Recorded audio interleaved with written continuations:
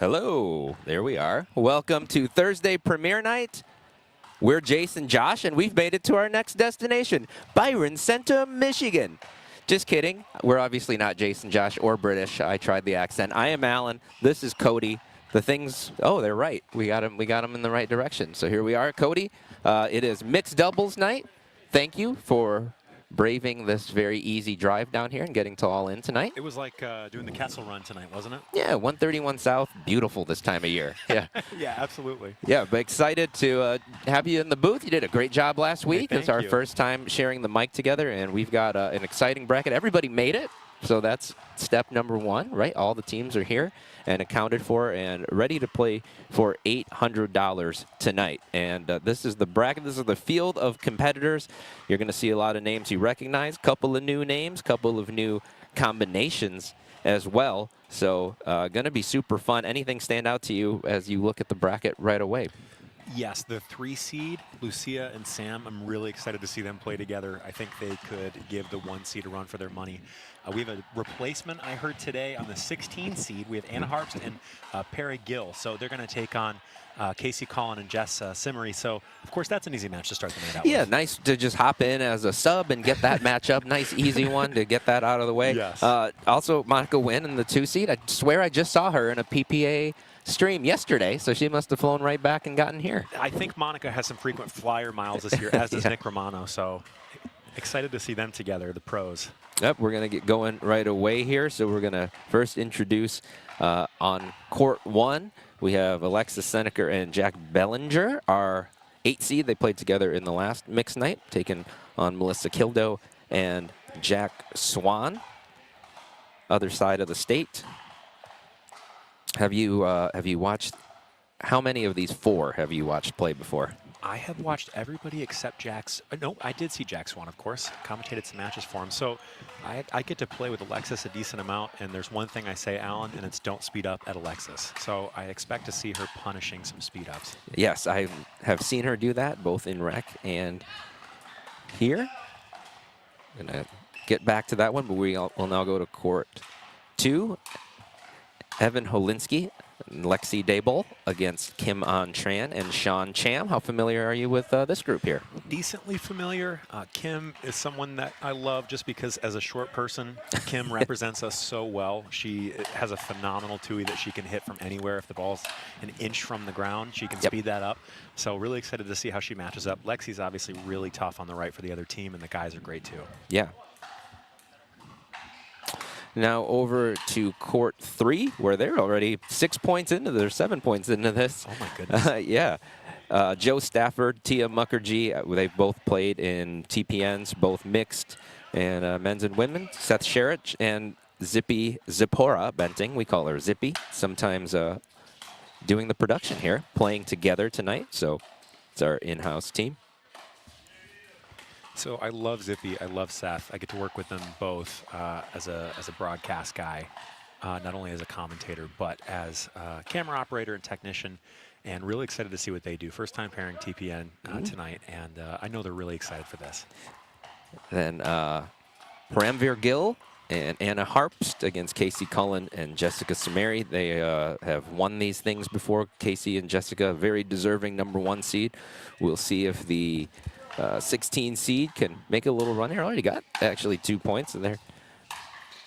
Yeah, so Casey Cullen eats 16 seeds for breakfast. We know this. Yeah. I don't think Gill's a friend of mine. I played with Anna as well. I don't think they've ever played against anybody like Casey.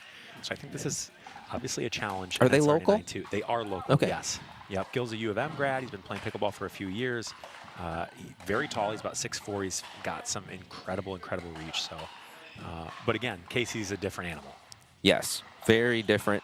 Very dynamic player, and Jessie has been. She's really turned it on the last couple of TPNs. Anytime he needed her a little bit, she came through and then some. So very, very tough 1 seed. Like I said, 1 seed for a good reason. Absolutely, and 11-2, just like that. Very fast. We barely got settled in here. I was still learning your broadcast style, and they've already finished the first game. Well, that's the Casey effect, and obviously Jess knows so well how to set Casey up and what Casey wants to take and what he doesn't. And if Casey doesn't want to take a shot, Jess can easily step over and grab that. Yeah, I really admire the way she plays because you watch her playing women's, and she's left side, powerful forehand tennis player. And I think it takes a certain type of person to then also be able to then play a different role. And she does it so well. Yes, she does, and I think it helps that Casey's such a beast on the left side as well because, basically if you can keep him happy and make sure that the ball's in play, he will find a way to destroy the opponents. Yes, but make no mistake, she's got powerful drives and great putaways too, so the offense doesn't all have to come from Casey. I think that's what makes them such a dangerous team. We'll see if anybody in the field can give them. As you mentioned, there's a couple of teams in here that are going to be tough outs.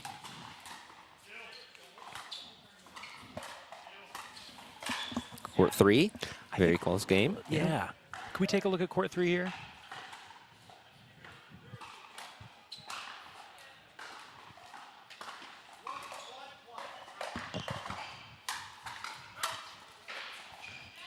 Some early frustration there. So Seth and Zippy. Seth has played some TPNs. This is Zippy's first TPN. I love playing Zippy. Zippy has so many different shots. She has so much offensive firepower, especially she can hit inside out. She can hit pretty much every spin. And her resets are, she's a Benting, so her resets are pretty solid. We saw him right there. That's the commentator's curse, isn't it? Yeah. Well, forced an error. And Seth just very fast and athletic. And gives lessons here, by the way, so if you're looking to, I don't think he can make you as fast as he is, but he can give you the other stuff. No, if he could make me 10 times more athletic and maybe 10 years younger, then I think we'd all be signing up for lessons then. Yeah. Yeah, unfortunately that doesn't exist yet. But this cross-court forehand to forehand dinking with Tia and Zippy, kind of a couple of the early points are taking on that pattern. And Zippy puts a ton of pressure on. Obviously, she fed the bear there. Joe is just such a lengthy player, and he's so aggressive as well. Obviously, he won last week's men's, or rather open division. Just an incredible player. He played really well last week. He was incredible, and the way that he and Sam complemented each other was awesome to watch. I mean, obviously, very different body types, very different strokes, but those guys, both of them can play left, and they play off each other so well. Somehow, Seth dug that point out. He looked off balance for a second, and those fast hands helped him out, so they take a 7-6 lead. Seth is now rocking the boomstick. We are on Selkirk TV, of course, so I want to shout that out. He's a big believer of the boomstick. I think it suits him well. Announcer curse. Welcome to the. Yeah. When his hands are there, it suits him well. So have you seen Joe and Tia play together? Not together, no. Tia's played with Sam a lot. Yep. I think maybe only in mixed. That I can remember. I'm trying to remember if Joe's played in a mixed event here. I feel like he has. I think he has, but yeah. So they are dating, of course. Oh, the truck fed us that little bit. We don't have to share that. I didn't want them to think that we just came up with that out of thin air. I did know it. You did know it? I did, yeah. I was about 90% certain, but you don't want to say they're dating if they're not. So I was pretty sure. But obviously that can be a challenge. It can also help. I know firsthand. Tell me about it. maybe another broadcast. Okay, but yeah. Fair. So court 5. Let's take a look at our 16 seed here because down 6-0. Let's see what kind of fight they're putting up against the 1 seed. And Jess doesn't really make mistakes. That's another thing to her game.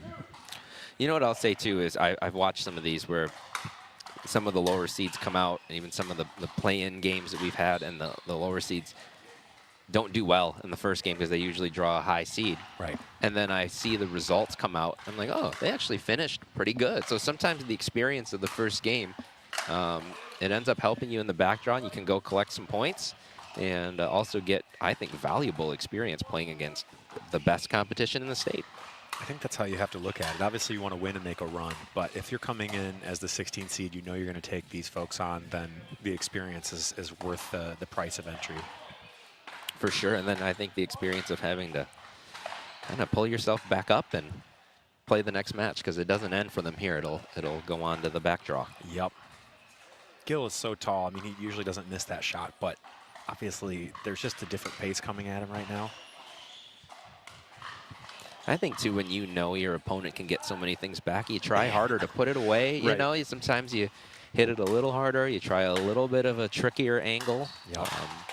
We're going to go back to 3 here. This is 7-7. all locked up. So I love all these players, but Zippy and Seth, I spend a lot of time with them, and I know how much this means to them to be in this, to be playing together. And Zippy testing Joe.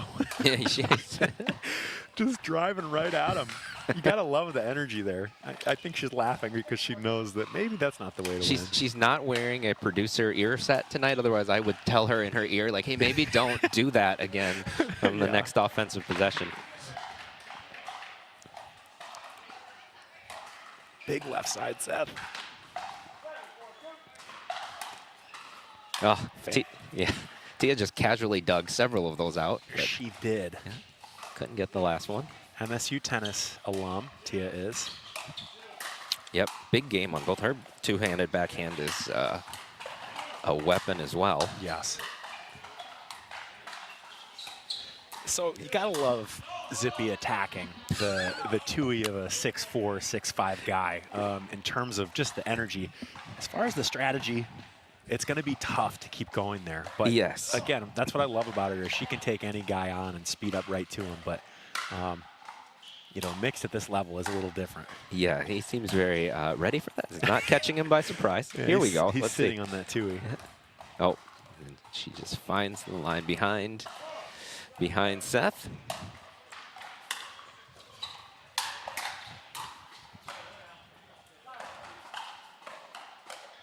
So we have a victory for Casey and Jess, 2 points from the 16th seed.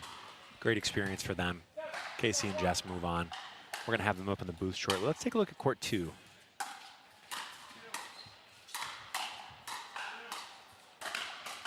Yeah, so Evan and Lexi up 6-2. I've seen and heard Sean's name around. Haven't seen him play or actually shared a court with him. I have with Kim. Do you know Sean's game much? I don't. I know I've seen him play. I think I've seen him win. I think there was a tournament, he and Monica, I believe. He and Tori played together. We have a finished game 1 here, too, by the way, Stafford and Mukherjee. The 13th seed are in it, though. I mean, they're in it. Oh, they were right there. Weapons. They were up 7-6, or it was locked at 7-7. So, yes, they do have the weapons. Zippy's going to go. I wonder if Erica, Zippy's mom's advice is going to be the same that we had. Maybe keep it away from that big guy's weapons there. Maybe don't hit it high to that guy. Right. I mean, the only thing you can really do to someone that big is try to make them bend down and pick up a tough drop. But I don't think he's terrified of any drives right now. He's so good in his counters, forehand and backhand. Great leave there from Alexis Seneker. I don't leave balls very well, so I'm always amazed when somebody just gets out of the way so easily. Well, and she's so nonchalant, too. That's the fun thing about playing her is we'll go to the Belknap Challenge Court. She'll be there. She'll be reading a book, unassumedly, and she then goes and destroys pretty much any guy who walks on the court. We have our first victors here, Casey and Jess, coming up shortly.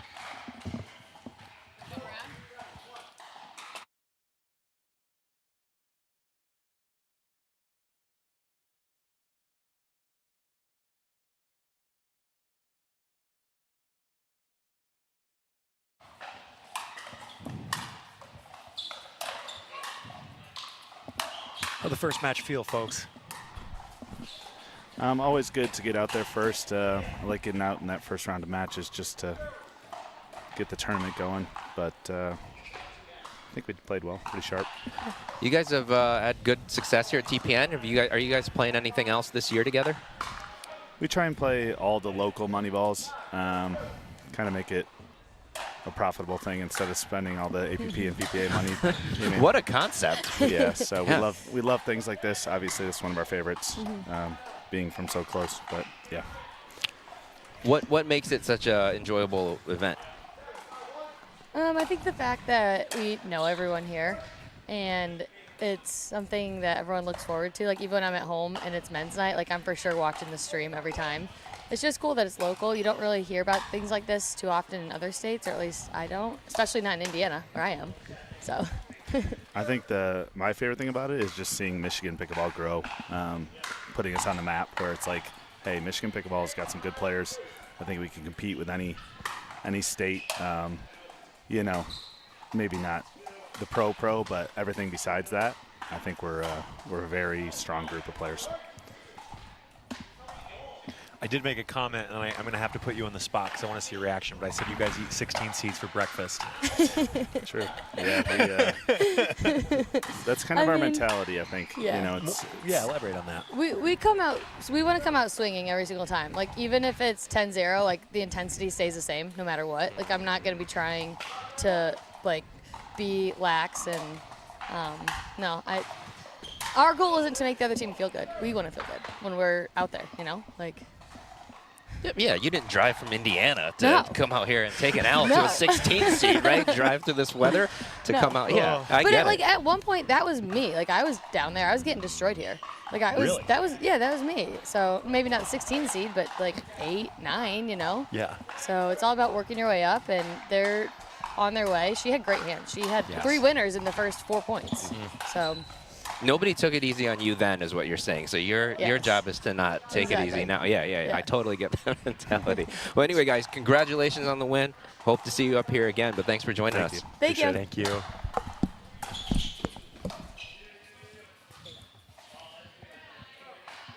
Thank you.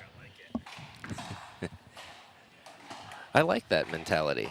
You gotta. I do too. You gotta turn it on. You have to, and I think that obviously that mentality is what allows them to just go and play free. And you can tell that in their game, there's just not a lot of fear of making mistakes, and they're a great example. And I honestly, I'm a big sportsmanship guy. So there's things that happen in pro pickleball that annoy me, where people think intensity means you have to be a certain way to your opponent. They've shown that you can be intense, right? And she's like, we're trying to crush every ball, we're trying to win every point, but still while being respectful to the opponent.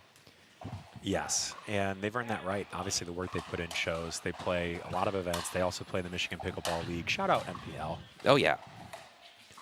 Look at 10-3 for the 5 seed. And I saw on the other court, Stafford and Mukherjee were off to a 5-0 start after a really tight first game. Let's take a look at championship court here, because we have a big moment here. So Melissa on the bottom right, you can't always tell on the broadcast, but her drives are incredibly powerful. Yes. Forehand and backhand. But what did I say? With Alexis, we have a score update. Okay, so we have 6-10. Yep. Alexis's fast hands often neutralize a lot of that pace. Look at the softness there. Yep. Right? How many resets can she hit in 1 point? That's crazy. And that is a really good style against Melissa, who is, it is not, like you said, that ball is moving when it comes off her paddle. It is, and something that Alexis can do, which is rare for someone who's 18 years old, is she can soften her hands and pretty much put the ball wherever she wants to. She can counter really well too. If it's a drive for me, she counters it. If it's a drive for Melissa, she just blocks it. Little difference in pace. But I'm just really impressed by how they've come out. We haven't gotten to see a whole lot of that match, so we'll obviously go and kind of check what the rhythm is. But Big Joe is, he's now just firing. They don't have to hit it to him anymore, because he is taking up court and on both wings, firing that thing. So Lexi and Evan took the first game there. We're starting up shortly. We're warming up on court 5. Let's take a look at court 3 again. Let's see how our plucky broadcast friends respond to being down in this situation. Oh, they're scrappy now. I would not. I think they're not gonna go away easily. And Zippy's got a big smile on her face, because I think that's just how much she loves pickleball. Seth, you're on Selkirk TV, buddy. Can't miss serve returns. Not with the boomstick. Not with the boomstick. Well, you could. So sounds frustrated as if he's just happy to be here, and I think it's important when you're playing with a partner. You kind of have to respond similarly. That's a great drop, but it's the same attack right into his strike zone, and look, he's just kind of walking to the other side. It's not really shaking him up at all. Just the effortless power that he generates. No, he just kind of slapped that one. It wasn't even a big wind-up. Right, and his center of gravity is so high with how tall he is, so, I mean... We have a finish here. 8th seed, Seneca and Bellinger take game 1. They played really well the first mixed night. I would also say that seeding is, Melissa Duper, I think, is probably a little bit low for the level of player she is. So I think I would have thought, if you had just showed me the bracket, I would have thought those seeds were flipped around. So I consider that like a mild upset, especially because Jack and Alexis are kind of new to playing together. I would agree. She's new to playing at this level, but boy, she handled herself super, super well there. I mean, Jack also is relatively new. I mean, obviously he's been playing TPN since last year, I believe. Yep. But it wasn't that long ago that he's playing 4-0. No, not at all. Not at all. And I talk about this every time he's on the broadcast, but it's like he didn't just get there by mistake. That dude is here at 6 a.m. a lot. He's here every time I'm here, morning and night. He's always drilling. I had a YouTube suggestion come up, and it was his rec games with a couple other 5-0s in the area. Had 5 views. I was one of them. Oh, yeah.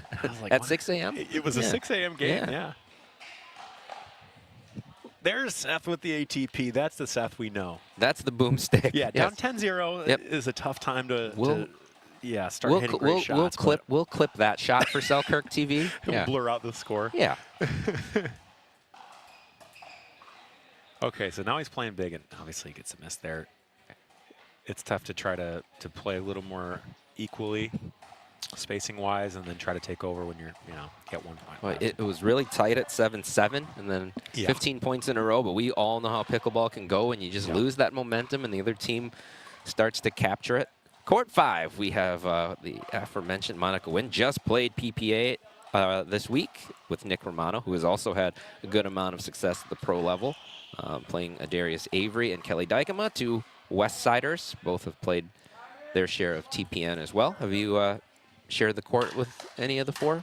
Monica, Nick, I know very well. I haven't played with Nick, but I've traveled with him to some PPAs, doing some media. I've traveled with Monica, gotten to play with Monica. Darius, I've seen him play a lot. I played with him some. Yeah. I played with Kelly a lot, so know her game. And I've not played with Kelly personally. I've played with and against Monica a lot too, but a lot more when she was on her way up. 4-0, a little bit of 4-5. All those years ago now. All those years ago, yeah. Yeah, Nick and Monica, they could be the 1 seed. Casey and Jess have done so much at TPN that they, just because they perform so well week after week, get the 1 seed, but Nick and Monica could go win matches on the Pro Tour right now and could just as easily be a 1 seed. For sure. Monica was, sharing the court this week, playing against some of the top pros. Watched her in mix play against, I think it was Megan Dazan. And who was her partner? Might have been Roscoe Bellamy. No, Eric Onsens. God, Eric is so good. Yeah, so she was just playing against them. Just casual. It was like 24 to 48 hours ago. And I think her and Sydney Sunday played Brooke Buckner and Zoe Wong yesterday. I think it was yesterday. So that's crazy. Yeah, here she is. Okay, so we have Joe and Tia coming in shortly here.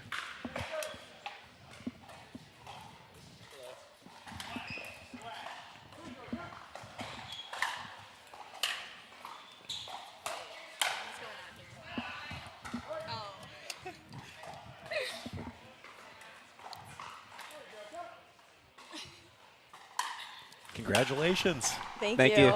How does it feel playing with your significant other? It feels you guys good. are standing so far. Come on, stand together. Y'all are dating. Come on now. Don't be shy. You guys are dating, right? Yeah. Okay. We are. If I was wrong on that, then that would be really inappropriate to talk about. Yeah. I wasn't going to touch it, but he did. Okay, So that's fine. yeah. So how'd the first match feel? Good. It was good. We got off to a little slow start, but we picked it up. What was the reason for that, you think? Maybe our energy was a little low. They came out hot, and then we kind of adjusted from there. Did notice wait, that wait. Why do you have an NA on your hometown? Yeah, Were you trying to hide it? Oh, I yeah. guess. I don't know. There's not a place you want to shout out or a home. I shout out Detroit. You shout out Detroit. Yeah. Okay, yeah. Keep it very general. I got it. Yeah. Yeah. So we did notice that you were being sped up on a lot in that match, right to your Tui. Was that a challenge for you? They kind of put me right where I wanted. So yeah, it was cool. And Tia, we saw some great digs and resets from you. Thank you. Yeah. So how did it feel coming out for the first match? Felt good. Yeah, a little bit of a slow start, but we found our groove probably halfway through that first game, maybe. Well, it was deadlocked 7-7. Yeah, And then you guys it was won tight. the last 4, then 11. So 15 points in a row. Was there something that clicked at 7-7 that kind of changed the tide? We were driving a lot of thirds, and then they were countering really well, keeping us back. So we decided to all right, drop and get in, and then kind of dictate the tempo from the kitchen. That was a big switch. Awesome. And is it easier? How long have you two been dating? Like 2 months. Did you play together before that? No. Not much. So what's it like playing with your SO here? It's different. Yeah, go Tia first. What do you mean different? Yeah. I don't know. Everybody listen, because we're about to get something juicy on TPN. No, I'm not gonna say it. Okay, so you win the next one, and then you come up, and you'll have to say it. Okay, deal. All right. Okay, deal. Yeah. That sounds I good. have some pickleball relationship advice too for you Oh, if you we'd win love to again. hear it. As someone who got divorced over pickleball, I have some very good do's and don'ts for you. That if you Okay. but you have to win the next one and come back, and then I'll That's fair. That's yeah, fair. Yeah. I'll Yeah. expand on that. Yeah. That's cool. That All right. works. Thank you guys. Try to win the next match now with that on your Yeah, mind. yeah, We- yeah. All right, well, yeah. The viewers I'll want to know. have to. Yeah. The viewers want to see. Thank Around the you. edge of Yep, the seat. thank you. Thank you.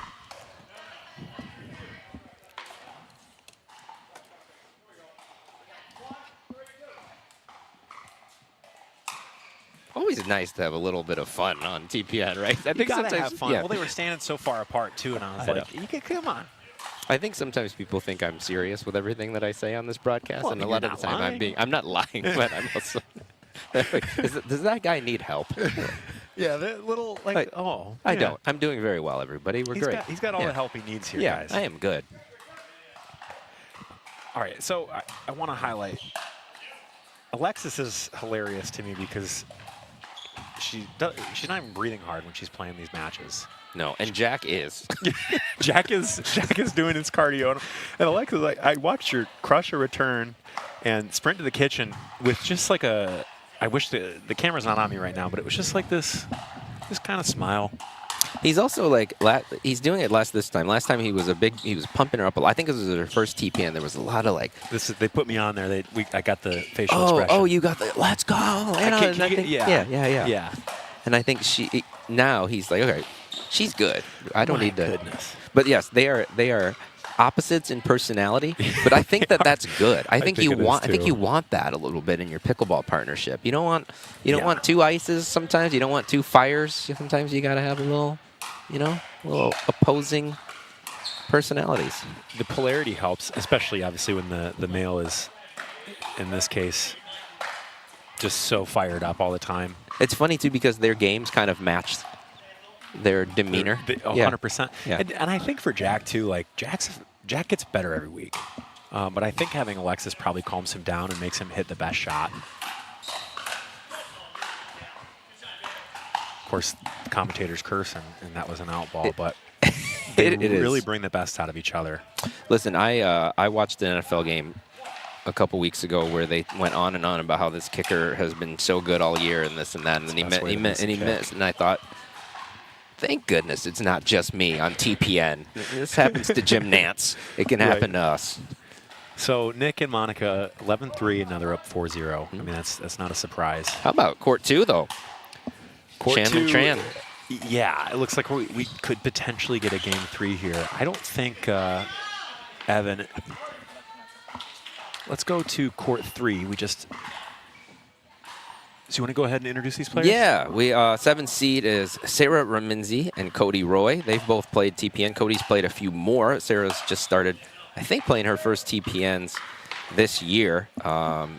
Sarah is the sister of Maggie Reminzi and Andrea Coop. Probably know those names. Yes. And Louis Reminzi, who plays with Cody in Open and Men's. And Katie and Caleb Passarelli, they are Lakeshore, I think Hamilton area. I've played a little bit with both of them. Really good young players from a pickleball family. Have another brother that plays. So yeah, cool that the sibling duo gets to play together. And here we go. It's 12 seed with a game point to try to push this to 3.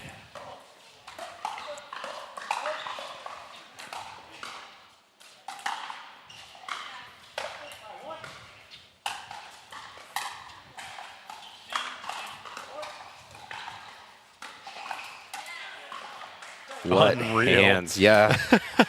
Unreal. I mean, Evan had tried an inside out there that Sean just blocked back to help save the point, and then Kim, for all her power, that last shot just kind of pushed it forward just enough to catch him. In the middle of a hands battle, sometimes the slow ball gets you.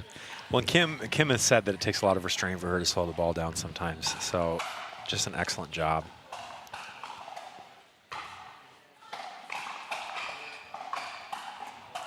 So we're going to go 3 there. The local GR team winning game 2. And I believe, if I'm not mistaken, that Lexi has played some MLP Australia. She has. Yeah. Yeah. I think she said she has like some roots in New Zealand or something that are like family lineage, and that's how that came about. Oh, can we take a look at center court here? Because, okay, can we get camera on these two at the bottom here? Because, okay, Yeah. so Jack is applauding, and Alexis was just laughing. And He is. not looking at the camera. I'm sorry, I just thought that was a funny moment. He is so going to be that dad in Little League, right? He's already got the hat and the he's gonna be that dad. He's gonna be coaching Little League. 100%. I just thought it was funny because the demeanor could not be any different between these two teams. We got a let's go there from Melissa. Yeah, you're not going to see that from Alexis. You're not going to hear that, rather. I wonder what I would love. I wonder if she ever gets even I've seen her a compete. little like keeps competing. She just keeps it I've seen very. her compete a number of times, and I've never seen it. I've never heard a let's go or anything like that. And maybe Jack is sensing like maybe there's an energy shift that he's trying to figure out right now and quell. Let's see there. Jack is a former collegiate tennis player, right? So I think between him and Melissa, they can be a very offensive team. That's a beautiful dink out wide, though. Yeah, and then we just got another let's go there. So the intimidation factor is also at play. And experience. Melissa's got a lot of experience. Jack, I don't know Jack as much, but from watching him, obviously he has a lot of high-level experience as well. He does. I think by far Melissa is the most experienced player on the court. When I started playing pickleball, which was a while ago now, she was already one of the top players in the state.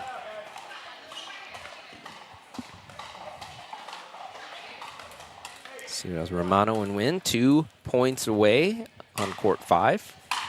Getting into the next round. That's obviously, I'm not saying anything profound here because they're the 2 seed, but I think they're one of the teams that would give Casey and Jessica a very good match. Would not be surprised if those are the 2 that we see standing at the end, although that you mentioned we have a very strong 3 seed as well. Absolutely. And I believe it was Nick and Lucia in the first mixed event that did face off against Jess and Casey in the championship, correct? It was, yep. Lucia brings it on TPN. She's played very well. Let's go to center court here because the emotions are high right now. Jack just hit didn't get it on, Jack Bellinger hit a very loopy forehand that looked like it was going to go deep and just dropped into the back corner. And he advocated, he said, that's in. Right away. Oh, that's a great camera angle. Thank you. Let's stay there for a sec. In the pot. Alexis smart.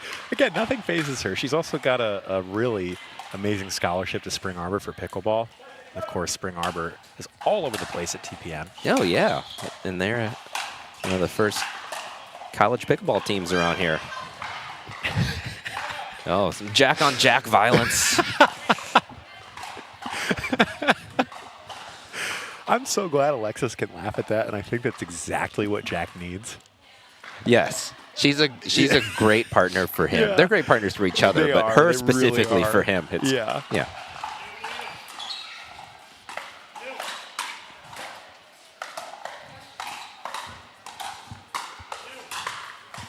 Wow.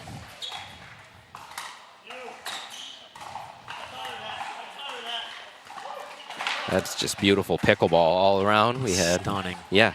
Speed ups, resets, angles. Nick and Monica did get the win on court 5, confirmed. Attempt at an inside out there. Just missed wide. So 7-10.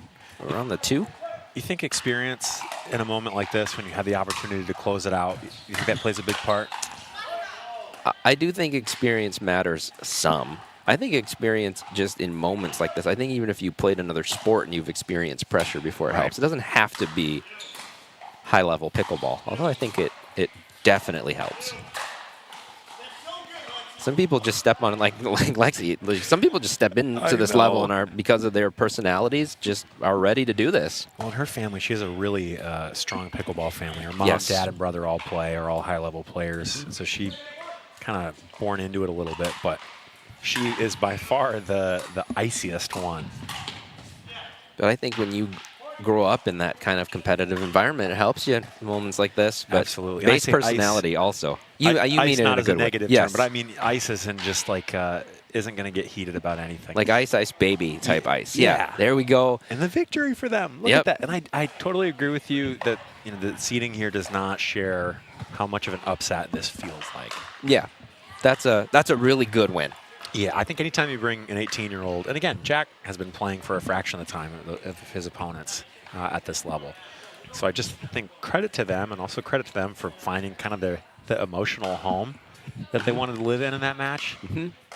And I think on his way climbing the ranks, I don't think he's played a ton of mixed. It's been a lot of men's, yep. and it's a different game. It is. And so this is a somewhat new territory for him in mixed, I believe. So yeah, they seem like a really good partnership, and one that will likely keep continuing unless the Spring Arbor tennis or pickleball team steals her away from him. It's going to. I mean, well, she's, I won't share any numbers, but I know that it's a pretty significant scholarship. So I think she's going to be, who knows, maybe NIL. Jack's going to have to come up with an NIL package. She's going to have to find a sponsorship. Yeah, he's going to have to. Yep. Yep.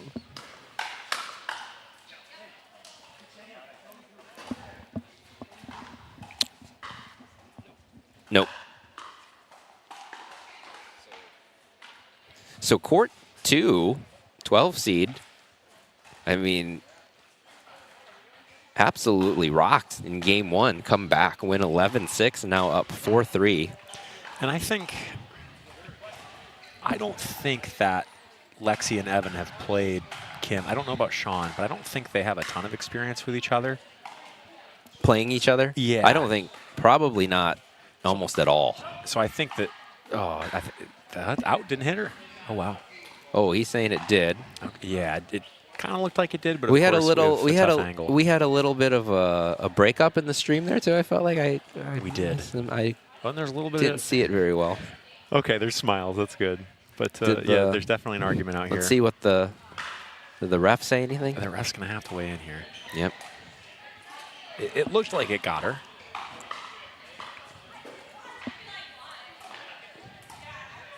Of course,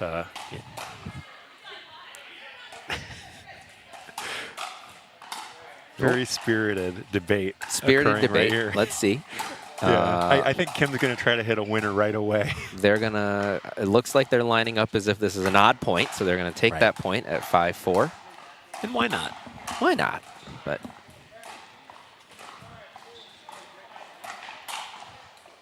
the board is covering who the ref is down there. Is it Bob? Yes, it Can't is see. Bob Okay, Trout. Bob Trout. Local legend Bob Trout. We'll have to ask him about it later. He was right in front of it, so I'm going to trust Bob. Got a view. And Kim did go right for Lexi again in that same spot. But yeah, I want to hear Bob's perspective on that. Because the amount of times at the pro level where the ref is standing right there and says, I didn't see it. It's frustrating, It's isn't so it? frustrating. And I know they're watching for foot faults. But yeah, but also, come on. It happened I right in know. front of your face. No one really knows why that's a problem. I mean, it feels like you could just step on there and be able to see that stuff, but Yeah, I don't think, I think they just don't want the smoke. I don't think they want to get in there and make the what call. I think. Yeah. I don't think you want to get in between two really tough people, or four. They don't get, and to their credit, they probably don't get paid enough to step in and have a big argument. So they're like, you know Yeah. what, just Or at all sometimes.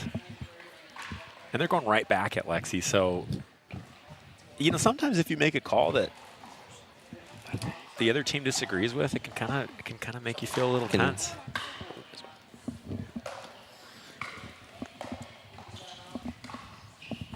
she's played a lot of pickleball, though. I'm sure there's been other disputed line calls. Absolutely. Yeah.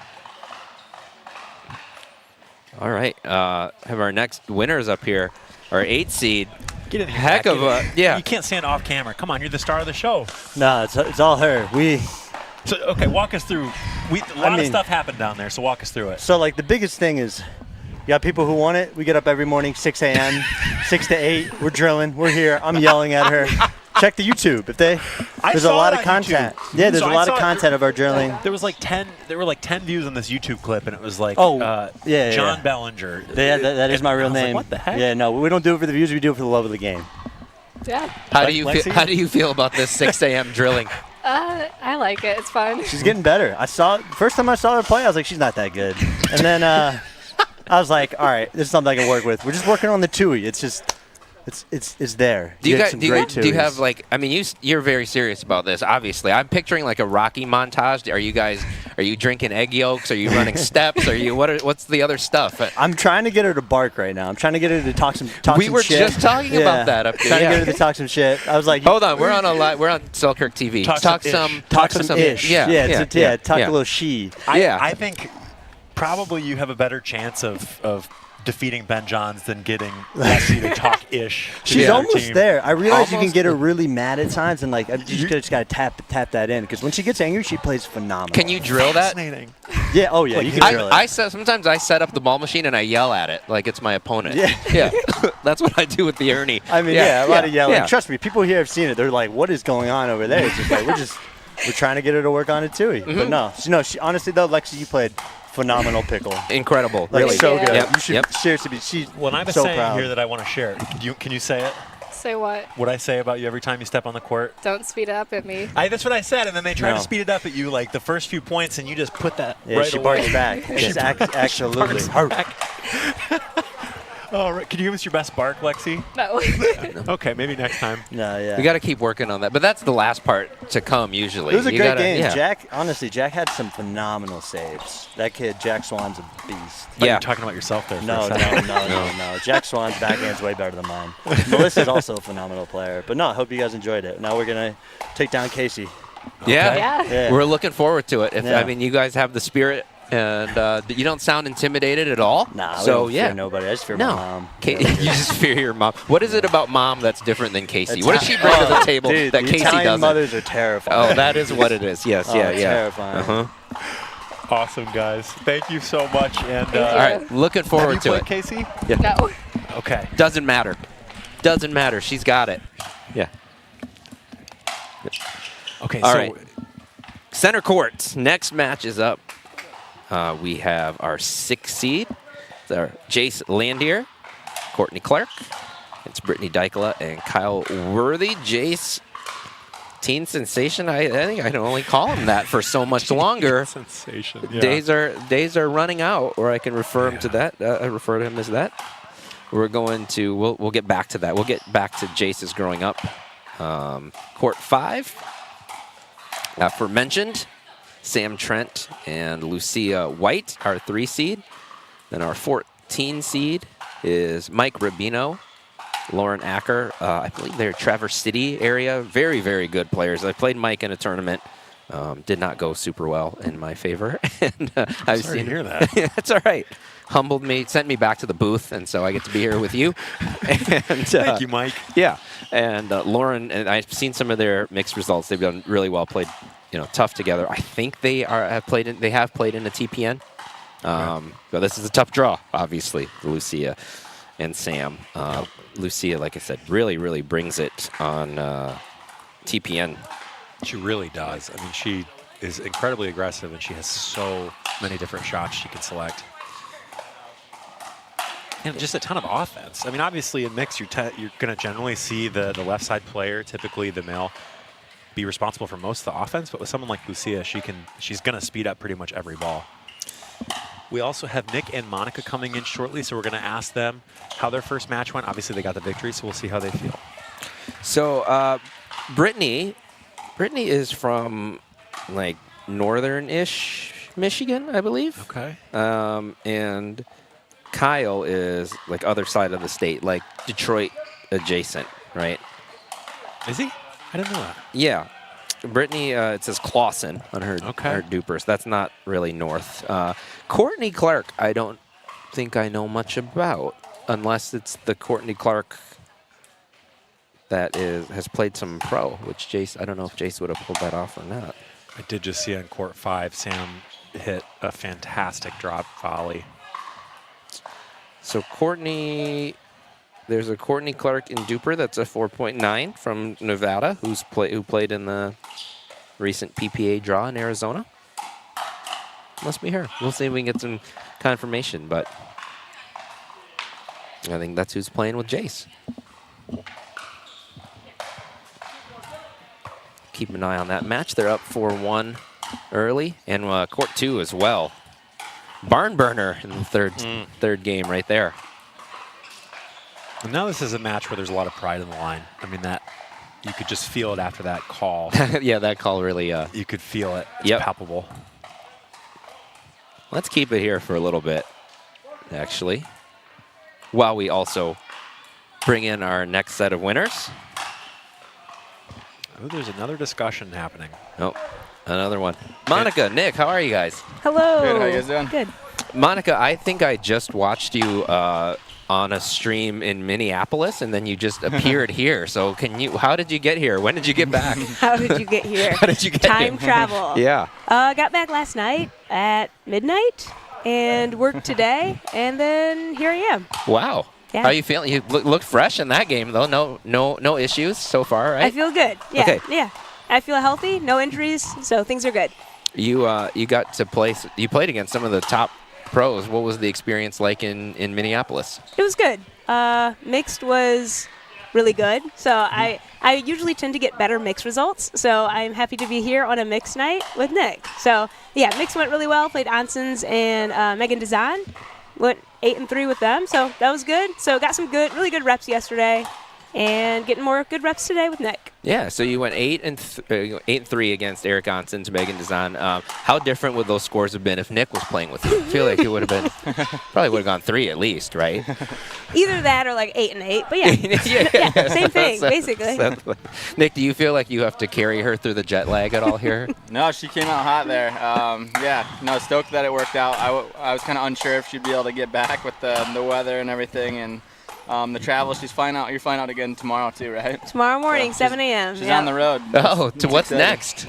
Tucson. There's a PPA Challenger in Arizona this weekend, so I'll be there. Okay. Nick, what's your schedule looking like coming up? You're getting back out there? Yeah, I think I'm going to probably do the Cape Coral one, the PPA coming up in Florida. I haven't signed up yet, but then Houston's later in February, so I'm for sure doing that, and probably Cape Coral early February. So, Okay. Yep, you two doing anything together? Not in the books yet, but I'm sure we will at some point. Yeah. Okay. I've seen you like every 3 days for the past several weeks. I know. So I went Moneyball on Sunday.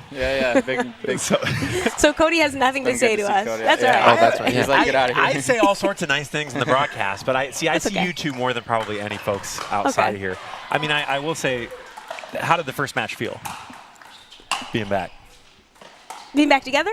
Or being back together. Okay. Yeah. Okay. No, it was fun. I mean, it was a new team. I haven't really played against them much. I think Monica knows them more, but it's always good to see new players out here, and yeah it was fun. Yep. Well, then I want to congratulate you're getting married. Yes. Yep. Very exciting. Yeah, we're stoked. So yeah, a lot of wedding planning going on, and a lot of exciting times ahead here. So later this year. Yep. So obviously the money's going to go to that if you win tonight. Hopefully, yeah. That's the goal. Yep. What was that? I had some. Court 2. Oh yeah, this match has been going for I guess 50 minutes I now. mean, yeah, This is the they've same been match? playing since before we started. Yeah, Holy cow. and Yeah. they're still going. 9-7. This is a barn burner. Yeah. Well, I mean, yeah, we know both of these teams. Nick probably knows the East Side / Canada team a bit better than I do, and then obviously there's Kim and Sean who are from GR. So Yeah. Good. Wait, is it over? I No, think timeout. timeout. Okay. Yeah, Okay. timeout. But yeah, Yeah, good you match. love to see a long one like that. Yeah. So yeah, it's For- exciting. Which, a team that has a ton of chemistry and always plays together, Lexi and Evan, and then Sean and Amy, who I think this might be their second tourney together. So it's cool. All right, guys. Well, thanks for joining us. Monica, Thank thanks you. for getting here. Thank all you. things considered, and Yeah. we hope to see you again. Thank you so much. Thanks. Yeah. 14 seed, giving a good account of themselves here. They're scrapping it out. I mean, on paper, Sam and Lucia could have run away with this one. Obviously, they're not. And look at Lucia on the left, Yeah. hitting overheads and counters. Oh, and Mike came in and thought, like, I got a shot at this one here. Yeah. Oh, my Surprised them a little goodness. bit, but being aggressive is what got them back into this. Dance with Hubrunya. 10-7 now, though, here.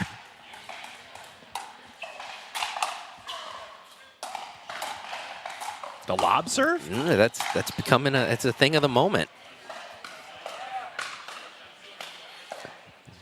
What a couple of digs there. So good. And another. Oh, my goodness. Oh, that one was out. Oh, it was we out. didn't see it off the screen. Yeah. Okay. Yeah. Credit to Lexi on that one. She saved two Yeah. that looked like they may be winners, and that gets them the match. 11-3, 11-6, 11-7. Yeah, 50 minutes, over 50 minutes, almost an hour of play time. Yeah, and that's obviously going to affect your energy for the next match. Okay, so Mike, the 14 seed is up. Mike and Lauren are up to 6-7 here. Yeah, 6-7. I don't know what that means still. I was going to see how you follow that No, up. I have young kids. Yeah, they're probably saying that all the time.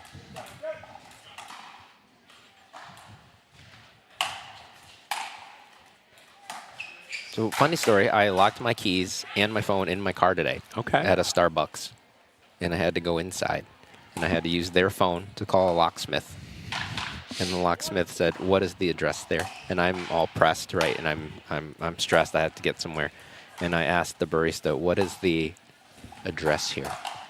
And the address was 67 something Broadmoor. And so she went 6, 7, and I thought she was joking when she said 6-7 is the first two numbers, and I almost lost it. And then she finished it, and I was like, "Oh, I'm so sorry." I was about to lose it because I thought you were making a joke at me. They probably thought you were crazy. Yeah, this guy locked his what moron locks his keys and his phone in his car at Starbucks and then thinks we're trying to meme him on the phone with a locksmith. Anyway, that has nothing to do with pickleball. I just want to tell that story. No, I think you took a calculated risk. You know, you thought maybe it could be humorous, and it wasn't. And something it doesn't always pay off. Just like pickleball, you take a risk, it doesn't always pay off. I just needed to get it out. Yeah, I just decided to speed one at Joe's backhand. Yeah, that's pretty much it. I wonder if we're going to see that strategy. I had to ask because I had to see his response to that, see what he'd say. And he said, it's where I'm comfortable, I think is what he said. Yeah. Charitable. Lucia back in the right. They did that and were able to end the run, though. I know. With that. I wonder if they were getting caught in switches a lot. And so they just kept her there. This is crazy.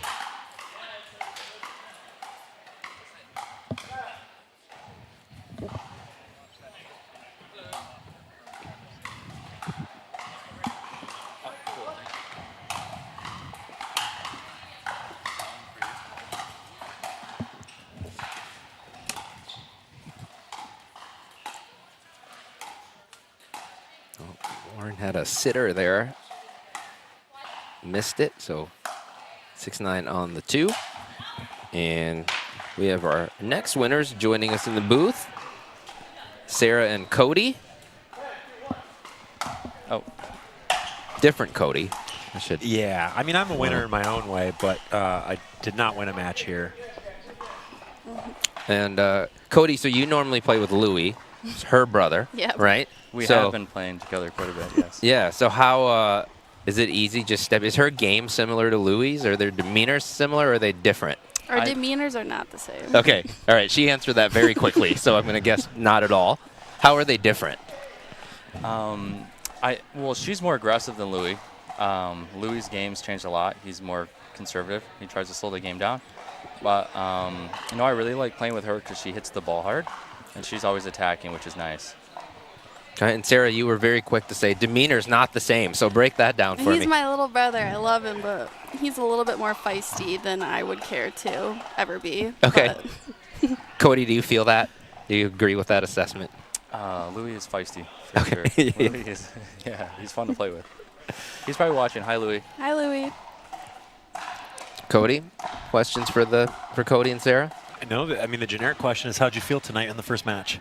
It was good. It's like good to get out, and like everyone here is so good, so to like get out and move is fun, but now you just gotta sit and wait for the next one. So do you go back over what you can remember from the match, or do you just kind of wipe the slate clean and then move on? No, I think what we did really well was keep it away from Caleb, which was nice. We had a strategy and we executed it perfectly. We didn't have to adjust or do anything different, which was nice.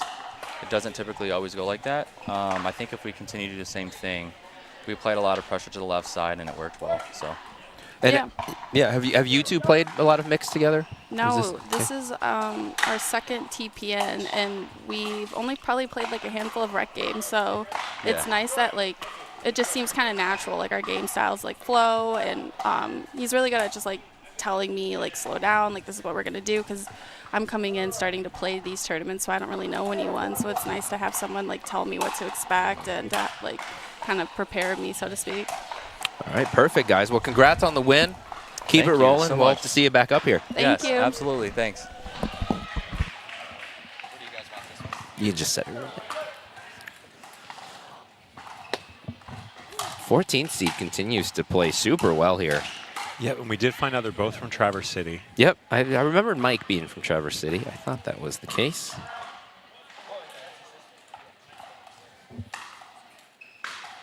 They got a big hold there. Now take over on offense at 7-9.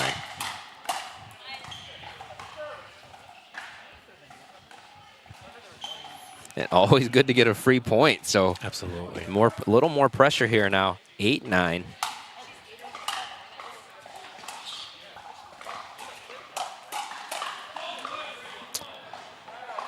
All right, we'll get back to that one. Our 8th seed off to a 2-0 start on the one.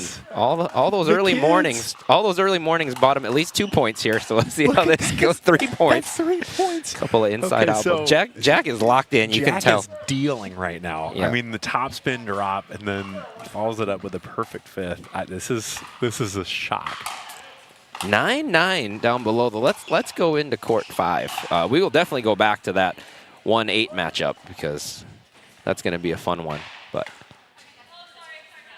Lauren says, "Get out of here, my yeah, I'm going to cover the middle with my Tui. We don't need your forehand." They both wanted that. It was up there a little bit to be attacked. Yeah, and you're 9-9 with a 3 seed, so obviously you want to put it away and get the upset.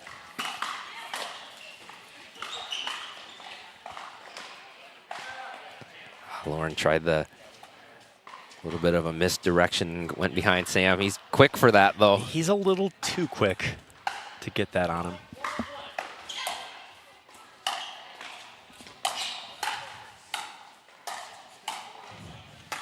We do have Evan and Lexi coming up shortly here.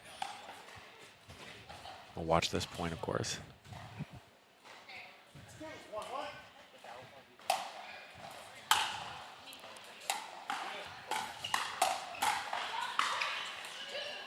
Oh, he just missed it. Goodness. Yeah. What a dink point there. Lauren just stayed in it through a little bit of pressure. She had Sam way off the line, actually, for a second there, and he caught back up and just missed the put away. Well, one seed said, congrats, youngsters. You got the first 3 points, and then... Yeah, I think reality set in a little bit. Still, though. So Sam and Lucia did take the first game. Teen Sensation Jace Landier also did take the first game with his partner. Gonna call him that. Tiger beat. Tiger Beat. That's the old teen mag. You might be too young to know what Tiger Beat is. It was like the teen magazines. When I was growing up, the girls all read Tiger Beat. Are you like my age? Kind of close? I'm 41. So a little different. Okay. Okay, there's a little bit of a difference. Yeah. I was in the Tiger Beat. All the girls had the fold-outs of whatever, Jonathan Taylor Thomas or whoever it was at the time. You probably don't know who that is either. I don't. See? We're going to catch you up. Yeah, we're going to have to get some pop culture education up in here.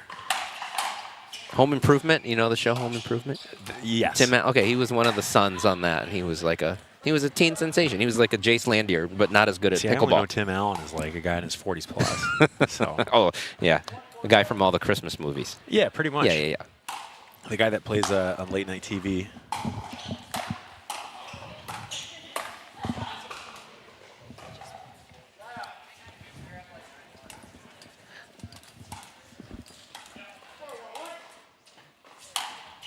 See how Rubino and Acker, follow up. That's a heartbreaker of a first game. Played really well, though, and sometimes you lose that momentum. We've seen that happen tonight. See if they can regroup here and play another close one. Game 2, we have our next winners here, Evan and Lexi. We've been waiting a long time. That was like almost an hour. Nice, easy victory to start the night out, right? Sure. Good warm-up. We're ready to go now for the rest of the day. Yeah, so what is it like to be in a match like that and then kind of be able to exhale and come out on top? Honestly, you almost can't ask for a better first match.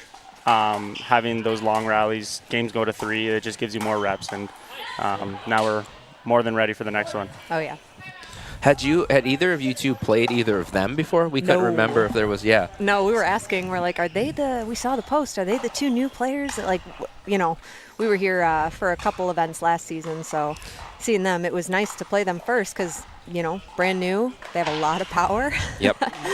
So it was good, though. So what were your initial thoughts when the first game kicked off?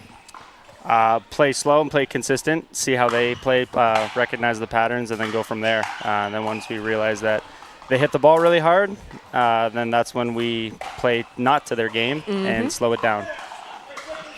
And you guys there were some really tight moments in that match where it was like really back and forth, and it's anybody's game. What do you guys have a routine or something you talk about in that moment to kind of try to keep each other like in the match, or do you just kind of trust that you're both on the same page?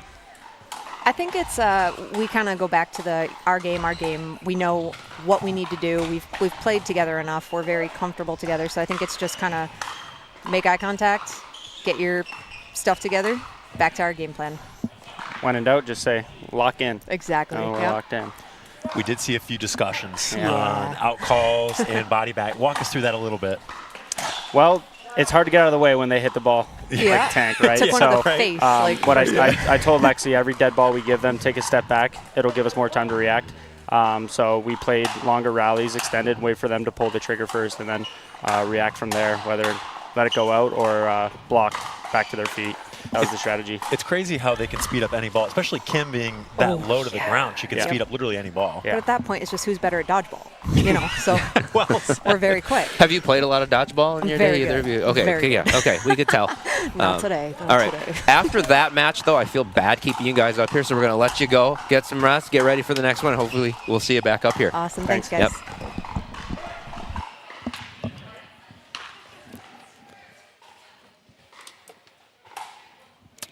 Yeah, somebody who hits a lot of outballs. Maybe that's what I need to think of it as dodgeball. Reframe it a little bit. Might help me. White and Trent, I was going to say up 3-0. It's now 3-1. Teen sensation, Jace Landier. I really, I like that. I like it. Teen sensation. No, you said that. He is, yeah. Especially in these parts. Yeah. For now. Yeah. Let's pull in that. Although I think once you've earned the tag of teen sensation, you get to keep it for the rest of your life, right? I think you proved that with the Tim Allen poll. You said teen sensation Tim Allen, and I said that's not how I knew him. I'm trying to think of like a teen sensation who's old now that we still would call like a teen sensation. Maybe Justin Bieber, preteen sensation. Yeah, We'll be able to call him like, oh, why is he famous? We'll be able to say he was a teen sensation for the rest of his life. Right. He was even before that though. He was like an elementary school sensation. Yeah, he was. Yeah. Okay, so what words does Jack have for Lexi here? What's he saying? Boy. Look at that. I think these are the moments where you need to stay fired up, though. So he's good at that. This is where you got to stay positive and just keep playing. When he got and this then meet do up that. on Casey? And Casey likes to talk a little too. He's quiet in the interviews. He likes to talk down there. So he and Jack on the same court. Oh, This is 100%. This is great entertainment. We should have mic'd these guys up. We That really was should've. that was a missed opportunity. Big serve from Jack. Nice return. Hey, there's a chance here. Lexi's smiling and laughing. Usually when you're facing Casey and Jess, there are not many smiles. She never. I mean, that is just her. I think it's refreshing. It is.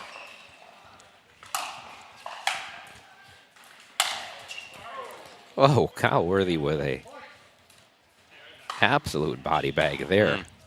That was a missile. And what do we find out about Jason's here we partner? go. Oh, here we go. That was a. It looked fast in slow motion. It did. Thanks, Jeff Louise, our wonderful camera operator down there. He comes back and a little more touch on that one. Show a little variety. Yeah. Oh, he went for it again. It just clipped the net tape. You know he loves making contact on a drive. Oh, yeah. Kyle does. We got match starting on court 3. We've had all 4 up in the booth tonight. Nick Romano, Monica Wynn, the 2 seed. We just mentioned they played a lot of pro. Monica's still playing pro. This is just her off day. She's here on TPN. She's her apparently rest day. flying back out. Yeah. Yep. And on the other side, Sarah Raminzi, Cody Roy. Our Southwest Michigan, right? Battle Creek, Kalamazoo, Portage area. I'm slightly guessing at that, but you made a face at me as if you didn't know either. So You know, that was a private moment between an intimate Nothing moment between us. Sorry, normally Tori and I just say everything that comes to our minds. There's no private moments. I'm going We to have just to say- learn that. Yeah. I'm going to have to learn that We've skill. never cussed like Jack did in his interview, but I'm surprised. You know, it's been close a few times. I'm not stream of consciousness guy yet, but Okay, you know, you'll by the get end of there. the night, I think I might be able to get there. I'm gonna work with you like Jack does with Lexi, and I'm gonna wake you up at 6 a.m. and make you do interviews and stuff. Yeah. Yeah.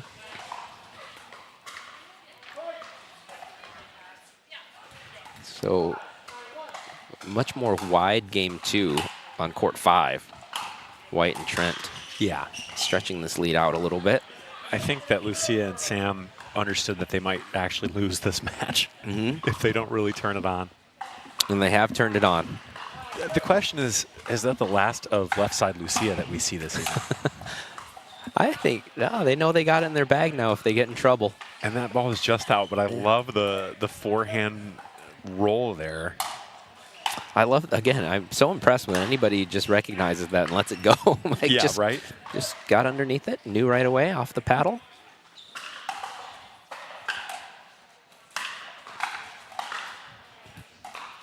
It's good play there. Listen, win or lose here, Lauren and Mike have made their mark, I think. 100%. This is a 3 seed that could be a 1 seed. Yep, easily. And Kyle and Brittany back 7-9 here. That's the experience, too, right there. Those two are very experienced, played a lot of pickleball. They've been down before in matches. They've come back.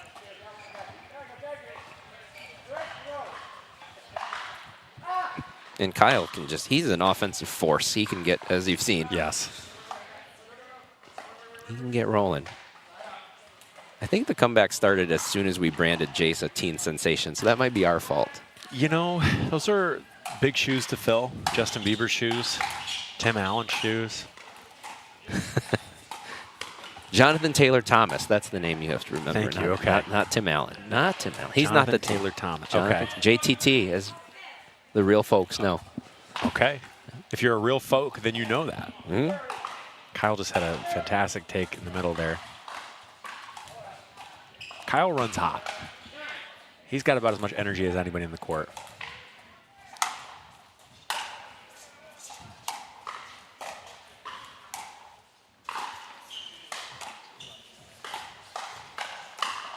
We have a match point, or game point. And a match point. And a match point. Yeah. And that's match for court 5. The 3 seed take down the 14 seed off the 2E of Sam Trent. Another match point here. Yep.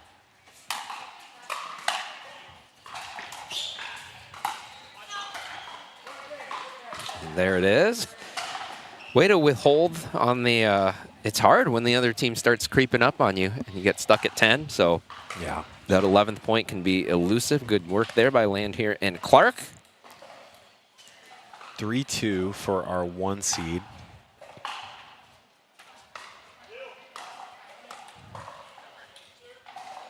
Let's take a look at that, court 2 right now. We'll come back. Monica and Nick are at 5-1. I want to take a look at court 2. Let's see how the kids respond. I mean, Jack's not really a kid, but Lexi definitely is.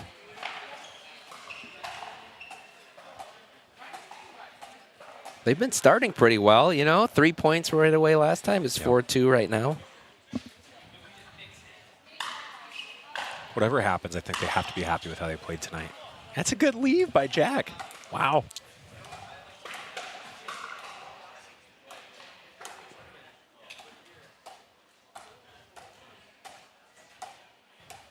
Really slowing the rhythm down. Side of the pop-up there. I think you do have to try to slow it down here on a 1 seed, though. Yeah, you have to. You can't let Casey just volley at everything with as much power as he can muster. And they've done a good job at making him step and giving him lower balls. Then it's just a routine dink and gets that done too. He can do everything on the court, which makes it tough. And so can Jesse. And that was your turn. That was your turn. That was right on time. So we have. Yeah, it's one of my best. We have Sam and Lucia who are going to come on. Oh yeah, we have a whole waiting room right now of winners. Just 2 people come on. It doesn't matter.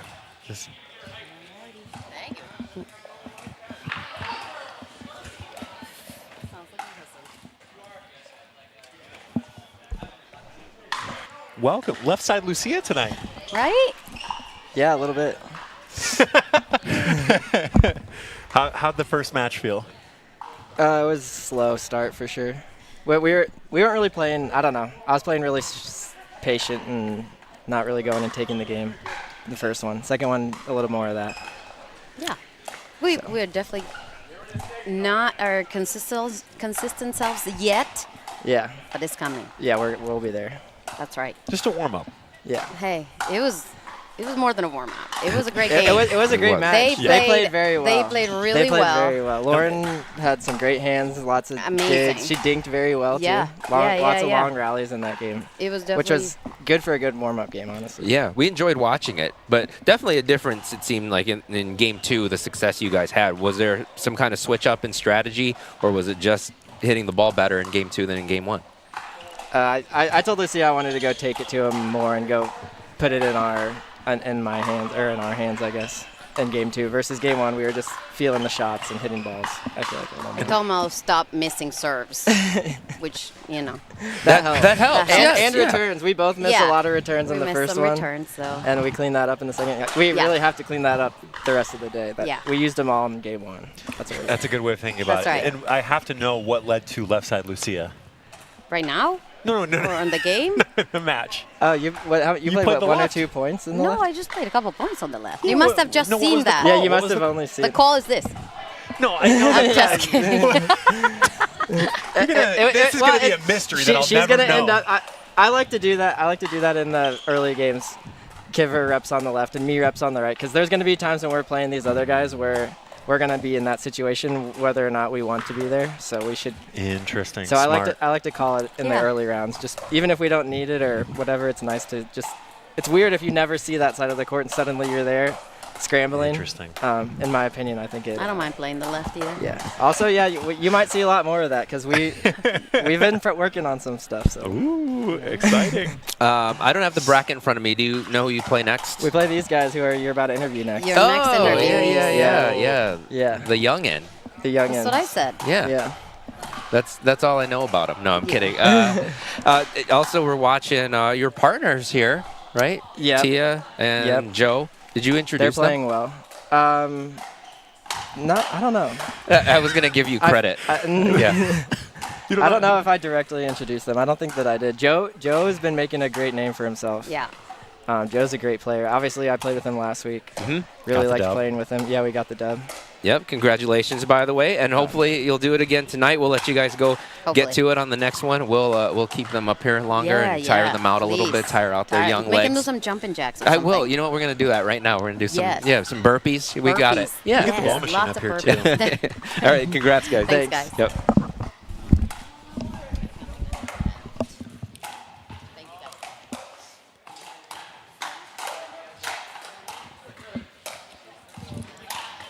All right, so we're about to get going on center court. This is going to be a good one here. 4-5 matchup, Stafford and Mukherjee against Holinsky and Daybol. Quick first game for Romano and Wynn also. And we have our next winners here ready to join us. Jason Landier, Courtney Clark. Guys, congrats. Thank you. Thank you. Courtney, I guess I got to ask first. You were the one player in the bracket we weren't as familiar with, so where did you come from, and how did you find your way to TPN? So I recently moved back to the Midwest. I was in Vegas, so this is my first Midwest tournament. Okay. Are you in Michigan? Yes. Okay. Yes, like kind of right on the border of Indiana, but yeah, in Michigan. Are you a native Michigander? Yeah, actually I am. Okay. Yeah, it's really cold here. So. That is. Did notice that today. Yeah. Yep. How did you and Jace get set up together to play? Oh, what? Jesse and Casey? Yeah. Yeah. He was crazy enough to drive 2 hours to practice with us. So, yeah. All right. Jace, what made you decide to get in the car and go do it, man? You know, I never really played too much mixed, and then, Casey and Jesse were like, you gotta come out, so I was like, sure, why not? It's because he doesn't really have any friends. So. No, yeah. They said you have to come out. Yeah, I forced have to. You have to. Yeah. Alan calls you teen sensation, Jace Landier. Yeah. I do call you that. Yeah. Yeah. I'll take it. How old are you? 17. Yeah. You see? still got a few we got years. it. Yeah. That first match seemed to go really well for this being kind of a first run. I guess you have played together some, but what seemed to work? Honestly, you dropping and me crashing and just trying to play bigger, you know? And I feel like our energy. Yeah, we have really good energy. We do. Good, what's the word? Chemistry? Chemistry, yeah. We have good chemistry. He hasn't taken that class yet. Well, I got to keep my laughter down. I'm going to start influencing the points. Your future opponent was just up here before you. Yeah. And they asked if we could get you to do a couple jumping jacks to tire you out. Are you game? Or ball machine. Oh, we're young. We could go. You should. Are you a teen sensation as well? No, basically, but I act like it. Yeah. Jace, you want to give us a jumping jack or two? Well, you don't. Come on. I'm already too tired. Okay, he's already too tired. 17. Sorry, that's old. Lucia, Sam, we tried. He's not 16 anymore. He's not. No, yeah. Doesn't have unlimited energy. I know, the bones really started creaking around 17, 18 for me. I had a stretch before this one. Yeah. Well, guys, congratulations. You guys played very well. Courtney, welcome to the Midwest. Welcome back to the Midwest. Yes. And welcome to TPN. Good luck in the next match. We'll be looking forward to much. it. Yep.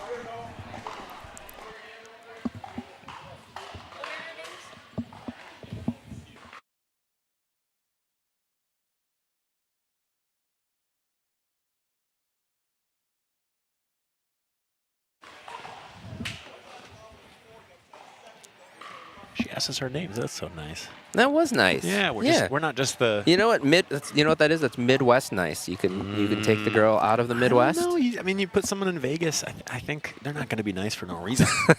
They're going to maybe kind, but not nice. That's true. Also, I saw a lot of not Midwest nice on the highway today. So next match coming up, like I said, Joe Stafford, Tia Mukherjee. Very, very good team in the 4 seed. Evan Holinsky, Lexi Daybol, they play very well together, played quite a bit together. They had a absolute barn burner of a first match that took nearly an hour and pulled that out. Yeah. This will be a fun one here. Let's see if they can keep it away from Big Joe. Yeah, don't speed up directly into his two-y or his forehand. Because even if you don't speed it up at him, he was taking things off the bounds, and he's, We didn't really see last week an answer for Joe. And Tia, another one who just has that, like, very calm demeanor. Just kind of hangs out and then will fire a ball every now and then. Like, just, she goes from almost like standing still, looking like she's at rest, to like blasting a 2-y winner. I like it.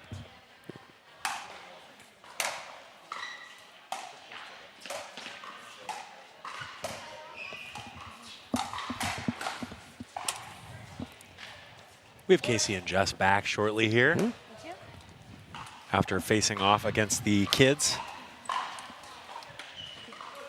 One kid at least. Yeah, Jack feels like a kid. He does feel a little bit like a kid. I don't actually know how old he is, but it's somewhere between Do you know? 18 and 35. It could be 35 and it could be 18. I have no idea either. So that was a crazy start they got. Yeah.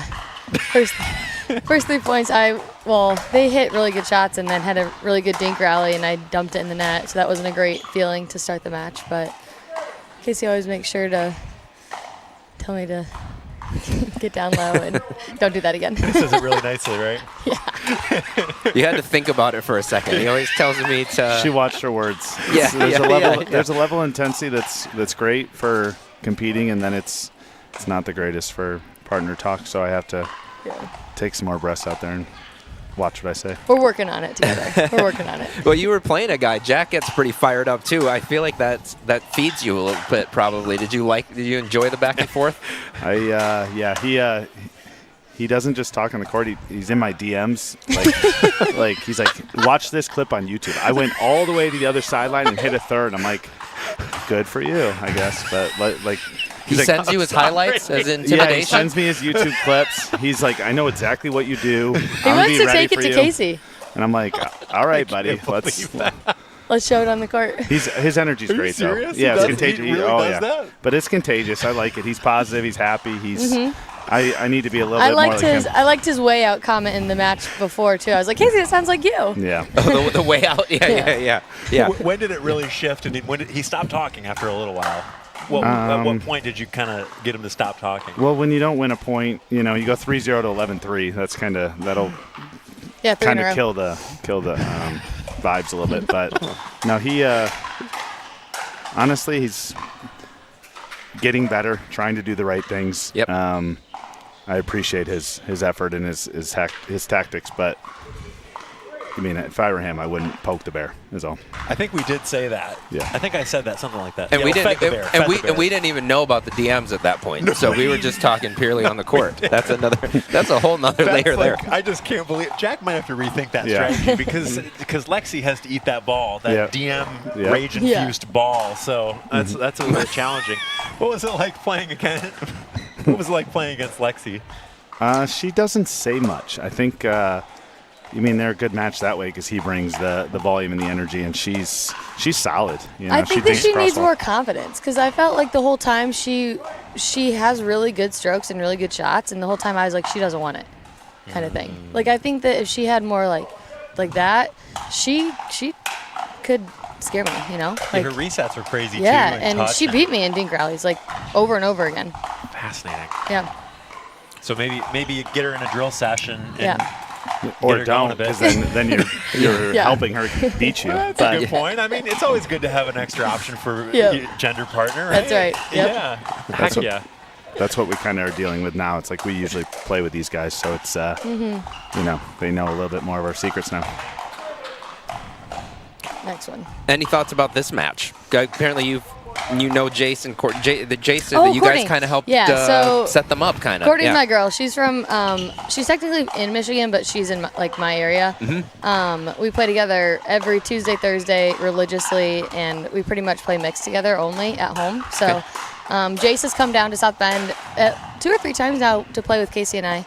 And she's definitely an underdog because no one knows her, and I'm excited for people to know her now. She got the lefty forehand power shot and real good at dinking. And she's played some PPA stuff, I think, right? It looked like on her. Yeah, for sure. She just moved back from Las Vegas, so she's back in town now for good. Just got married and wants to, I think, start a family here rather than Vegas. So. All right. Appreciate it. Yeah, you'll see a lot more of her, I'm sure. All right. We've got not quite a match point. We have Minzy Nord trying to save match point. But congratulations on the next win, guys. Good luck in the next one. Thank you. And we're going to, that DM's tidbit we're going to be talking about for a while so here. everybody knows Casey does read his DMs. So that's what we can say tonight. I didn't know you could do that. We have camera. I should have been clipping my games this whole time and sending them to people. You should ask Casey about his DMs with me when we first met. That's for I next think topic. we've talked about that too. I think we've talked about that previously. So Casey, your DMs are just they're all kinds of stuff going on. They're on fire. Yeah, I could use some TUI advice, so maybe I'll send that over to you. Thank you. No, there's no real pickleball talking there. Just intimidation and partner figuring out. There's no actual. I still can't believe Jack did that. I can. You can't. I totally can believe that. I just. Oh man. They can't hit hard to Tia. She's gonna get everything back. That is the dumbest shot to hit to her. Crazy. You gotta drop her. Look at that. She's gonna get it. Oh, I'm shocked. I'm shocked. Welcome to that's your first broadcaster jinx. That's the first thing. All right, thanks guys. She probably heard me You'd be down great there. in the booth. Yeah, she would. Okay, take note of that, everybody. Producers especially. Thank you guys. Yeah. Thank you.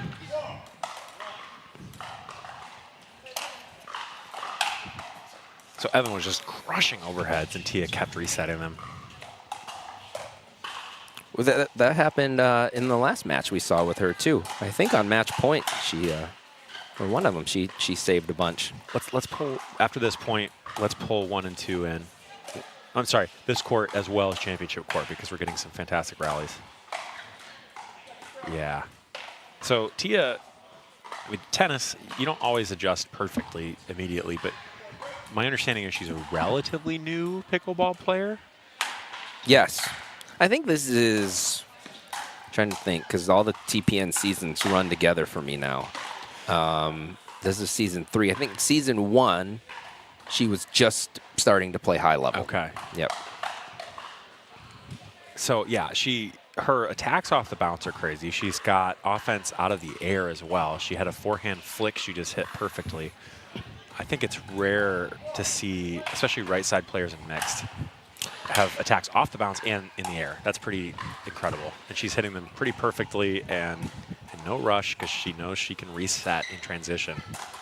So I think from tennis, she had the ball striking, and then she was introduced really more to the game by Sam. So when you have somebody teach you the game who knows the game, she basically started right away with the good habits, right? Didn't develop any kind of bad habits, which some of the rest of us who just learned at the park by ourselves. I don't have any bad habits at all. We have match for Monica and Nick. Cody and Sarah put up a fight, obviously, 2 and 7. They got to 7, but it's just hard to beat those guys. Oh, yeah. Very tough team. Well, as we get them now into the semifinals, we're moving right along here. TPN Season 3, Episode 5, second mixed doubles. If you're just joining us, I'm Alan True, joined by Cody Colvin.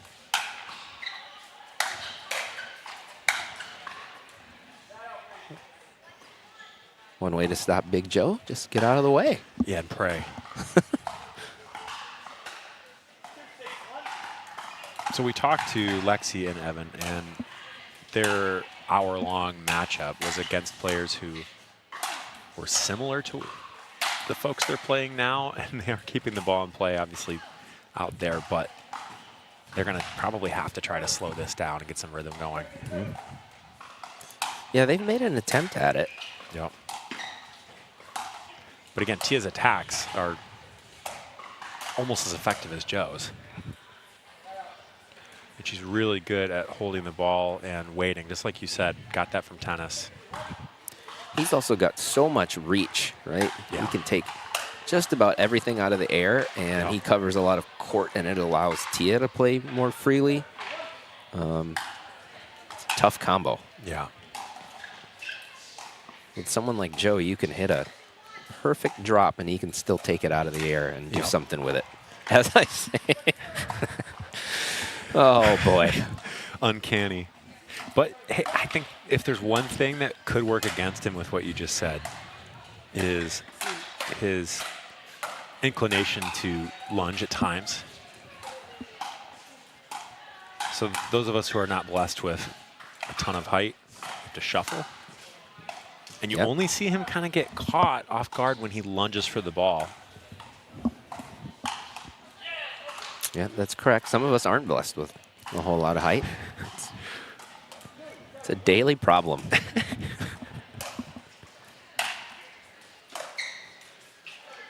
And you notice you're giving Joe a decent number of shots here. I like that though. I think you gotta keep him honest. Try to get him out of that middle. I mean, he's so far over there, so you gotta try to keep him over on his side. But easier said than done.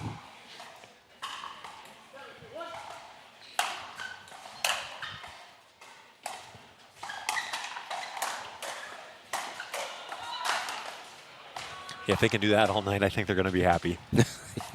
He stays on the right side to take the third. It doesn't even go to the left side. He's going to take the third no matter what. And for how strong he is and how big he is, his touch is pretty great. Oh yeah, definitely not just the power player. Yeah.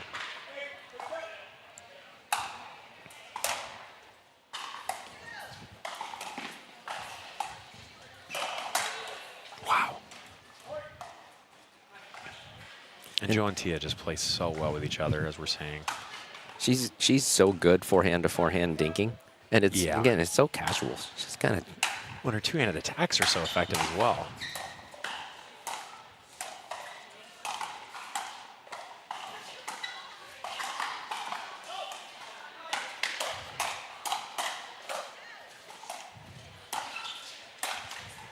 Oh, he had a look at it. Yeah, he did. Yeah. Off of a lob that was a little bit short. Yeah. 2-9, so what do you get going here? How do you try to score? Because they're playing good defense, but it's just so hard to score on these two. I think he had to stick to the plan. Yeah. This right here. Keep the dinking away from Joe. That's not a bad look at it right there. No, not at all. I mean, he had a shot there. Another lob serve in vogue, but the former tennis player says, nope. Joe playing big yet again. Yeah, and you just don't want, there's really nobody here, not nobody, but there are very few here who can go toe-to-toe with him, volleying midcourt to midcourt, just because he does have so much length. So that's a tough game to play.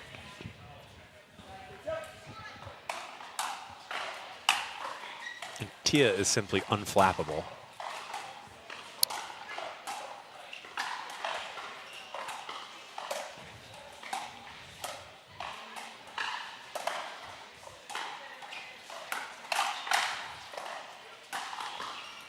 There you go, just casual. Yeah, it looks like she's barely trying.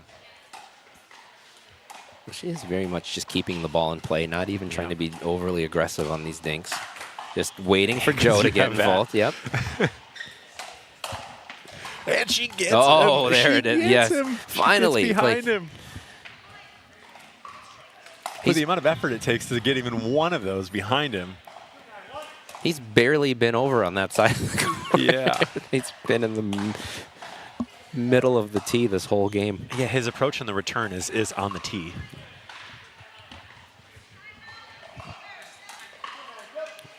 He got off the two.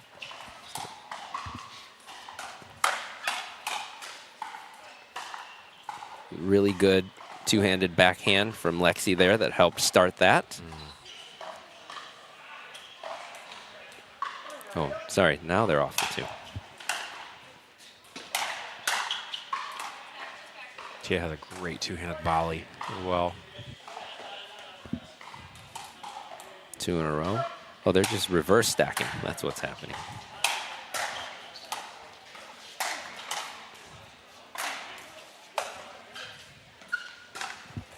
Oh, my goodness. Wow. It's like fighting Thanos. I thought that was a perfect reset from Lexi to get it way over to that sideline and make him hit a backhand from there, and he just rips that winner. Yeah, the stroke is so short. He has so much compact power that It's so hard to read his shots and prep for them. She went right back to it, though.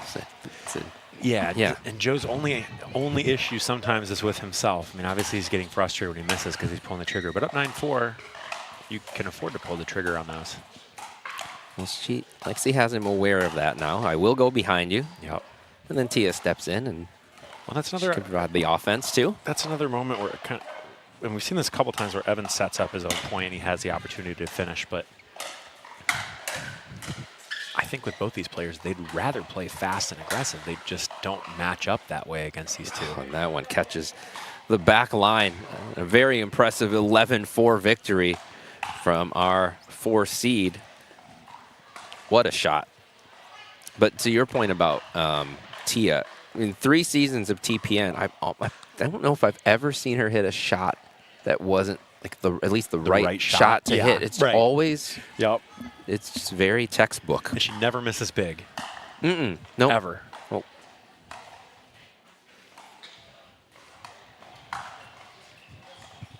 White and Trent with the early 7-3 lead here against the team that I thought won, played very well. Sam almost got double bounce. And Lucia on the left again. Lucia can play the left in mixed. I mean, she's got every shot. Yeah. Obviously, she's a left side player often in women's. She puts a lot of action on all of her shots. Tons. Yeah, and that's tough when she can put pressure on a team very quickly. So it looked like there was a foot fault called there. Took away a great backhand from Sam.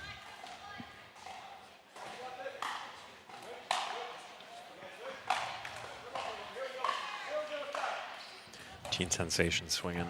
Wanted that one, but trying to catch them. Unwind.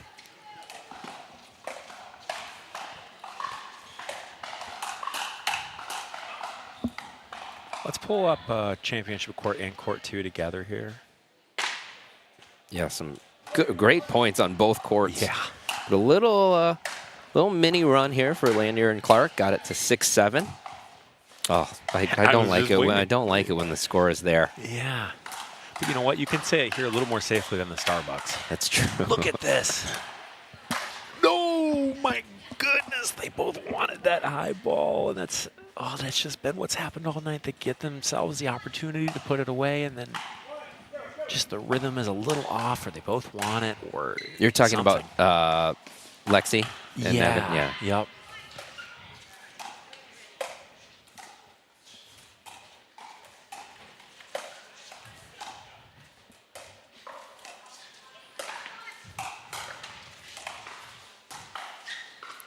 What great points, though, honestly. So good. And that's what they have to do. That's what they have to do. Evan and Lexi have their chances, and they're getting Joe, and they're putting it low, so he has to really bend down. But you just can't afford to have like any elevation of your heart rate against this guy because he just does that. Yeah. So you just have to be so cool, calm, and collected, and catch him when he doesn't want to reach.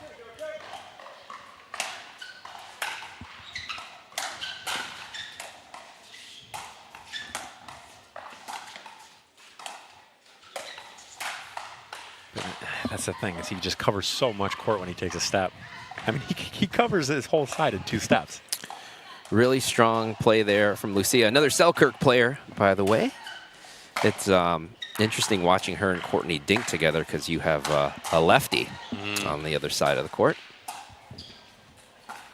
So Lucia sped one to the middle. It was into Courtney's forehand, but she was ready for the counter and caught Jace by surprise.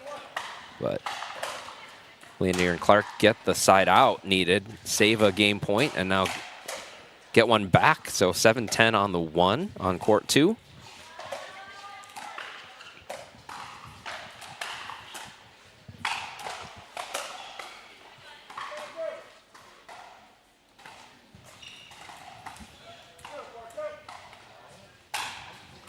Evan and Lexi, just the same thing. Rare miss return by Tia, but Evan and Lexi, same thing. It's just they're setting points up so well. It's just that final shot. Jace finds a 2E. 8-10 on court 2. chipping away a little bit here. We'll call them youngsters. Courtney said she wasn't a teen, but she's definitely a youngster. Yeah, wonderful cross-court action here. Lucia, Courtney. Oh, Jace able to step in. That one just goes long, and it's 9-10 now. 3 points in a row for the 6th seed. And it is being set up by Courtney's dinking. Yep.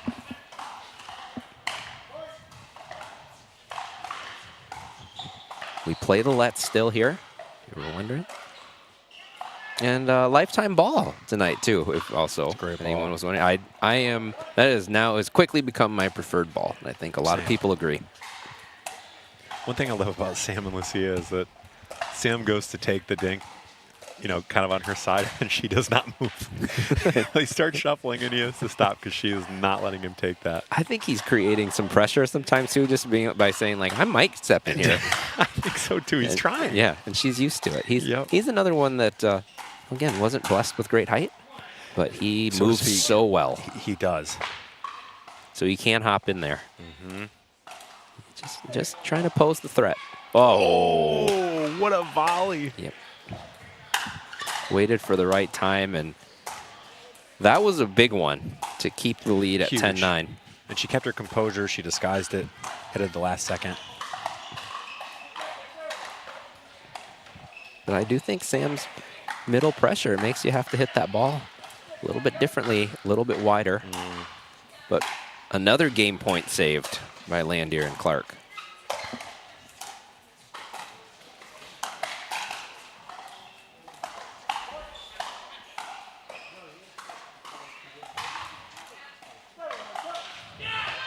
That is great play there by Jace. Well, and Sam got his opportunity to go all the way over and take the shot. And Jace also very subtly picked up a ball by his feet, a little dink that was maybe not noticeable how tough of a ball that was, but he picked it up right off of his shoelaces. Let's go to center court here. So we're getting some frustration from Joe because Evan and Lexi are getting some really good defensive opportunities. Gosh, how do you stop that, Alan? How do you stop that? Well, Evan said it to himself. He said, reset that. Yeah, no. Don't fire it at him. And we know these two, they prefer to be the aggressors. So when they have to really just reset literally every ball because every ball is attacked, that's not where their comfort is. They did it in the first match, but they did it for an hour, and I think they're still pretty gassed from it.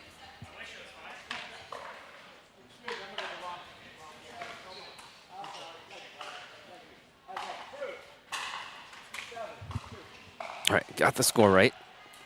2-7.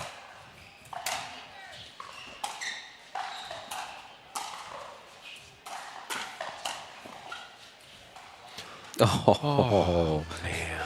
That's been the story of the night. It has been just... That's so challenging. When it rains, it pours, and then sometimes it snows 8 inches. But Evan thought he had a put away there, but he was gonna clobber Lexi in the head, I think, if he hit that. Yeah, and these two know each other so well, but they have not really been on the same page about who's taking the middle ball. That wasn't even a middle ball, though. That was... Yeah, I guess for mixed purposes, I'll call it a middle ball.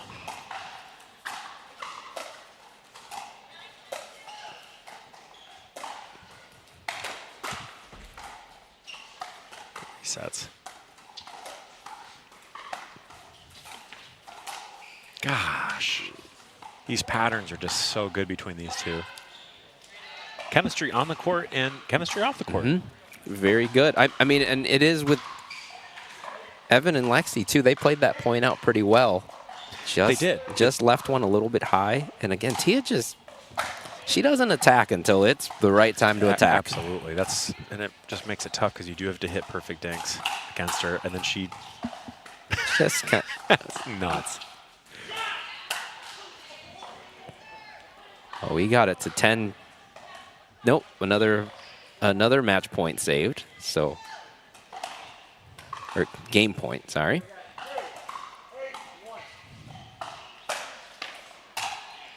Wow. What a ball there from Sam.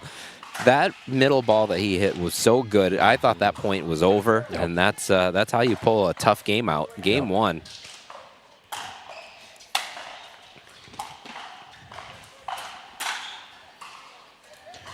And you just have to hit the perfect drop against Joe because he can attack off the bounce so effectively. Or get that counter, though. He did not miss it by much. Evan was very prepared for it.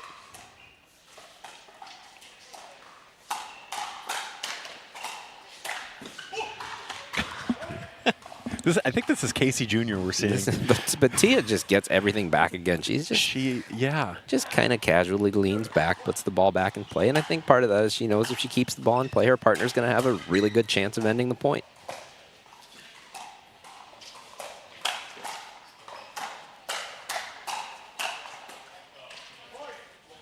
The crazy thing is they're never competing for the middle ball, Joe and Tia.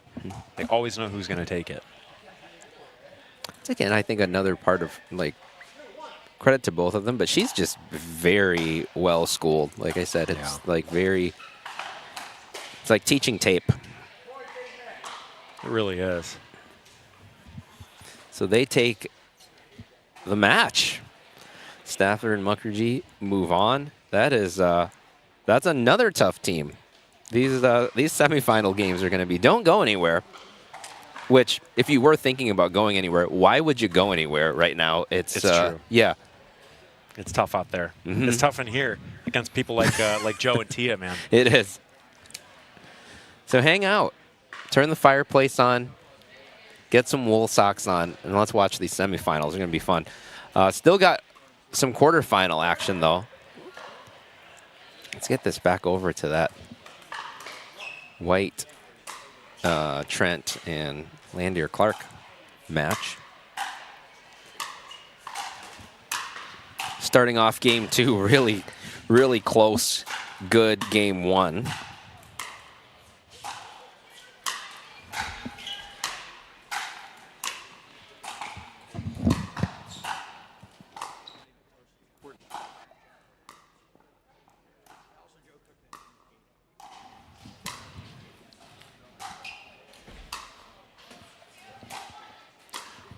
And we have two winners here again, Joe and Tia, who are going to come in.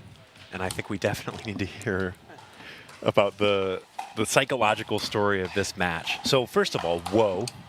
Joe, step in. Tia's not going to hurt you unless you're playing against her. You can step in. You're good. Okay, so tell us a little bit about that match you just finished. We knew we needed to play our best to beat them. They're a good team. We wanted to get to the kitchen and kind of dictate from there. Trusting Tia's hands and kind of going from there.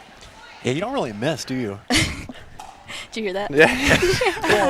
Okay, more on that. More on that. I'm What did I just unearth? I'm kidding. I'm kidding. So is there a discussion? So come on, tell us. No. I just like to. Does he get on you when you miss? Absolutely not. Never? Do you get on him when he misses? Oh, absolutely. Not at all. I get the death stare for sure. He gets nothing but support from me. Yeah, you were looking like Godzilla out there. Yeah. I was flying around the court. That was crazy. And then you didn't. Yeah, you just don't miss. That's what we were talking about. Even Jess came up and said, it shouldn't go to Tia because it's just going to come back every single time. Oh my gosh. So I have one quick question. How the heck do you know when to cover middle? Because you just cover it whenever. How do you guys trade off so well? You're never competing for the middle ball. I think I'm just behind him, so if it gets past him, I'm there. Yeah. Gotcha. Yeah. That's very key as I'm giving relationship advice. That's key off the court, too. Just to be behind him, right? Behind him figuratively as well as literally. Yeah. Right? Yeah. Yeah? Some great advice. That way, when you miss something, somebody's always there to help clean it up, Yeah, right? she's there. How do you like 2 months in and we got you with the rest of your life here? Everything on the pickleball court is a metaphor for away from. It is. Like, yeah. It is. Very abstract sport we're playing. Again, I'm bad at looking at the bracket. Who do you have next? Casey and Jess. Casey and Jess. All right. So what needs to happen for you guys to pull this one out? I mean, they're the best, so we know we have to play our absolute best and get lucky and kind of go from there. Have you guys played them in a TPN? Well, you haven't partnered together in a TPN. No, this is our first one. So I mean, this is going to be an insane match. Hopefully. Hopefully it goes our way. Yeah. Well, look, they're already warming up, so I don't want to keep you and give them an advantage. Go do what you guys need to do. Have to ask, you got one more. What was Cody's the thing that you alluded to but did not share in the last break? Guys, I keep receipts, okay? Wait, what did you tell me to say? I didn't tell you to say anything. Oh, I love playing with him. That's what I the needed to perfect say. answer. Yes, that's perfect. Do not answer any more of his questions. Go play the next match. That's Thank you, my guys. yeah. Thank you. Thanks, guys.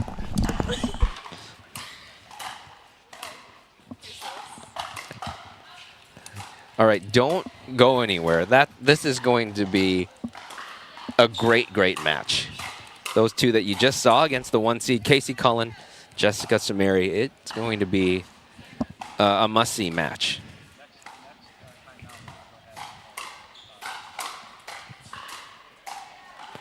Much smoother game 2 here so far for Trent and White. Yeah, Sam and Lucia are in their bag. I think they're figuring out what balls they want to take, where they want to be. They did this their last match a little bit too, right? Got off to a little bit of a slow start, and then once they figured it out and played their game, they ran away with game 2. So let's see if Jason Courtney can keep that from happening. It's 2 alphas. That's the thing, is Lucia is as much of an alpha as anybody, and she's not going to get out of the way for Sam, and she's going to take a lot more balls. And Sam likes to cover as much of the court as he possibly can, and physically speaking, he can cover the whole court. So, yeah, they're just finding out who has the best shot where. Yeah, he's fast and he hits great shots. I think she might be more of the alpha, actually, in that partnership. I think she's dictating the point a little more than him at times. And so she's really taking it upon herself to construct the point, which, of course, point construction, kind of typically a left side thing. But Lucia's Lucia. She's going to do what she wants. And it's worked out really well for her. Yeah, once again, just another TPN where she is dialed in. Selkirk TV, thank you. Selkirk TV, yep. A lot of boomsticks in sight tonight. We love the boomstick. What do you play with? Oh, it's a controversial answer. Oh no. Yola. A Yola. It's Yeah. okay. I love so many different paddles. You know, Yola feels the best to me right now. I did get to test the Paddle Tech model that was announced recently and teased. Okay. I have one of those, and that thing is sweet. So I might end up switching to that. I know that they've gotten the weights done, but Selkirk, honestly, you can't really beat it. I played with the boomstick the other day, and I was like, oh. I've yet to hit with one I want to. Really? I want to try it, yeah. Oh, it's special. You're the second person who's mentioned that new Paddle Tech to me, though, in the last 3 days.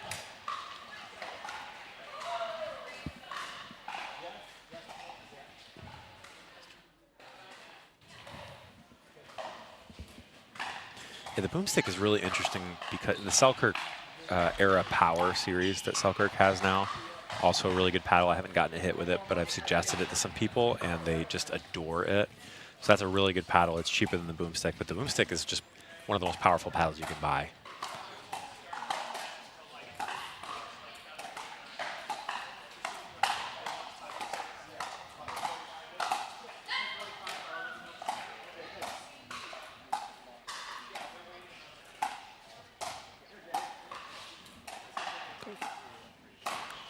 Announcement. We've talked on this broadcast before about the Michigan Youth Pickleball League that's starting. First event is this Saturday in Northville Pickleball. Sunday.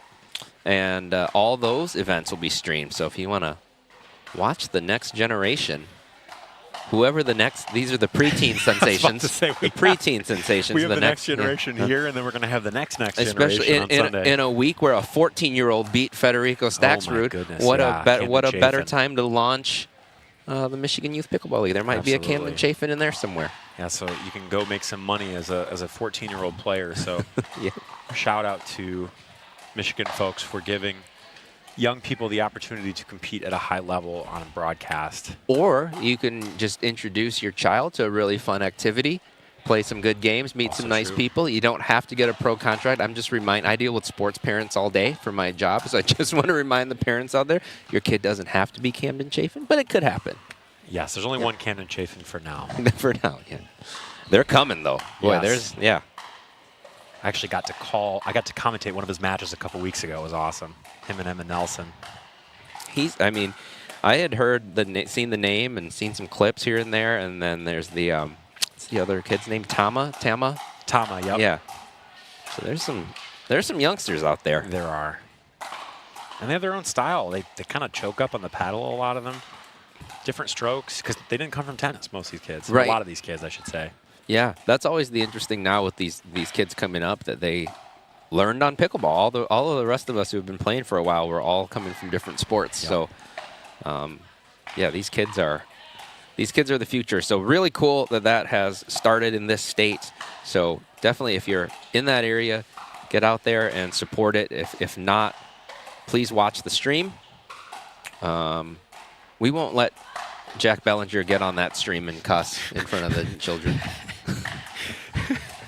We need a Jack button, a censorship button. Just personally, for Jack. I loved it. I think at a certain point in the night, maybe after, like, if the matches go past 10 o'clock, we should be able to cuss, I think. I think we should just get Jack mic'd up. We should.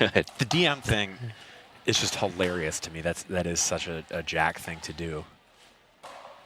It did not work out for him necessarily. Maybe it did. It's just planting the seed for later. Maybe. I mean, at some day it's Casey going to said work. It poked the bear. So, I mean, Yeah. I think if in that case, it's it's tough. You know, I've read things about where, like, NFL players will look up their opponents, like everything They're about them, like all their girlfriends and wives. And Yeah, and crazy. then say, you know, they'll line up across from them, and then they'll be saying all this personal stuff. Like, that's just what Jack's channeling.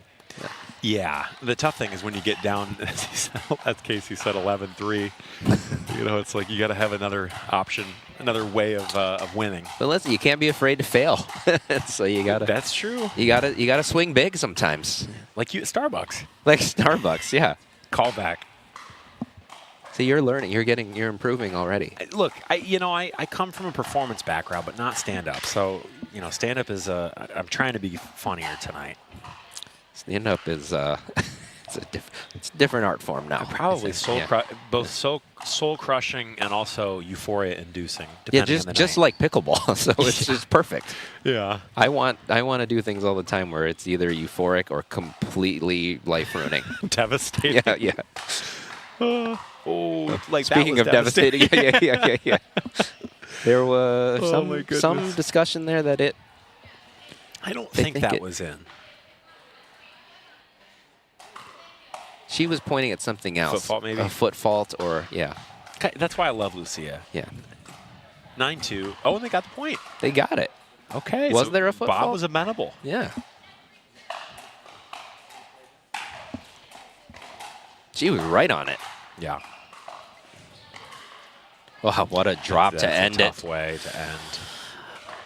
After a tough game one, White and Trent roll through game two. Good performance, though, from Jace Landier and Courtney Clark. Courtney's first TPN, so I'm sure we'll see her back. Was in fabulous Las Vegas for a while. Back in the Midwest, but White and Trent move on. So they will face Wynn and Romano. So our two semis went exactly to seeding, pumped. but they're going to be really good. I'm pumped. Shout out to Dan and Scott for perfecting the seeding process, just about. Absolutely, yeah. Big shout out to them and to all the volunteers, the refs. You see them on court there. Can't make this happen without a whole crew of people. My guess is Gabe's running the broadcast tonight because both of our regular broadcast directors did play tonight. I think maybe are still playing in the back. Consolation. Yeah. Yep. Which, by the way, those courts are streamed. So if you want to watch any of the individual courts, those are on. There's our bracket. Went right to plan. So let's talk through this. Well, the 2nd seed and the 3 seed, Sam and Lucia just have to get on the same page. They have to feel each other out. They have to get into a rhythm. Yeah, can't start slow this next time, though.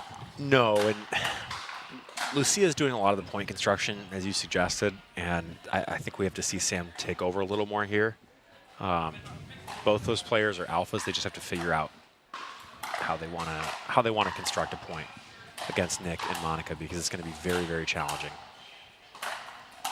The 1 and the 4 seed, that's I'm so excited to see that because on the left side it kind of feels like Casey versus Casey Jr. a little bit because Sam's bigger than Casey, and not a dissimilar play style, and they both have fantastic female partners who can reset the ball and dink and set them up. So I mean this is going to be a fantastic matchup that we've never seen before. Never seen. Nope. And this is as good as it gets in Michigan pickleball. It is. So this is going to be great. You can feel even just warming up next to each other. Okay, there's some preemptive tension here. Not one upset tonight. Went 1 through 8, one in the first round, and then 1 through 4 in the next round. So if that holds, maybe we'll see 1 and 2 here, but couple of tough teams in their way. I think Joe and Tia are going to give Casey and Jess a run for their money because I don't know what you're seeing, but I'm seeing like a pretty rare combination between Joe and Tia tonight.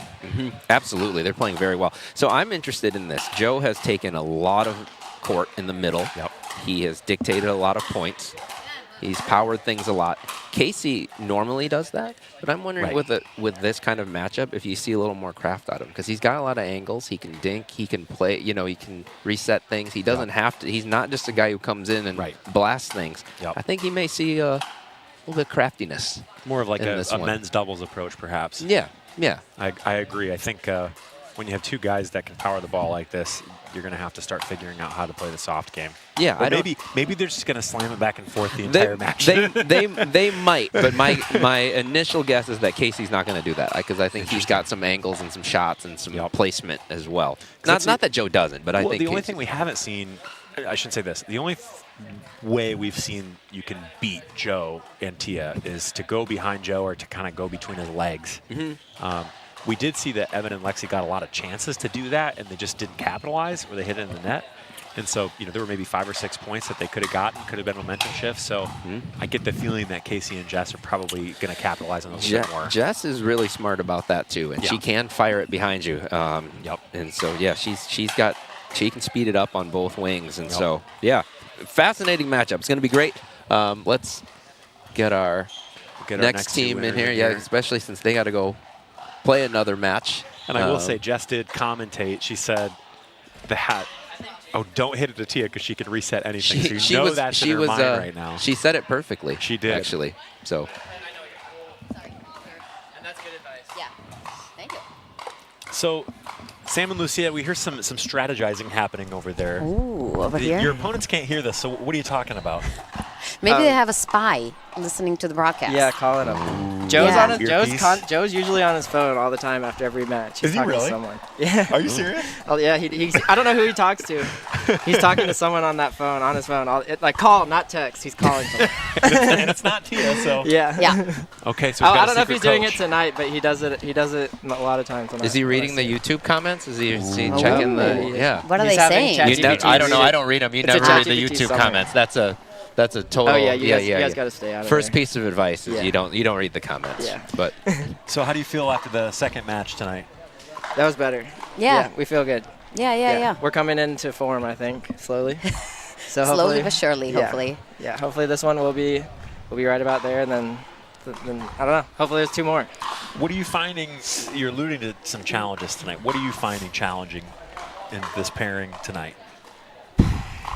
Against the pairing that we're. What do you mean? Just with ourselves. What are you working through? Yeah, what are you working through? Yeah. I think just I'm trying to stay consistent, and he's trying to kind of be the aggressor, but we had to stay a little more hungry. Yeah, we had to switch a little bit in that last game. We changed a little bit our strategy of me trying to be a little bit more aggressive and staying up at the line, which helped us out a lot in the second game. Yeah. As you can see by the score, that's the one thing we changed. Maybe passive shot selection, but aggressive body placement and like hands, if that makes sense. Yeah. So what's the scouting report on Monica and Nick? They're obviously a tough team. What needs to happen, and what do you kind of go into that match hoping to accomplish? We gotta play. This will be the first game I think where we're gonna be under fire. So far, the teams we played haven't been aggressive, so we're gonna get to play some more defense. You're gonna get to see some more blocks from us, hopefully. Okay. And then we're gonna keep our aggression and power on, on them when we can. But I think we'll get sped up at more is what I'm expecting than we've seen so far. We'll just have to be ready to counter those. Well, you two love to counter. You're really effective at we it. do like countering, so we'll see if they stick with that. What about this one right here on center court? This is a sweet game. Yeah. I've watched this game in rec lots of times. Oh, so they've seen each other. They know each other. Well, this is a MLP Michigan Pickleball League team right here. These four. That makes They're sense. the Detroit Vipers. Okay. So I think at least. I don't know if Tia can play, but. Well, I see your opponents warming up. We want to let you go get onto that. We're very excited for the match. You guys are playing great. Appreciate you joining us. Thank you. Thank you, guys. Thank you. 2-0 so far. And Alan, you were 100% correct in that we are seeing more drops from Casey, and obviously Miss Volley there, but we're seeing more drops from Casey. We're seeing more dinks. We're seeing a little less aggression. He's still pulling the trigger, obviously, but treating this a little differently than most of his mixed matches. And that's Casey Jr. That's Casey Jr. right there. That's the Casey Collins playbook. That is just a brutal pickleball. Yes, that is just coming in with a meat tenderizer on a piece of steak. And I don't eat meat, so I... All right. But you know meat. But I know meat. Oh, the inside out. I love it. Getting some disguise. You know, we talked about keeping Joe honest. They're also doing that with Casey. Let's go behind him. Make him stay home. Great attack by Tia. Yeah. Fantastic. And this is where we're seeing the chemistry because, you know, we asked Tia, how do you know when to take the middle ball? And I to be honest, Alan, I don't think I got a satisfying answer because it's not always that she's behind him. They know each other. They do. And they both know the game, too. So it's not a question for them. She also set that middle speed up by keeping Casey over behind him, and then she was able to find one down the middle, which set that up a couple points ago. But so Casey's loud now. He's poked. Yep. Yeah, consider the bear poke. Bear hath been poketh. So we gotta see Baby Bear on the other side here and see how he responds.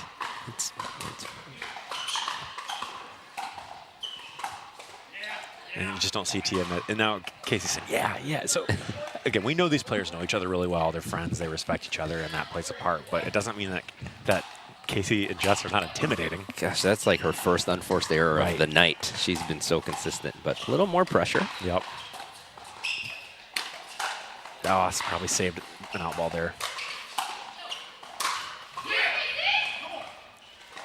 All right, intensity is dialed up. This is exactly what we expected and wanted to see from this matchup. 4-3, so close. Joe's 2E return is incredible, too.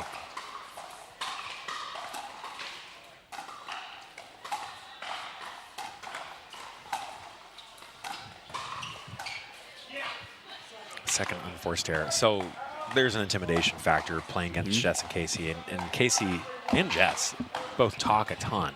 And they let you know when you've messed up and when they've beaten you. They let you know verbally. Well, I think we mentioned in the last couple matches where Tia's like just trying to keep the ball in play. She's doing a great job. I think against this team, you can't just keep it in the kitchen because Jess will be able to speed it up and Casey will be able to step in on something. So on both errors, I think Tia was trying to go behind him or switch the direction of the dink, which she didn't have to in the other matches as much. You kind of see her thinking and processing on the dink, and she just hasn't really been doing that. She hasn't been planning a ton, and so I think she's definitely questioning her shot selection, and she doesn't really need to because she keeps it in play with solid spin, so you don't really need to do anything super crafty, and that's not probably the way you're going to get a bunch of points. You can only out crafty Casey so many times. Well, they just took a timeout. Let's see if any adjustments get made here.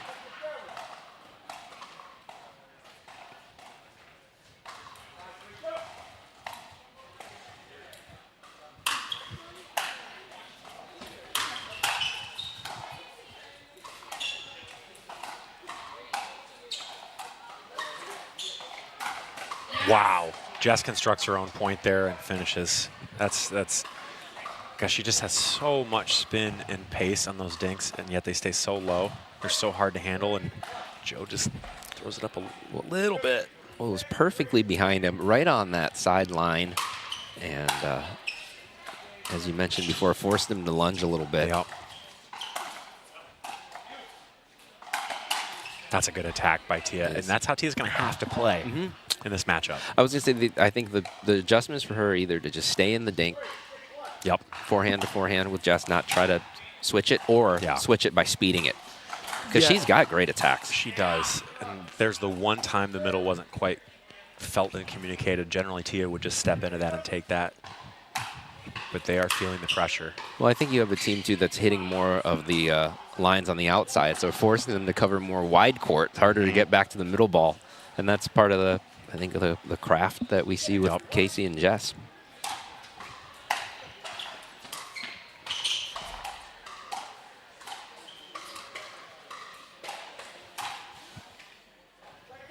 Tia had the opportunity maybe to attack one of those. She Kept did. it in play instead. Jess wanted to pull the trigger, and I think the patience is going to work really well for them.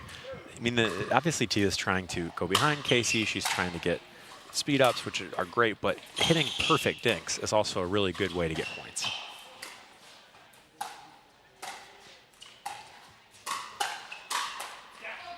That's just so hard.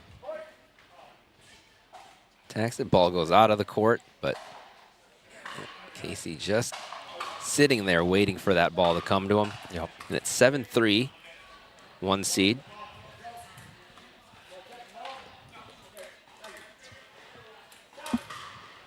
So far, though, this is delivering on the intensity we wanted. Yeah, I mean, I want to see more of that. There are very few times I would say you just have to attack with reckless abandon. I think Joe is going to have to start doing that. I actually want to see Tia dial that up a little bit more, too. I think maybe set him up for countering by speeding some things up herself. Because she's got some nasty speed ups. Oh my goodness, she gets there, but it's not enough. Wow. Just a well great dropped and two to hustle. and angled as well, but she gets there. And a great return forces a tough third there from Tia. It's 7-3, 1 seed 4 points away from taking game 1. See, I think you're right. You kind of have to attack the ball if you have any shot on it. And she gets it in. We're off and running on court 2 now, too. Other semifinal. These matchups have lived up to the hype. Nick Romano, Monica Wynn, the 2 seed, taking on Lucia White and Sam Trent, our 3 seed so far. Everything going to plan, seeding-wise. I don't think we've had very many go 3. I remember one. There are probably a couple others that we don't remember, but one that I can remember. Nick Romano, 5'7", duper. Hey, hi. That's pretty good, I hear. That is pretty good. Yeah, so they're catching Joe lunging. And that, again, we kind of saw that was the only way to get points on them. And if you can get him lunging every single point, then it's going to be tough.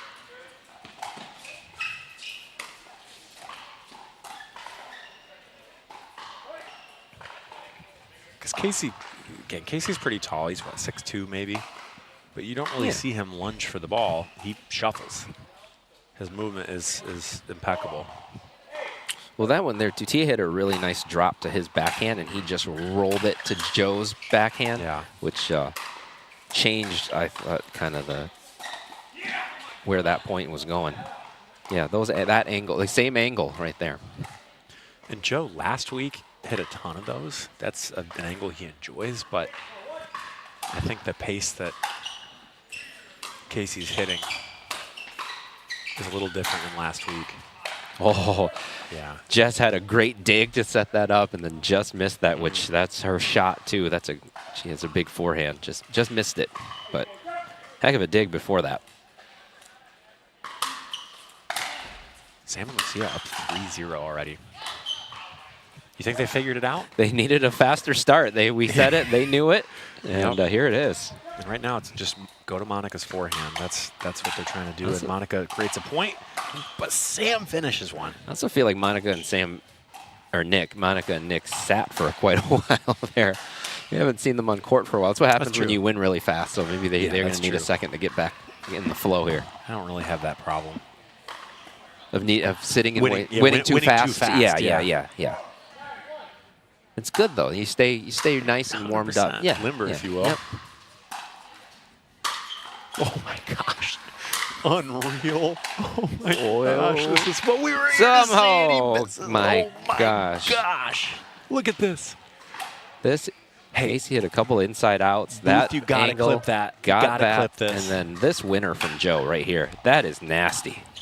Unbelievable stuff. And he gets it again. And the little bear is the big bear. All right. They are back in this thing after a couple of just filthy shots there. Filthy. And this is what we needed to see. We have to see Joe running around. I mean, I hate to say this, but when he and Casey are going at it, it's like watching singles. Like they're covering the whole court, and their partners are backing them up. But these are almost singles points when they're really getting going. And over here, sorry, this match not quite hasn't quite gotten us going yet. But Great match. I'm sure high seeds, but yeah, there's. Wow. All right, they're trying to match now over here. We have two just incredible matches going on. Unbelievable. Unbelievable. That ball's still in. Wow. Oh, Sam goes to. Somebody get over there. Oh my gosh. No. Oh my gosh. This is TPN, folks. Wow. That's incredible. Hey, okay, so we asked Sam, why put Lucia on the left? Because we might end up in that situation. She needs to be comfortable. Oh, so she goes to the left and then sets him up for a right side put away winner? Okay. I'm sorry to question.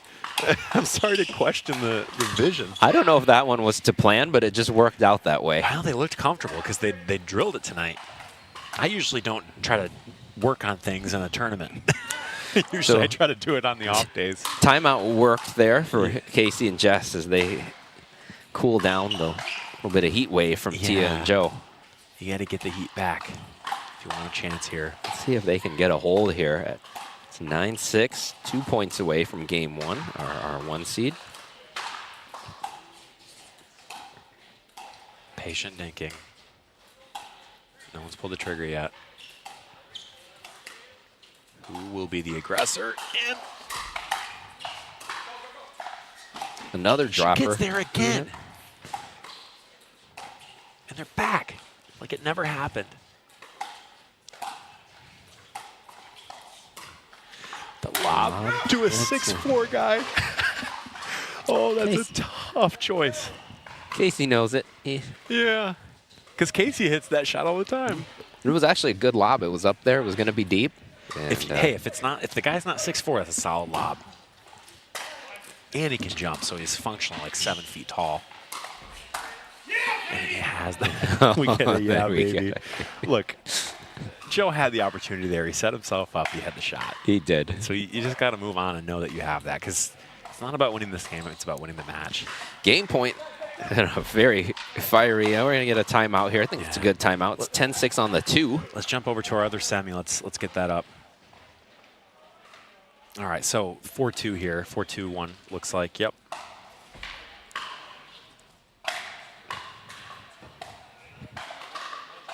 And they're just going to that same spot. Good dodge by Monica. Yep. Dance background. We always say that every broadcast has become a running joke that she has a dance background. Which is a joke, right? Because she kind of does. I mean, she does, but she's not to the level that we make it sound like she went to Juilliard or something. Okay. Yeah. I'll get in on the joke. Yeah. now. Yeah. I'm trying to pull you into them all. This is a good acculturization for me. Is that the word? Good. I've never heard of that, but so yeah. Well, yeah, I don't know. Don't check me in the dictionary. All right, a hold on game point for Stafford and Mukherjee. So Oh my gosh, that's so good by Jess. She has definitely discouraged him. That's a good word you know, for it. she's discouraged that, coming at her with that, which has worked for Joe a lot tonight. Yes. Another drop volley does not work there. Went for it. That one, I don't know if they would have got to that one. He has been getting to him. I didn't think they'd get the last two, and then Tia just sprints up. There it is. Okay, that's what he net court there. So, caveat, but that's what Joe has to do here. He's got to out Casey, really. A couple of quick points. It's 8-10. That's a good spot. What a fantastic spot. Beautiful shot. So Tia came in knowing she wanted to go behind him and get those shots, and she missed a few times on them, but obviously she didn't get discouraged, and good for her to continue the vision. And to go for that at 8-10. Right. Go for the line. Yep. Yeah. Didn't abandon the plan. Take some metal.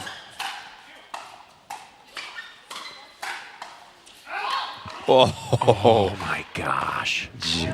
Hey, when he said out, I was like, "Are you sure?" Yeah, let's get a replay. Let's get a replay.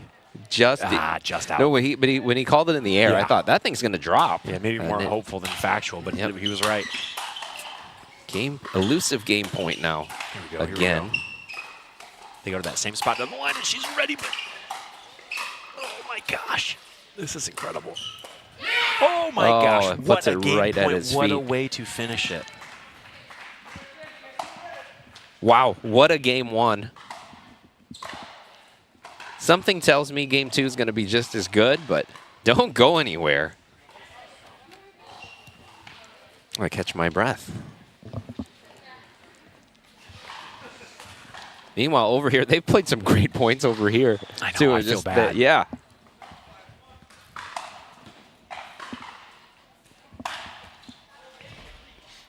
Dancer background again. Just shimmies out of the way. Shimmies out of the way.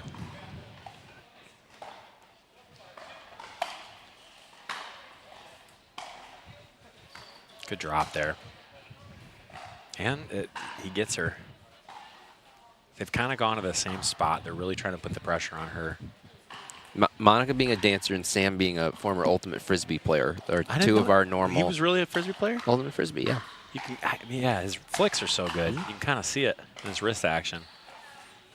Did you come from, what other sports did you come from? I played football in high school and college briefly, and then you played college football? Yeah, D3 for 1 year as a That's walk-on. That's still college football. Yeah. Where at? K College. I got to play middle linebacker. Okay. So I would say the shuffling is what translates well to pickleball, but all right. Had to teach myself the paddle skills. We've had a couple of K College guys come play TPN, right? It's one of the best D3 programs in the country. For tennis. For tennis, yeah. Yeah. Not for football. Oh, and Sam's going to be angry at himself for missing that one. We have our second game starting here. Okay, so what's going to change? What's going to change? Do you change anything? I don't think you have to. I don't think you have to change much. I just don't know what your game plan is, except try to hit the perfect shot. I think it just came down to, one team hit a couple more winners, kept a couple more balls in play, but I don't think strategically I didn't see anything that was glaring that needed to be changed. Right. And Casey defending his honor, he missed a shot. He said it hit the net. It hit the net. So, okay, good to know. What? And Tia pulling the trigger on a drive. Love to see it. Went out, but you love to see it. At least make them think. Wow.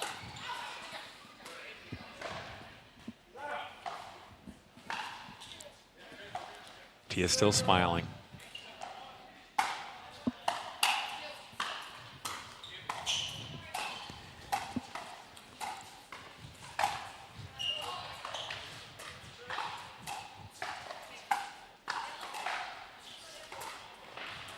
I love these kind of no-look down-the-line dinks from Tia. She really disguises it well. If you can just get Casey a couple inches off, it might be the difference between a point. Yeah, she doesn't give you a whole lot of body language to read. No, she doesn't. And look at that. They win the rally there. That's all. You said it. They just have to execute a little bit better because it was so close. And I think that early in the last game, she tried to change directions a couple times on that, and yeah, this one she's just staying in it. Yep. But great depth on those dinks.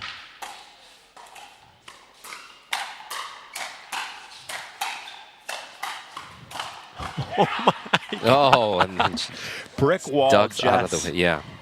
Wow. Just incredible defense there. Yeah. That's so good. Against a guy who, his speed ups have not been coming back a whole lot the last 2 weeks. So. Yeah, I mean, none of the guys could handle it last week. So to see Jess just stand there and nonchalantly block and reset and occasionally counter these is pretty awesome. 7-10 over here. Romano and Wynn trying to stave off dropping game 1. Yeah, we're going to have to see more offense from them. No, 8-10. Pretty rare missed third for Nick, although that was a really good return that hit the back line. Let's hit center court here because we had, do we have a replay on that? Oh, they're going. Never mind. And some volleys of their own.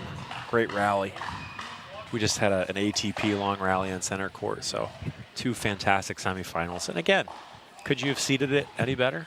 No, actually. Right.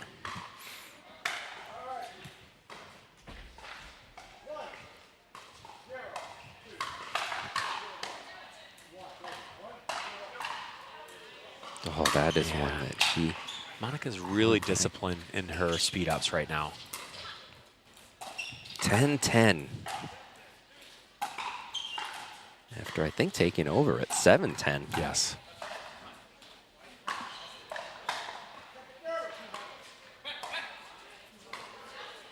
That is a great shot there from Lucia.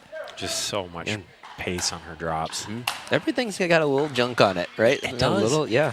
And I talked about this a little bit last week. I'll hold off for a sec. So, height difference. Alan, how tall are you ish? 5'8". Okay, that's about where I am. So, for these guys who are 6'4", you can hit such a compact stroke with so much power. If you're Lucia's height, and I think Sam is closer to our stature, you do have to hit a different stroke than what a guy like Joe Stafford has to hit. You have to hit a longer stroke, you have to spin it more intently, and you can often get some really aggressive dips from that, rather than these flat drives that are really effective that the taller guys hit. So it's hard to handle the junk, as you said.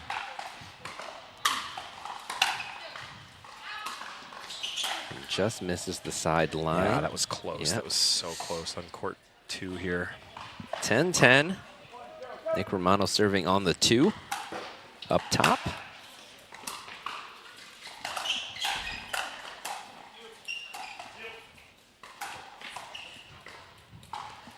We still have trench warfare on center court here. Monica wins the hands battle there, so it's 11-10. Just like that. Just like that, 4 points in a row. And Nick is driving. Oh, he wanted to. That one sat there for just a second, just missed, hit it. What a comeback there from Wynn and Romano, yeah.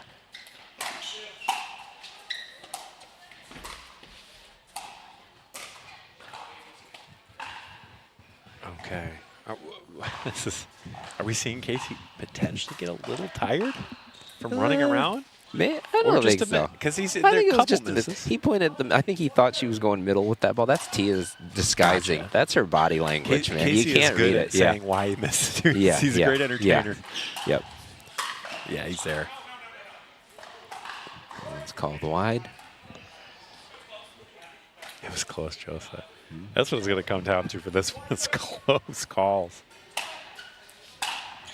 We had that one's out. Yeah. Yep.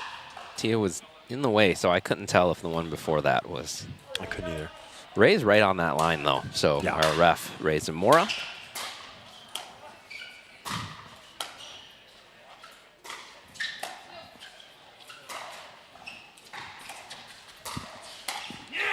And Casey has his own disguise. Wow. Off the net corner. That's Ray Zamora.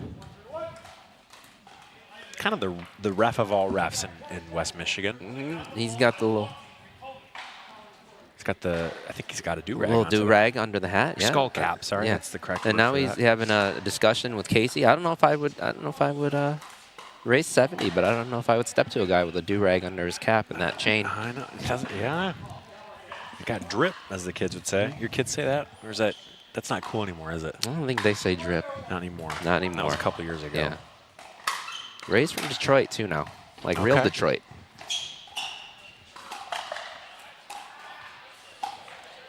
Yeah, you can feel Tia's a lot more comfortable here. She's getting pushed off the line, though.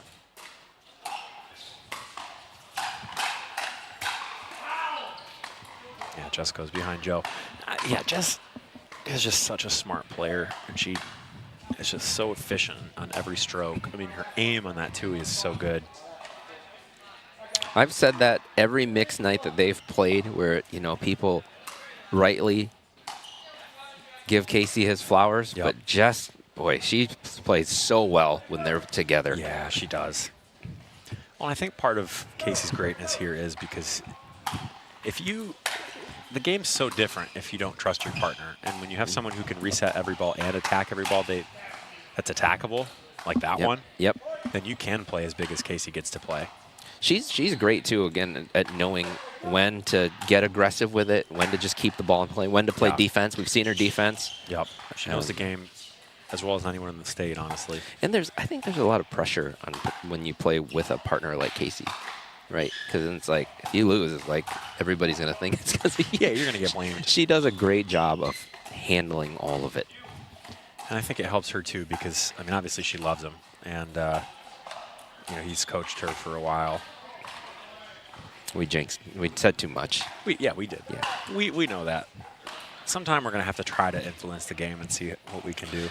I've tried things like that before. I've tried to make the Doesn't snow work like stop. that? Yeah, tried to will like my lottery ticket, to jinx Yeah. my lottery ticket into winning. It never works. It must. Maybe you have to say it with like a purity of heart. You do. The jinx knows when you're trying to.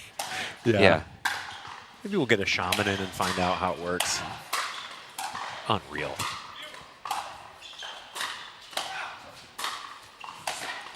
Oh my gosh. That angle just kept getting That's just crazy. sharper and sharper. He has one of the best no-look two-ways one I've is, ever yes. seen.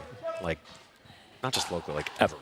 And it's kicking out wide. Like that thing was going to be in crazy. those chairs over there. And he's near 6-0 still, isn't he? Yeah. And Although for a reason. Although after all that, it's 4-3. Yeah. Stafford and Mukherjee are up. Well, 3-4. Yeah. So, Yeah. Man. And this is a challenge. I mean, the body language. Casey's obviously upset at that mistake, and That's what I'm saying. She does a great job of playing through that. Other people would not necessarily. I see what you're saying. And Yeah. we did get a hint of that he's, he admitted, kind of offered even that he's trying to be a little more forgiving on court. God, what a good reset by Jess. And that's just so incredible. Wow. But I think she's got the right mental makeup to play with them because it's not done from a standpoint of hostility. Yeah. There's no external pressure. Yeah. There's a pressure from him to hit the best shot. But I think also, which they both played college tennis, and look, you don't get to the level where you play college tennis without having some real mental fortitude. Yeah, there's a lot of accountability with these two. I mean, really everybody we're seeing, but. And again, we say all that, and it's 5-4. I know. Mukherjee and Stafford. It's Kinda, exciting, isn't it? And a little bit more like ho-hum than they were winning points before. It was a lot of Joe hitting, Yeah, it's unforced errors. Yeah, they're playing, slowing the game down a little bit more here. And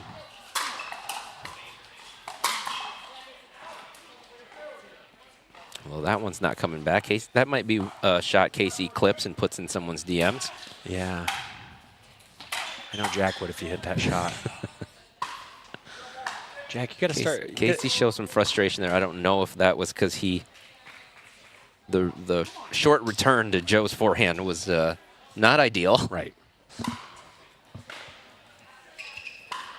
One thing Casey's done so effectively is keep the ball out of Joe's strike zone. I mean, he's hitting so far out wide with his backhand that Joe can't load up and coil on these shots. We thought he would do that. We thought he would kind of craft those balls to. You Yeah, did. Yeah, you did. Yeah. Yeah. You called it. Credit where credit's due. Like that body bag that Monica just hit against Lucia. Wow. Monica's got the kitchen blockers on. We're gonna call. I'm gonna try to coin the phrase DM ball now. That's a it's a Yeah, DM we don't ball. post it. We DM it. Yeah. Yeah. Just want this to. I still want can't this, get over just that. want this to be between me and you. Yeah. But yeah. And then of course share it on the broadcast. Yeah. Jack didn't mention that. No, he didn't. He left that part out. Oh my gosh. And I know it just made Casey play that much harder, which you just don't want, you know? I think it's hilarious. And like I said, I'm I do someone too. who, like, some of the pro stuff and the chirping, some of the stuff Yeah. that happens, I'm like, oh, I roll my eyes out a little bit. That's But, you know, DMing each other. This isn't like Tyson DMing Ben. This is Jack DMing Casey. Like, Exactly. they don't even- I think don't it's think great. They even know each other that well, which is why it's so funny. Wow. So Tia's drops are setting Joe up for fantastic overheads. Smiles, you love to see it. Yeah. Up 7-4. As They've- always, so sorry to the other court. They've got it going now. For monopolizing here, but you know,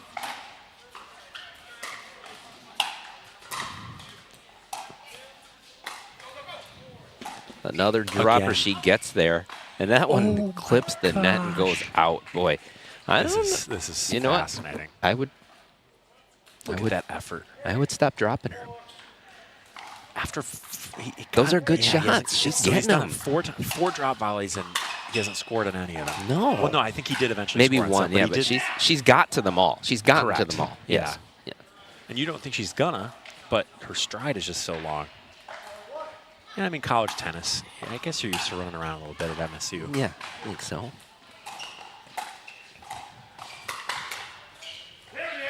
So maybe a little too conservative on the fourth there from Tia. Yeah, I think that's my only little maybe critique. She can get a little bit, you know, just she's trying to just put the ball in play, and I think she can, which is great. But which is great for the most part. I think when you have there's the fourth, but yeah, when Jess you have is ready for it. This good of a team, Yeah. you have to hit the shot a little bit more aggressively. Oh, that's good dink.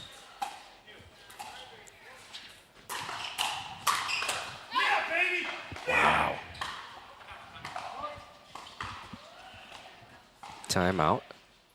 Probably I think a good. I timeout. think a good one. Yep. Yeah, again, they constructed the point so that Joe had the chance to put it away, and then that split second where you realize you have the shot against Casey, but you know that Casey and Jess have all these weapons, and that they might just hit it back at you harder.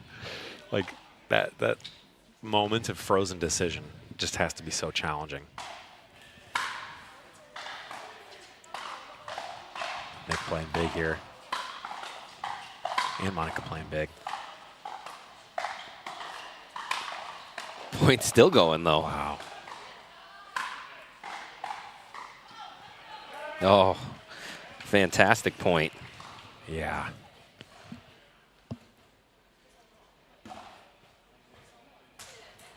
Nick and Monica both playing really big, which we talked about has to happen.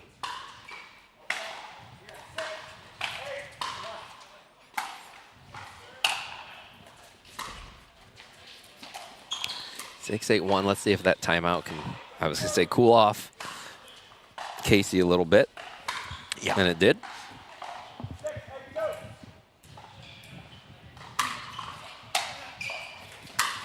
And you can't play like you're up against them right now. Net cord's caused a couple of errors here. Both ways, actually. Yep. Just have to attack here and get the ball back. That's a great attack. See, Joe is perfect if he doesn't have to lunge. Like, he doesn't miss. It's just if you can get him running around and then if he tries to cheat a step. Yep. And like you said, they've been doing a great job of keeping that the ball out of his strike zone. Yep. But Tia hit a good enough dink that Jess couldn't keep it away. She just had to get the ball back in play and put it right into where Joe wants it.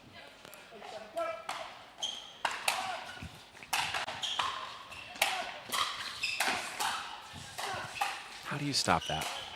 How do you beat Jess there? I mean, she can reset literally every ball.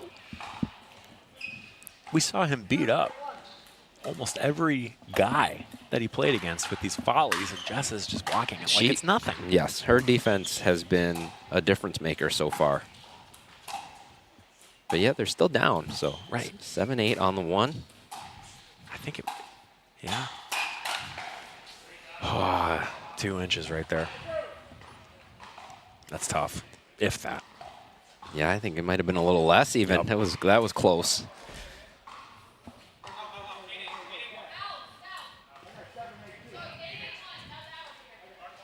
Jess does not want to sit around and discuss the score. Yep. She knows she has momentum. Yep.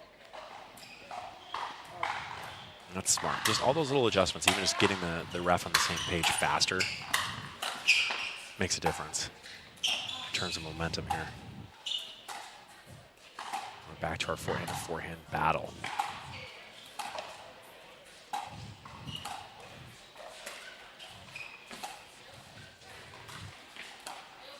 If you get Joe lunging. Great reset by Casey. Wow. And Jess, oh my gosh. I was going to say Jess once again defends something so well, but that ball, Joe just able to get his paddle on it, drops right on the line. Remember that point, depending on how this goes.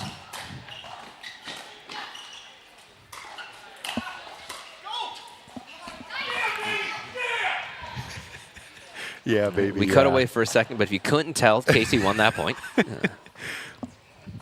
And the drop volley works. So we got 8-8, well, 9-8 now. We got two twin 9-8s.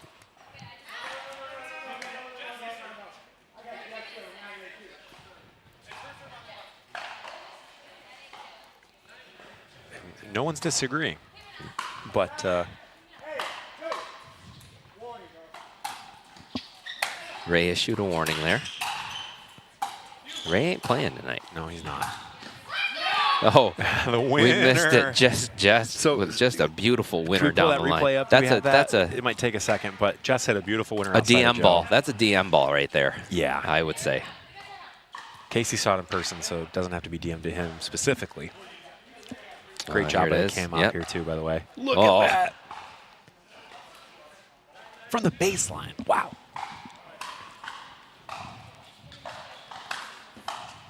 I think Jess and Casey could make a run at the open division. It would be interesting to see how they would do for sure. Yeah. Monica applying a ton of pressure. People always ask that question. Like, people always ask what Ben and Anna Lee would do in a men's PPA draw. He did talk about it recently, I heard him talk about it, but they've asked it for years, and it's so hard to know. I don't know that anybody can really, until you just do it. It's hard to see them. That was out. That's match. Wow, That's what a match, though. Challenging. I mean, a couple of inches, couple of net cords, couple of hands battles here and there, and hard fought. You can see the disappointment on Joe, but boy, that guy played extremely well tonight. So did Tia. Yeah. I think we have that out from Monica. Yep, Lucia dodged it. Game point here. A lot of dodgeball experience. A lot of dodgeball. It's kind of dance versus dodgeball, right? Both good prerequisites, and that's 11-9. Yeah, caught in the switch though. That was the perfect place to drive it. Yep. And we're gonna go 3. I had said we hadn't gone 3 much, and we're gonna get it. We're gonna get it. Well, now we can give this matchup the time and attention it deserves, because we were looking at the absolute, as I said, trench warfare of court. I know, and look at this match. It's been incredible. We just happen to have 2 great ones simultaneous. And we do have more coverage of championship court too, so it can be a little enticing to go to championship court, just because we get to see so many more angles. But this is going to be a big one. So you have played pickleball for how long? Maybe a year, a little over a year. Oh, that's it. Okay. Maybe a year and a And what drew you in? So my dad's been playing for about 8 or 9 years. He's an OG. Okay, yeah. The Okay, yeah, I knew that. GRPC. Yep. And he kept telling me how awesome it was. And for so many years, he said, come play pickleball with me. And I said, pickleball? I'm not going to go do that. And then 2024 would have been, 24. They got me to go to Beer City Open. And I said, holy crap, this is awesome. Oh, I think that was, not that last year's BCO was cool. 2024, maybe it was because that was the first year MLP was there, right? I don't know. I think it was. It was amazing. It was incredible. Yeah. And I remember seeing Tyson and Paris Todd playing, and I was like, oh, so this is what pickleball is. And so I'd really never seen it. I'd hit a couple times, and then I just fell in love with it and have gotten to do some really cool stuff in the pickleball world since then. And then play, for the last year, I've played almost every day. Almost every day, okay. So we're bringing Casey and Jess back in because we have Game 3 starting on Court 2. Kind of a bad time to bring us in. It's always a good time to have you two. We liked your we liked your commentary last time. You were right on with your analysis. So feel free to step in on this. That was a nice, relaxing experience. Always. It's always very relaxing on the court. Team Vipers, practice with them all the time. So it's. This was snake on snake violence. Yeah. Yeah. There was a lot of hunger there. They're a great team, and you're so quiet when you're up here, Casey. You're like an altar boy. I know, he's actually a very, very sweet, sensitive guy. I believe it. No. But when you get on the court, can't be. Beast. Can't be nice, yeah. Alan, you want to start us off? Well, I mean, just kind of describe it felt like we were saying even in the warm-ups you could feel like intensity's dialed up a little bit. So what's it like to be in a match like that? Is that accurate? That from the start it seemed like it was fire from the word go. I think the matches you really want to play for are the ones that your stomach gets going. You're nervous. You know you're against a good team. You know you're going against a team that wants to beat you, that has a lot to gain. We have a target on our back every time we step out here. So. The tension was high. We know them really well. We have a lot of respect for their games. Drill with them a lot, so. Yeah, so it's those are you could cut it with a knife early. Yeah, you can feel it. But we were the louder team, I think, early in game one. I think that helped a lot, cool the nerves and get us going. I feel like we both play better when we're vocal and loud. And then I thought Casey did a really good job of being honestly pretty calm out there towards me. I know it didn't seem like it. Game one I was. Game two we had a slow start. I got a little tense. But it's okay. Yep. I was saying, actually, I was like, you handle it really well. I assume that comes from, I played tennis. I know what tennis is. I assume it helps, right? Having the years of that, or was it something else? I mean, I think when you're dating the person next to you, it's going to be really intense no matter what. Like, you're winning together, you're losing together, and then you have to go home and it's not, I do think with that, you feel like you can say whatever you want to say to them because you get so close to them. It's almost like they're family, and then you're like, I shouldn't have said that. Yeah. You can know what hurts them more often. Yeah, but again, I think that this experience has been very good tonight. Like last TPN, I didn't have a very good attitude. I was very mopey, and that's not good for his game when I'm moping and I'm getting mad at things that he's saying. That's not going to do either of us favors. So I told myself today, whatever is said on the court, just leave it on the court and try not to get it too much in your head. Because I like constructive criticism. I like to be told what to do or what went wrong. And I know he likes to do that too, but sometimes it's in a way that I don't take it great. So. Well, that's a heated battle too. Yeah. So you only had one sequence where you missed a couple. What was going through your head? And you quickly got out of that and we're back to dominance. Yeah, he's always telling me that I just play scared sometimes, and I try to just dink it back. And then when he told me to be aggressive, I won 2 in a row, 2 winners in a row. Yeah. So I just have to remember, when it's high, I have to go for it. I can't just keep going to Tia because she's going to have an amazing dink back every single time. Well, something we noticed too, last week, did you get to watch TPN last week? Mm-hmm. So no one could really stop Joe's volleys last week. Mm-hmm. And then you come in and you're a brick wall. And so I was saying you guys need to go compete in an open division as well soon. I think that just goes from us practicing with them though. That's the thing. I'm used to those against him. If it's going to be someone even Nick Romano, I'm not used to his shots. Right. I know Joe better than probably most of the other girls here. Maybe Lucia knows him a little bit better, but when you pulled the trigger on that, when you passed him from the baseline, what was the thought there? And Walk us through that sequence there. It was either going to be very good or very bad. Like I was just waiting for the reaction from him, and when I got it, I was like, oh yeah. What was your thought there? Like, did you think maybe he could step in and counter it? Like, I mean, yeah. I don't know. There were no thoughts going through my mind. It just kind of happened, and I was like, oh wow, it was a winner. Heck yeah. So now we noticed you're watching earnestly this match to see who you have up. Yeah. Right now it looks like Monica and Nick. And have you played them as a pair? I think you have, right? I don't think we have. Or maybe not. No, it was our Sarita Nick and Chantel Nick. And then Lucia and Nick, I think, last time, right? Yeah. Yeah. Okay. And Monica played with Connor a lot. Yep. So I think they're somewhat new to playing together, too. Yeah, and Lucia and Sam are new, but they're also from his area, so we play with them a lot. Yeah. Yeah. Casey, how are you so good? Jess, I think you are too, but Casey, how are you so good at like being so intense and then just completely coming down? Because you're just so chill right now. Like you could go have a beer with you, and you wouldn't believe. I think the intensity. You know, my dad put it in me at a young age. I was on the tennis court when I was 4, and I played 26 tournaments a year in tennis. So, I understand how important every point is. I've been out there. You know, I've played a year of 5-0 in 2020 or 2021, and you're like, if I blink, if I lose intensity for 2 seconds. You know, as you see in game 1, we're up 10-6, it's 10-9, and it goes away from you. And I'm okay with losing, but it's got to be on my terms. It's got to be on my energy, and that's kind of where it's all thrives from. It's like that hunger and that will and like that little extra. I'm going to want it more than you when it matters, and I'm going to come through. I'm okay with losing on my terms with my chosen intensity. Yep. Everybody take notes. Like every player in the world can take that. There was all kinds of good notes here for the players listening at home 100%. about taking criticism, about using it. There's all kinds of good. You guys should DM this clip to Jack. You should. Yeah. We actually had a pep talk. I told him I ripped on him, and then he's like, "Now you got to tell me what I did wrong." And I'm like, "Oh, here we go again, live in person." And I was right. I said that Lexi. I said I went up to her. I was like, you need to have like the intensity. She goes, "You're so scary. Like you guys are so scary." And I was like, "But you were handling it well when you were handling it." And then she just went away. You know. Yeah. I mean, she's got some of the softest hands you're ever gonna see. I mean, it's so well. But yeah, I think it's always hard, especially when they're that age. I think like, you get a little older and you know yourself. Do we know Jack's age yet? Probably talk about this match. This is such a good match. Oh. Yeah. We're talking about us too much. I think this is well, for the people at home. I mean, but okay. Yeah, so walk us through what you guys are seeing, because we've kind of heard our takes on it. But what are you guys seeing? This is all Casey. I don't know. He tells me.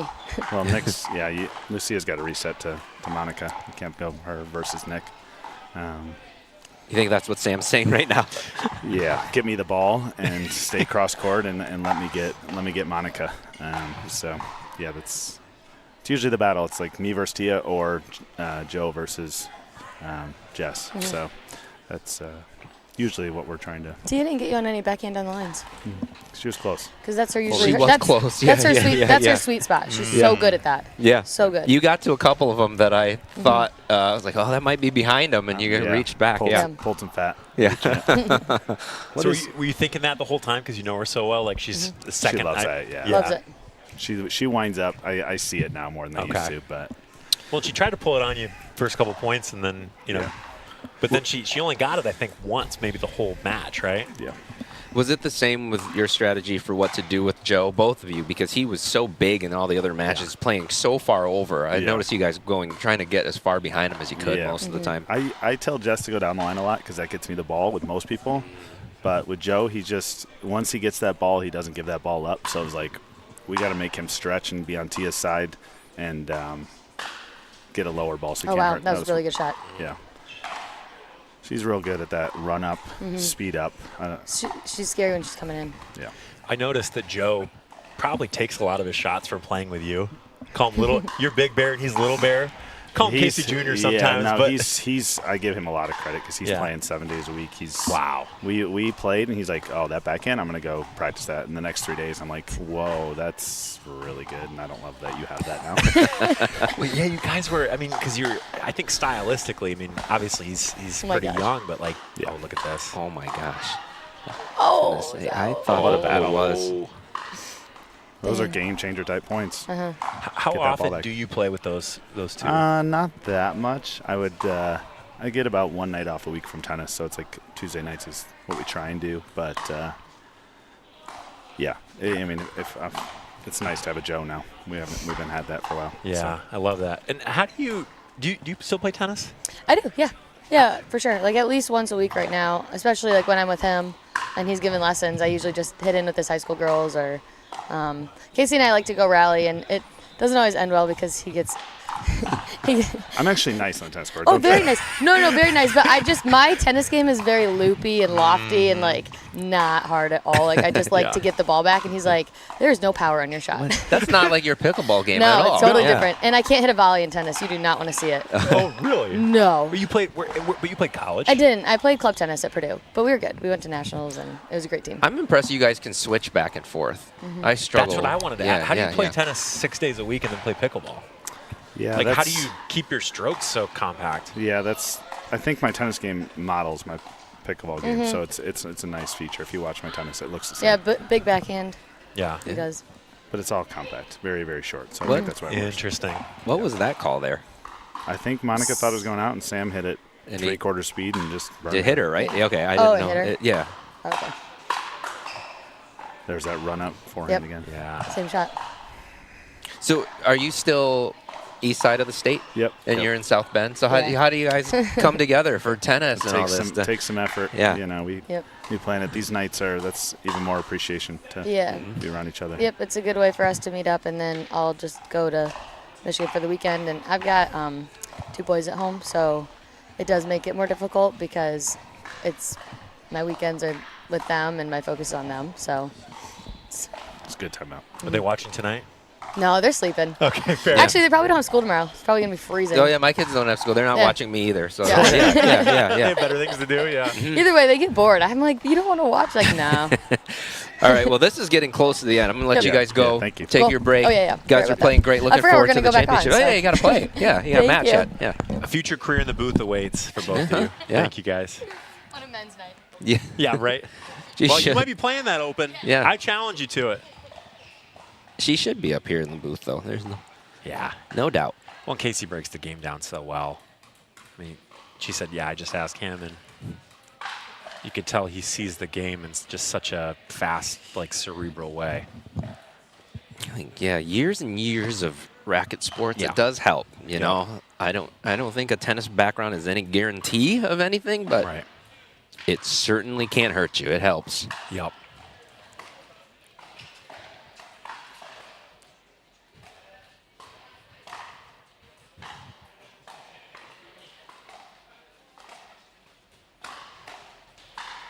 Oh, it's a tough way to lose.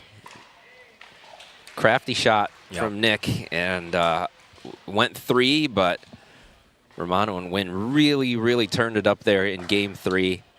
And take it, and we've got the final that we thought we were going to get. Seeds hold true yet again. Good job, Dan. Good job, Scott. Seeded so well. All right, stick around. We got the championship match coming up for $800 and a spot in the TPN finals, which will happen in the spring. Bragging rights. Bragging rights, That's a of big course. piece of this. Yep.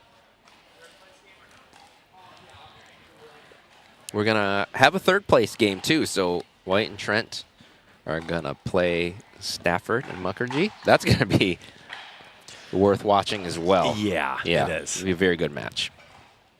I'm sure those teams have drilled together or played together, but it's always hard when you're not playing the championship, but I think we'll see the intensity with the pride on the line there. The backdraw. I mean, I just looked back here and noticed the kids were playing the kids. It was Jack and Lexi against Courtney and Jace. Don't know how that match went, but well, we have 2 Lexis tonight. We are referring to Alexis, of course. Yes. And something that Jess was saying about Lexi is just to be a little more confident, a little meaner, and she's laughing right there, walking down the down the middle. But I was really impressed. We'll talk about some players that maybe are eliminated, but stood out. I am really impressed with Jack and Alexis. I mean, oh yeah, I think Alexis, especially Seneca, that is. Just there's so much potential. I mean, she's one of the youngest folks. I mean, I think she is the youngest player tonight.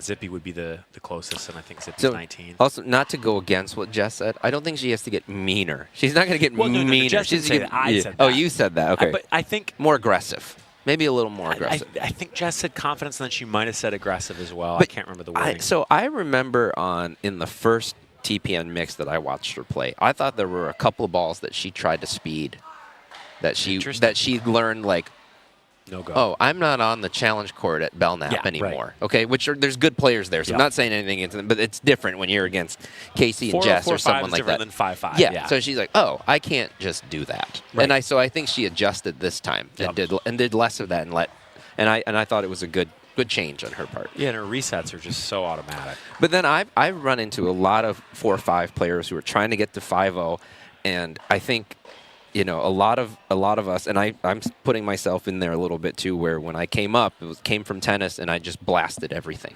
And then you have to slow your game down. Yeah. And then you have to learn how to do both. And then you get to this point where, in order to get better, it's not that you don't have the shots, it's that you have to be able to make the proper decision on when to speed it up, when to slow it down. Yeah. And sometimes it's easier to just do one thing or another. I think with Alexis, it's going to come in time of like what I need to blast and what I need to slow down. Yeah, and her counters are really good. I mean, she didn't even have a 2-week counter when she played a couple weeks ago, and she hit that several times tonight.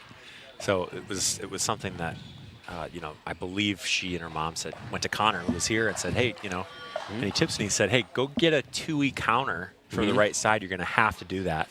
And then Connor said, you got to play more aggressive. Yep. And I think she's getting that. Again, she's 18, and the funny thing is that she'll go to college pickleball, which Jack is giving. Is he saying the dub?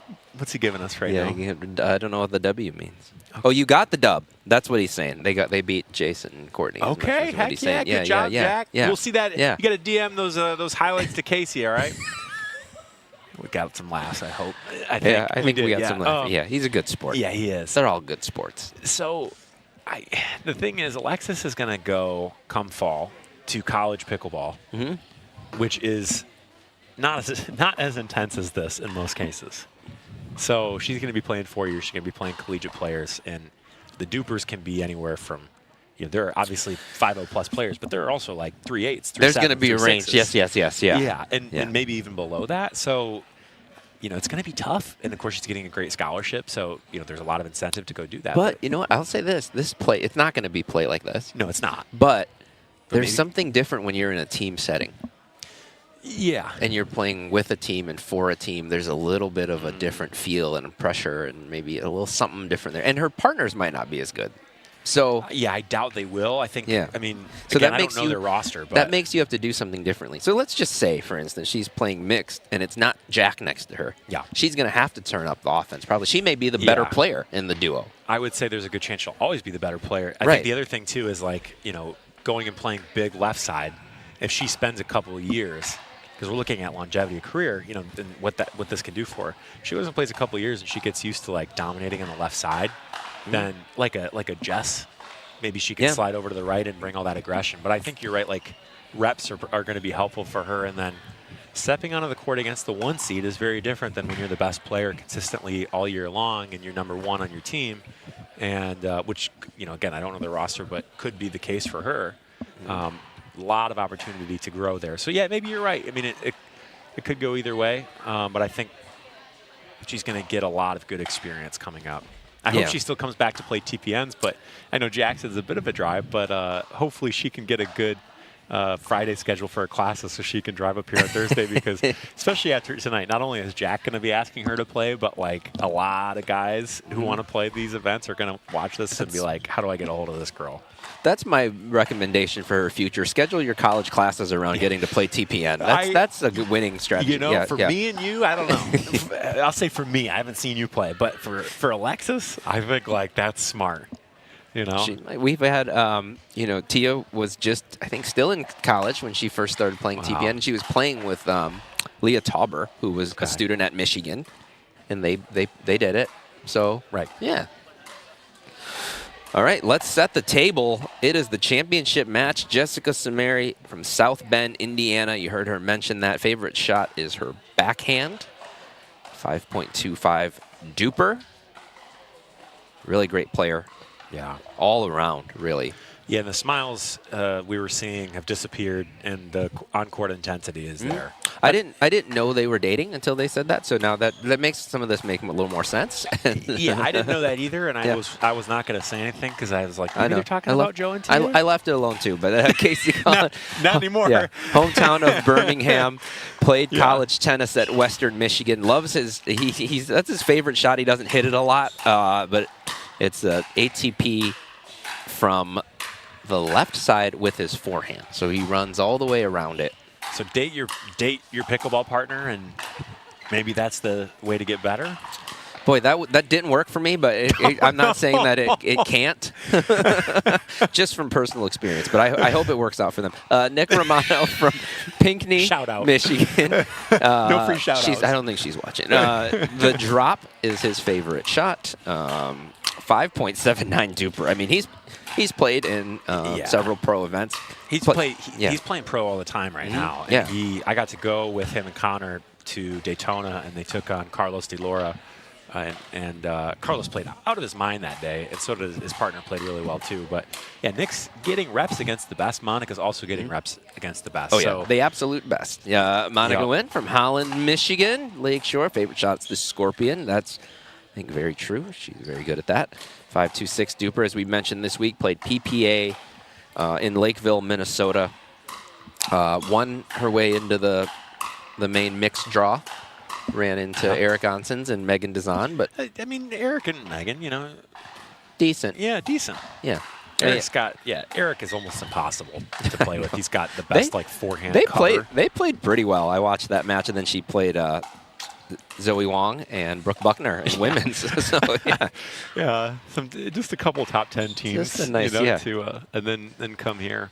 And then she's going back out to Mesa. So that is it. This is a pro level match right here. So we've got it as all your these championship. players play pro. I mean, they all can play any pro events they want to and probably do some damage and probably qualify. So chemistry is maybe the only thing that Monica and Nick. Again, Monica and Nick both play similar styles, and they play. It's like you get to the PPA, and it's like you're not seeing a ton of different styles. So I think they kind of know which shot is each other's and the rhythm they want to get. However, they have not played together the way Jess and Casey have. They're also not dating. They're not. I don't know if that's good or bad. It It can be good or bad, I think. Yeah. Nick and Monica, very different style to Tia and Joe. Totally different. Yeah. Not gonna run around nearly as much. And Monica wants offense from the right. I mean, she's gonna play. She plays like a men's player. She has flicks. She dinks, with like this really fast cut motion that you don't often see in the women's game. So she's got great blocks too. Yeah, she does a great job of absorbing them. Like she almost like hunches herself over and catches them inside of her body. Yep, and soft they're hands. Yeah, and just outstanding counters here as well.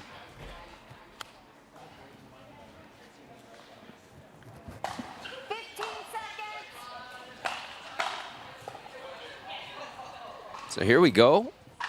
Yeah, Casey's transition from smiling to intensity is just crazy. It's almost like immediate. It's amazing. Kind of reminds me of performing. Yeah. Like it's just like it is what it is. He's got this character. I think you go to the same place. I think so too. Yeah. Ideally.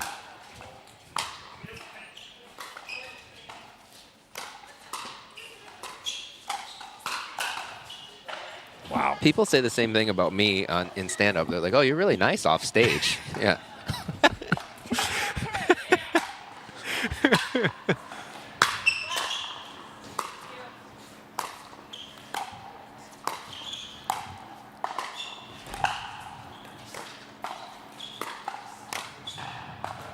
So by the way, the advice we got is, don't reset to the guy, and just reset to Nick and got a point. So there are exceptions for everything. There's always exceptions.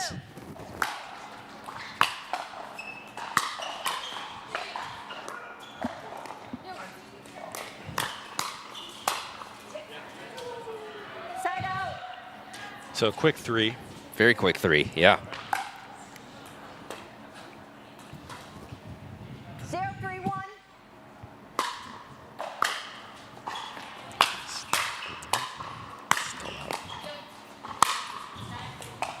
Second serve. 0-3-2.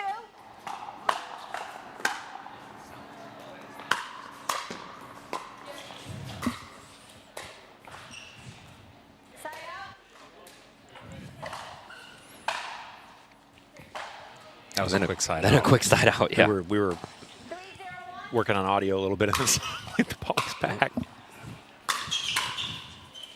That's in. Monica says, I know. That's the thing I was talking about, though. She catches it like in close to her body. Yeah. And Casey goes, that wasn't. And she literally thumbs him up, like, yeah. Yeah, of course. Yeah, it was. Yeah, I saw it, buddy. Saw it hit the line.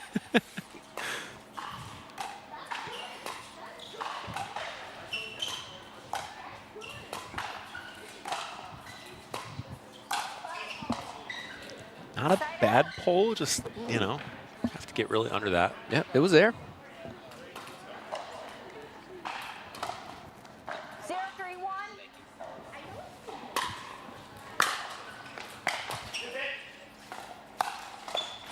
Oh, gets like that.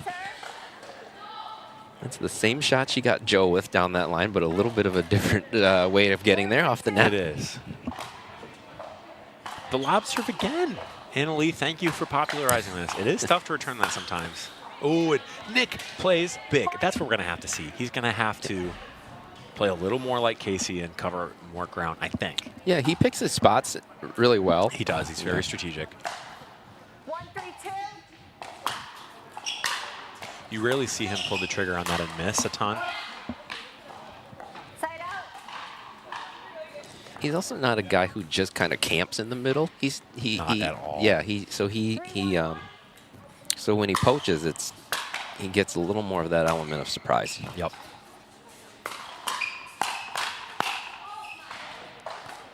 Second serve. Nick just made her hit one more ball. Yeah, Nick, you know, 3-1-2. Casey has tennis strokes, as we talked about. Nick was a great tennis player in college. Spring Arbor, he and Monica actually same class, same tennis team that spring. But Nick is much more the modern game of just close, compact shots. He's not always going to hammer the two-y right there, and so he's kind of leaving himself open, but... Yeah, I would agree that you see the tennis less in his game. Yeah. Yeah. And I don't know what he was like a few years ago. And now if he wants to get into a two-y battle, his two-y is sick. See, and he was ready on that one. You know, he's going to punish that. I didn't see the tennis until I watched him play singles. Like, he got in that PPA draw. He kind of got, he got seated really high, and I was like, oh, shoot, he can really play some singles. But his doubles game in pickleball is not one of, like, tennis strokes, like you said. He's a pretty highly ranked singles player on the Challenger Tour. I think that last year, I believe. I can't remember how many points, but I know that he did some damage. Yeah, no, he did really well. Yep. So 1-4, it doesn't feel like it, but that's what it is. 1-4-2. Side out. And it's out. Miss serve, yeah.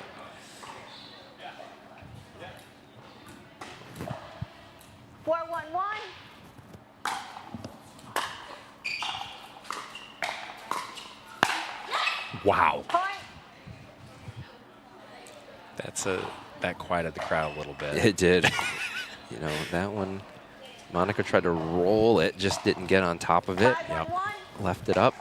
And Monica's the only one of these players who lives in the Grand Rapids area, so she's got home court advantage for sure. Great blocks on her part, and great put away by Nick there. Yeah. Wow. Good combo. Yep. And see her signaling. Looked like a stay, unless they switched it late. No, they're staying. Works out off of a good deep return. So, you know, both these players play a lot of PPA right now. Jess being a great all-around player. Just thought this. Oh my gosh! Oh, Unreal. he almost got it. Unreal. If we can get replay on that, that would be dope. But see, now they're just getting right back into it. They are. There's all this chaos happening in front of Monica, right? Like Nick's running across, jumping in the kitchen, and she's just standing there and hit a great counter there. And they're serving. He's on the right now. It's like, yeah, they've decided that this is how they're going to align for the moment. Yep.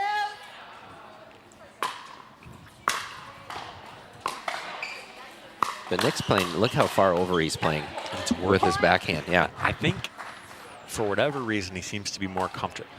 So I think he's putting his two-y shots into a more compact window. On the right side, he has a lot of space to lunge and move to the forehand, because I think he is a little more comfortable volleying with his forehand.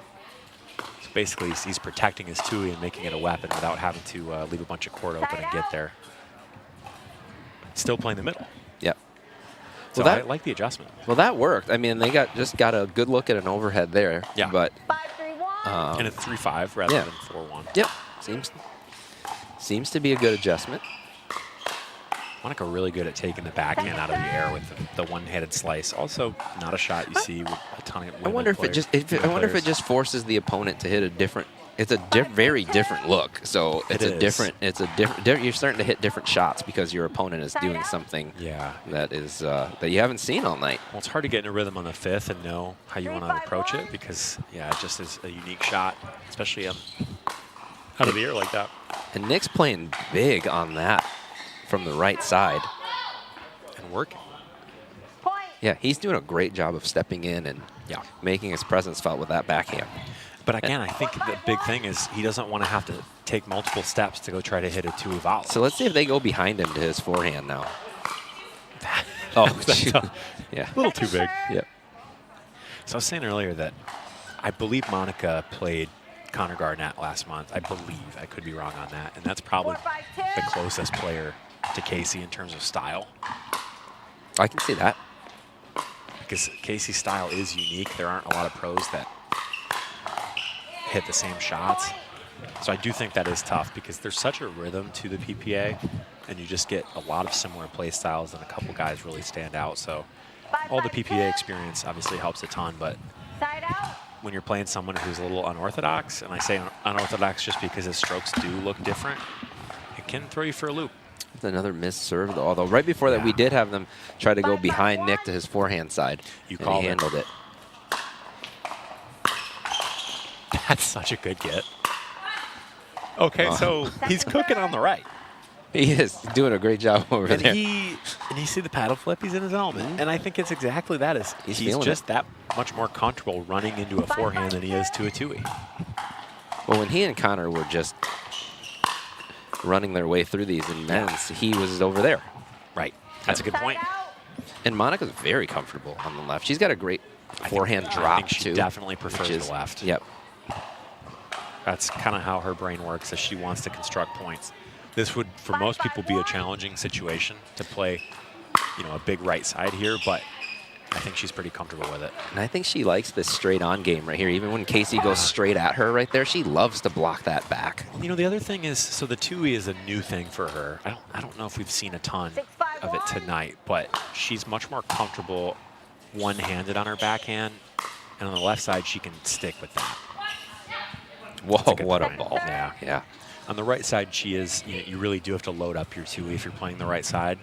And, that's not her favorite shot. So this kind of puts her in her comfort zone. And That's adjusting too. That sweeping backhand right there by Casey is what they're going to have to. They're going to have to discourage Nick from getting too far into the middle with his backhand. So going to have to go to that side of the court a little bit. Casey and Jess can kind of put those Tui volleys anywhere. I mean, the aim, we saw a couple of those shots earlier, but the aim on Jess's Tui is fantastic. They switch back now. Yep. So that's a good speed up. That's a feel thing, right? I don't think you're seeing anything there, but you're feeling it. Yep. 5-6-2. Side out. Quick side out. Yeah, and the feeling's changing. Yes, for sure. I just don't think Jess was sped up successfully at all tonight, hardly at all. I think that change in just changing the look changed this greatly, and it got Monica really into a good flow here too, and it got Nick going. You can see it, like you said, little things like the paddle flip, little pep in the step. Yeah, he's a positive guy, and he's not he doesn't play with violence, anger, and hatred.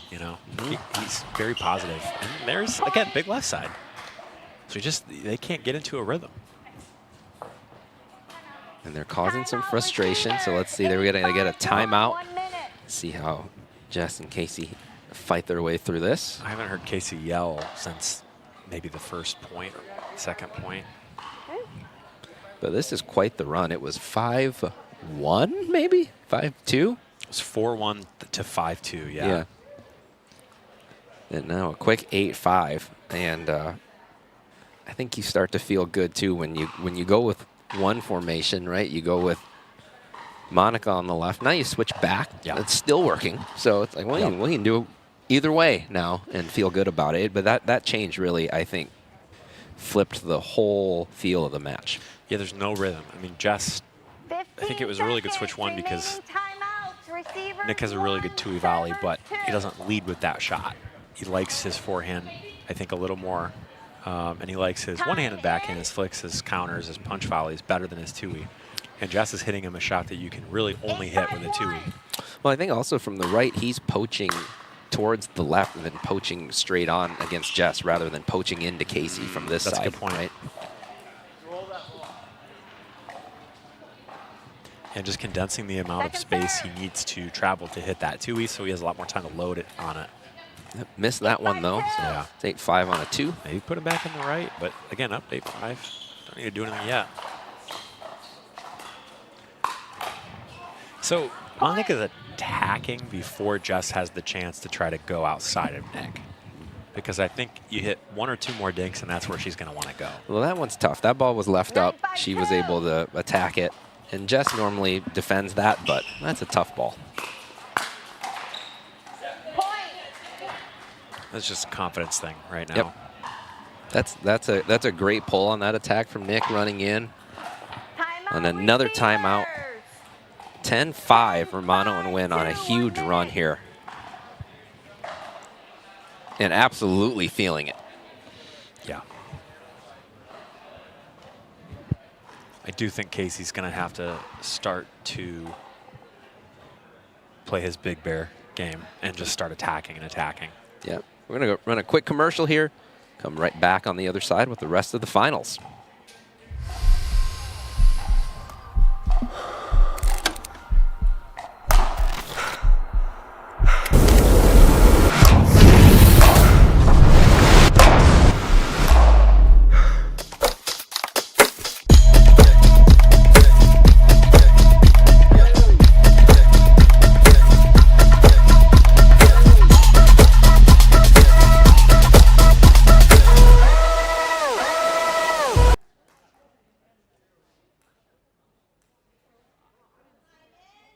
All right, it is game point now.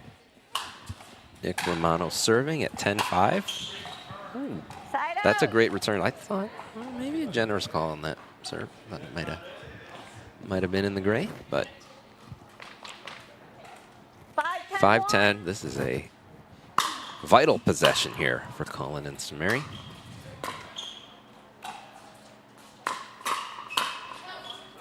Wow. There's one. There's one, he says, yeah. And he's right. Yeah, just get one. So Monica's blocks are so good, as you mentioned, that Casey's really not driving at her anymore. He's dropping, and then he's trusting his hands to win the exchange. Because we know she wants to speed it up. Like that? Right, you know, you can feel the rhythm, you know it's a heavier take back, so you can read it, but Jess is just, you know, just a little off her, I think just a little less confident. 6-10-2. Yep.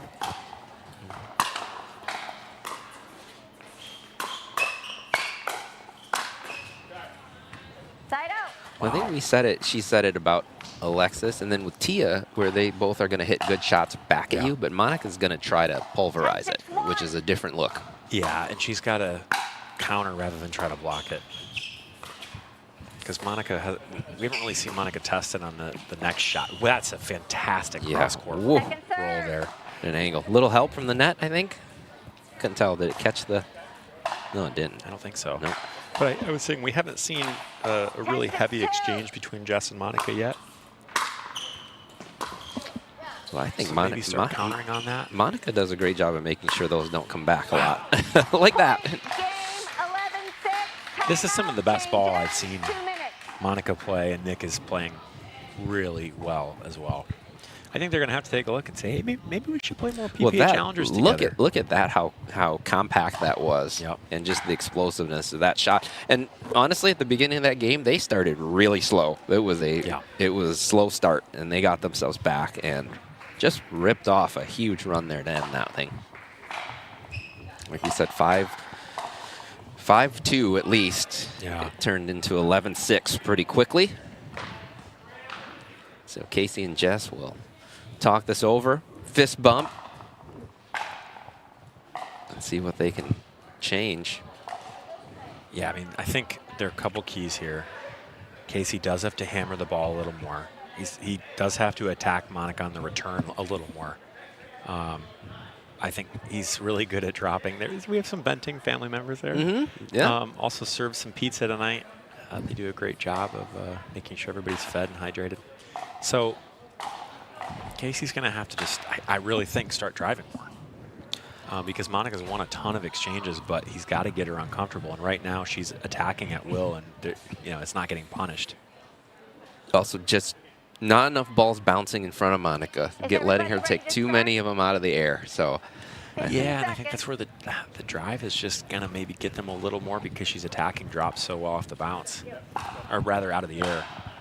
And the dinks, too, I've been surprised at how many she's been able to for being take. 5'5"? She's very confident outstretched like that. Maybe a lob. Maybe get a lob going. Get the Benting lob going. These are not big lobbing teams. I see Nick throw one every now and then, but not.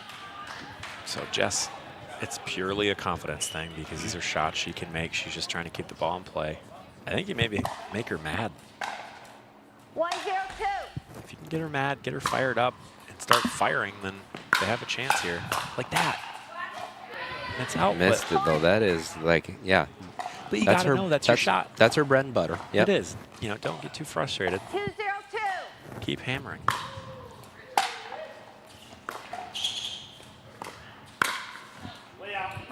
Way out, Casey says. So the off speed. So yeah, Monica gets very aggressive. And 021. how do you capitalize on that? How do you get her into that spot? I mean, she hasn't really made many mistakes yet. Oh, yeah. That tends to happen to me a lot too when I'm already in a bad streak and I get net courted. Yeah. Always that's when the net court happens. Casey's got to just start attacking. And Jess, like that. See what I mean? Like, Monica wants to attack and she wants to one-handed volley the ball. And if Jess can get her moving, then that's an advantage she can get. Get her uncomfortable. That's so good.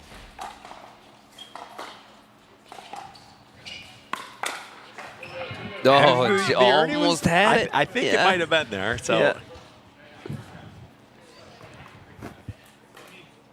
Yeah. 211. Miss serve. That's a couple. Uncharacteristic. So I really love for Casey and Jess that Casey's starting to talk and chirp.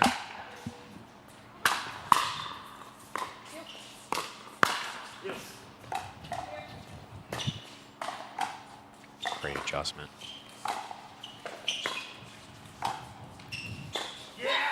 That's a great dink by Jess, And Monica really is getting the two-y dink down, for only having practiced the two-handed backhand for the past few months. She's getting a ton of topspin, and Jess is stepping back and handling it better.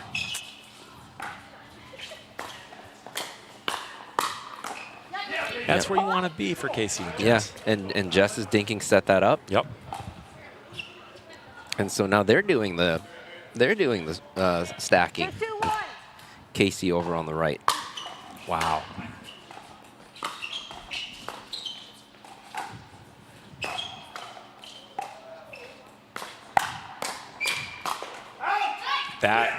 And it's working. Putting Casey calling on the right side, I just love it.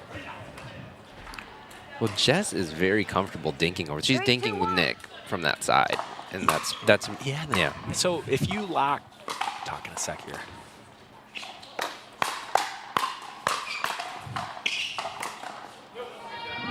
Good dodge. Good dance move there. Yeah, you think there's any home court advantage here? So, no bias to any players. No, Monica's homegrown. She's from Holland, so she's earned that crowd. Okay, so the cross-court dink battle is where Jess was getting hit. and it was against Monica, and Monica was speeding up at will. And Nick isn't going to speed up as much as Monica is, generally speaking. So I like that the cross-court pits her against Nick instead. But Oh, yeah, what a drop, though. it's hard to play the right side for hours and then go play the left side and then decide how much you want to adjust. 3-3-1.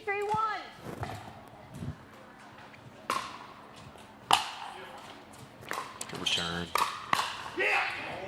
Second Yeah, so serve. the plays they're running, there's enough variety. They're switching, they're staying. I think it's preventing the other team from getting into any real rhythm.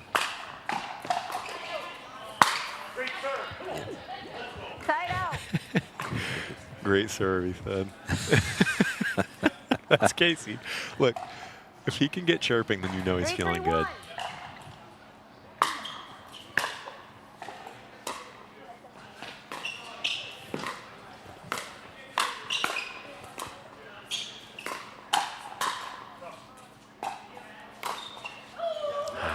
That's a good dink. Jess had a good dink, but yeah. Again, Nick's speed ups are different. He's a little more off pace. Yes. Whereas Monica's just going to blast it right at you. And yeah, they come from some weird angles, a little bit different. He can pick the ball up a ton. Yep. And now they've kind of got Casey on the defense here, and that's oh, tough. yeah. That shot falls.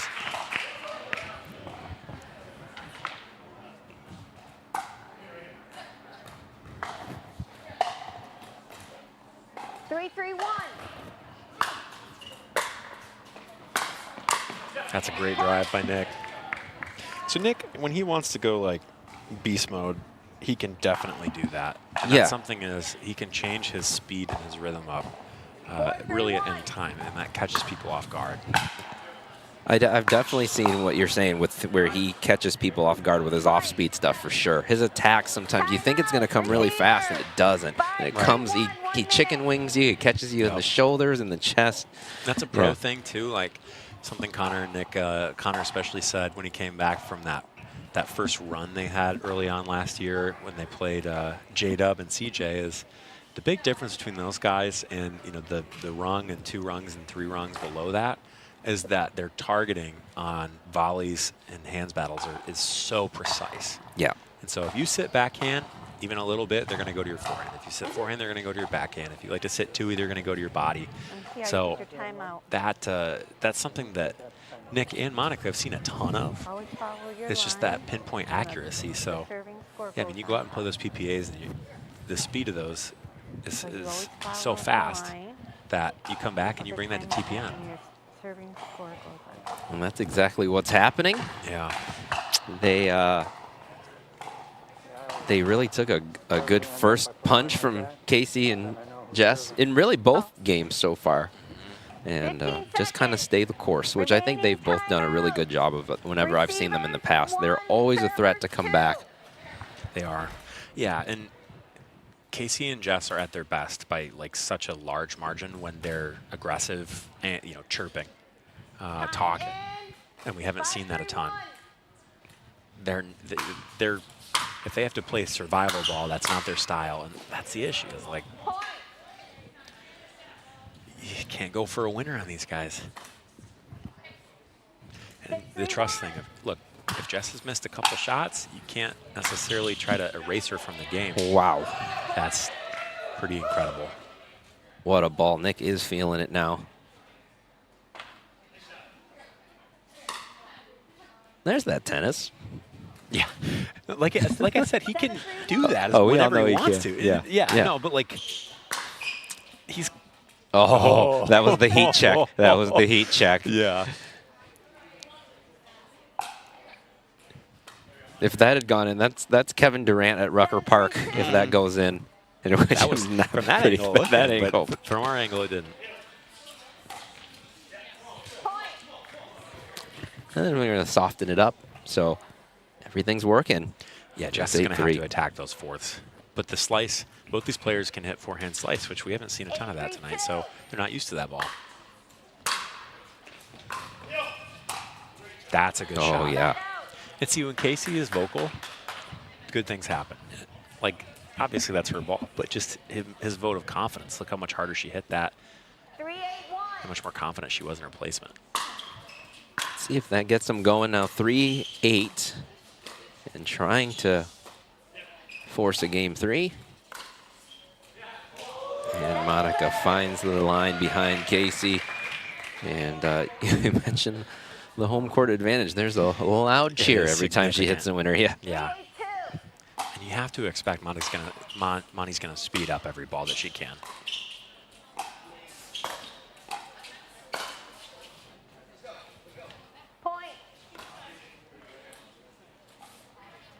Missed that one a lot, so that's a little bit of a gift that Cullen and Samari need to use now. 4-8 on the 2.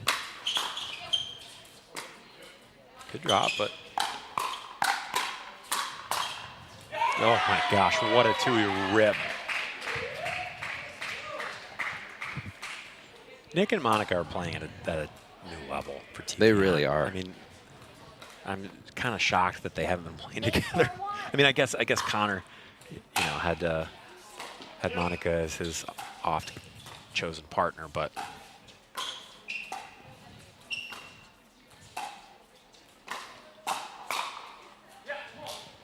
that's really good.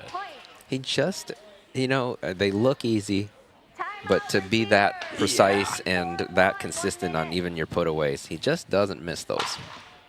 No, and again, is he going for max pace there? Not really. It's placement and spin and misdirection. You saw him on the last 2, and then you see when he needs to fire a forehand or a 2-E down the middle, he can do that too. So he has shown all parts of his game. And he has complete control over how much speed the ball has. That's the biggest thing. It's a different speed every time he hits it. Yep.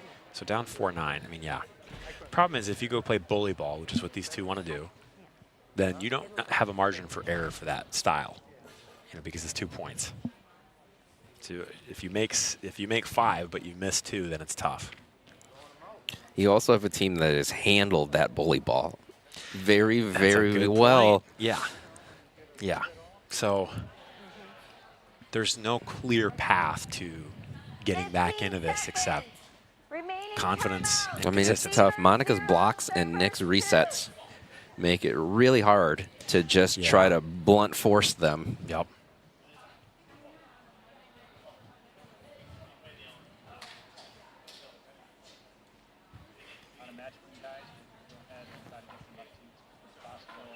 Time in.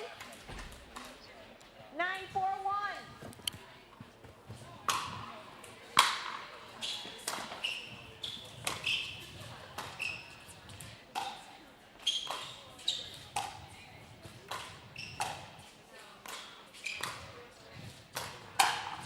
That is how you have to play. Yes. Confident. Not necessarily pulling the trigger early, but And she can do that. She missed a couple of those before. And if those start to go in, that's what they need to get this this back to an even match. And miss third and a little glimmer. so if these guys keep going at this pace, then they can definitely force game 3. It's just the question, can they keep the confidence up?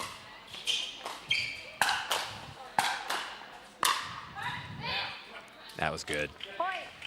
Just good. Probably a little closer than he wanted that to be. And you probably could have called that out and maybe got it.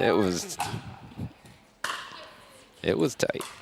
You could see when he hit it too, he was kind of like, oh boy, might have overcooked it. Look for them to go behind Nick at some point.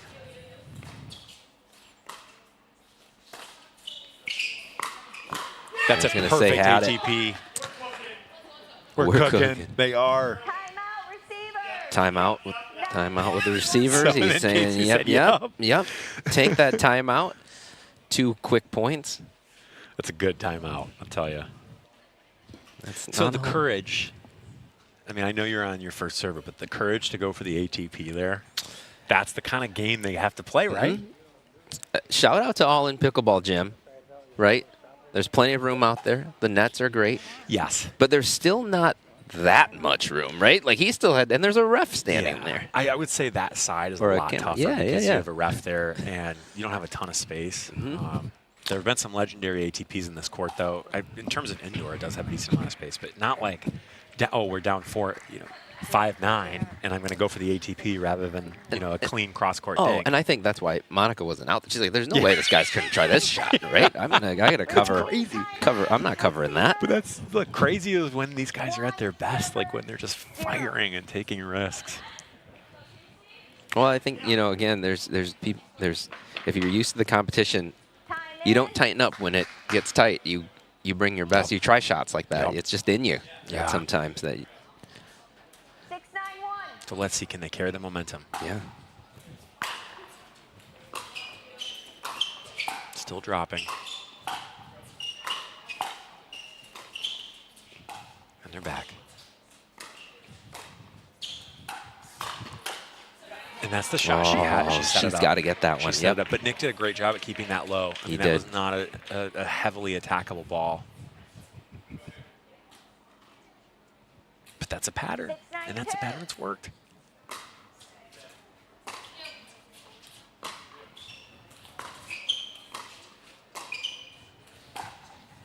Going for a lot there. It's a good angle from Jess, though. So good.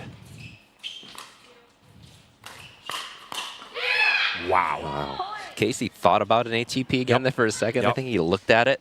It wasn't there. Just put it back in play. The amount of discipline to stay as patient as they've played after winning all night by just hammering the ball. And Monica's out of the air. Monica's insane. Her forehand flick is crazy. And look at the speed of those dinks.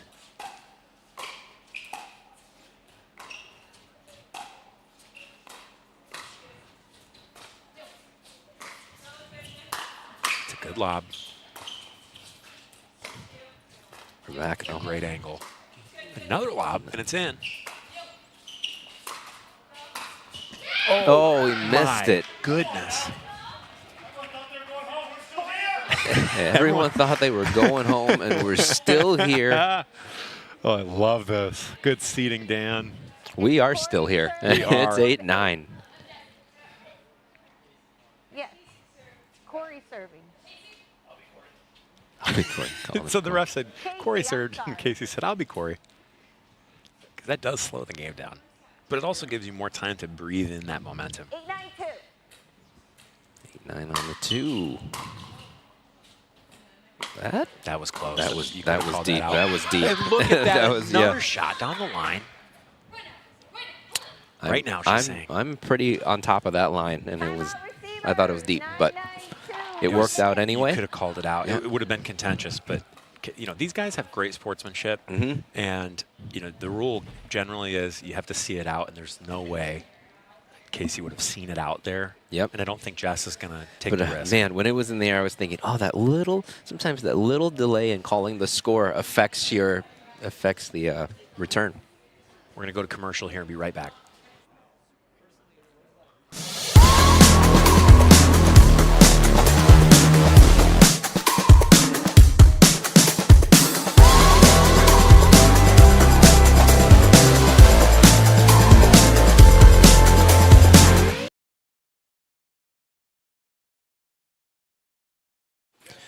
All right, shout out to our viewers on Selkirk TV. It's a 9-9 if you're still watching. Oh, we know that everybody's still watching now. Yeah. 'Cause how could you miss this? People have left football games early only to miss miracle comeback, and it's 10:26. I just want to make sure people are staying awake for this.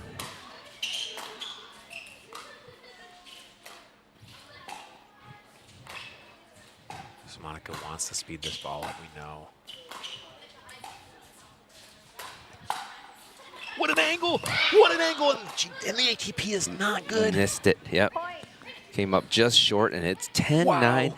A game point for Cullen and Samari after being way down. How do they that score approach is this? that score is reversed. It's 10-9 the other way. And he gets the drive. And that He gets is the it. game too. What a comeback. Insane. They not only were down, they looked like dejected, and they picked themselves back up, which is what they talked about up here. They dug and they found it, 11-9, and we're playing 3. So I just want to say the way that these two, Jess and Casey, have come together emotionally, like the patience. I don't want to call it patience. So Casey's really intense, and as he said, he doesn't want to get on Jess for missing, and they felt their way through it. So they found their momentum again, and now they have big momentum heading into Game 3. Now, I think the thing that they talked about when you're dating, and again, our best information is that they are together, right? That's what I think we both took from that conversation. Mm-hmm. You know that you can't just get angry at your partner and not have to see them for a while and try to take over or talk down to them. They're driving home probably, together. So you have to find a way through it, and you can't just give up. I joke about it too, but it happens at the highest levels, right? Like when I first started watching pro pickleball, it was Matt Wright, Lucy Kovalova, right? Yep. There's been other couples out there. Some of them more successful than others. Absolutely. There's been some who have not stood the test of pickleball time. Correct, and I think it seems like their relationship is helping them out right now because, again, we've seen the bully ball. Have we seen this kind of like emotional arc from them where they come back to take momentum after being down so much? They're usually not pushed this hard, right? Right. We haven't. That's not something we've had to see. Cross court drop, tons of spin, and the net cord. Casey still has to be looking to attack, don't you think? Oh, yeah. He's got to be ready to volley those. Oh, yeah.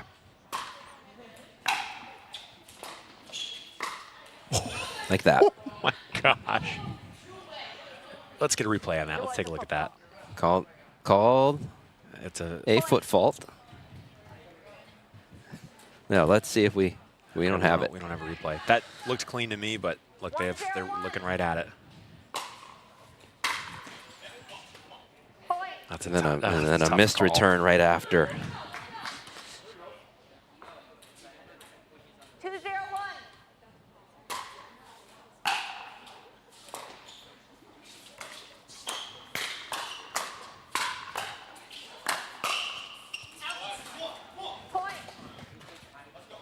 That was such a big momentum killer for them. I mean, look at that leaping too Nick has. And it's just so hard to get that. And again, he's not like rushing the ball. It's just good placement, good pace. And that's another missed return. So you gotta take a second here. You do, although we've just learned no lead is safe. No lead is safe.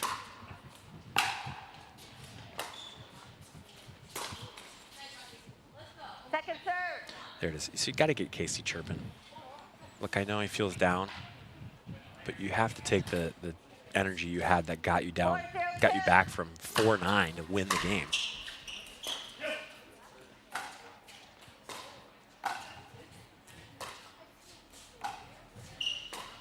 For the speed up here. Oh, that's not a shot Casey misses. No. I don't think I've ever seen him miss there. It was well set up for him. It was. Just did her job there. A couple missed returns and then that miss, he's going to have to get himself back on track. Start the game out and get a footfall call, that's just tough. Casey took the hat off. That's gotta be something. All right, little change. Needed break there to slow the momentum down. 0-5 on the 1. Coming way over for those thirds. You almost want her to take a third so she feels more comfortable volleying. She's not touching the ball at the start. It's tough. 0-5-2. Interesting return for Monica. Nope. Call them off of it. Yeah. I wonder if they try that reverse stack again at ever. Maybe. I think it's tough to make that decision right now. It is. You have to stick with what you know the best. But Nick isn't missing. That's a good pull. Yep. That's a really good pull. And don't forget to subscribe to TPN, because how are you going to know exactly when we're going live unless you're subscribed? Look, we got a lot of you watching. So hit that subscribe button. It also helps us out. So it does. Do it for us. And if you're on Selkirk TV, subscribe to them. Hit us. Good flick from Monica. Oh, that's a shot Casey doesn't miss. And I'm Nick's talking. You get that about once a tournament. A lot of to his own partner, though. I don't know if I've ever heard him talk across the net. He doesn't talk. Yeah. Ish. Ish. Talkish. Yeah. That's a good lob. Nick's there. Just forced that. The lob led to that, though. Yeah, basic pickleball. Keep him back. And, of course, hit a lob with topspin. that helps. Yeah. 5-2-2.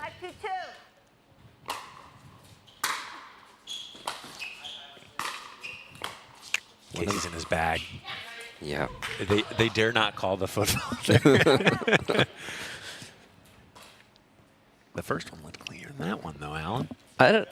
I didn't catch a good glimpse of the first one. I cannot didn't say. see anything, I wasn't looking for it for sure. So.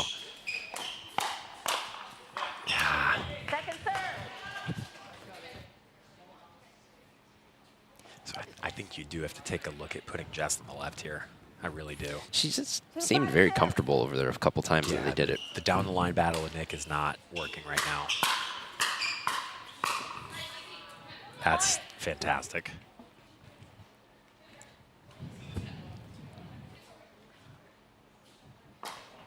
But you also have to think, okay, Monica just had Eric on scenes blasting that ball at her. What, 2 days ago? Yeah. So, yeah, you think she's used to the pace?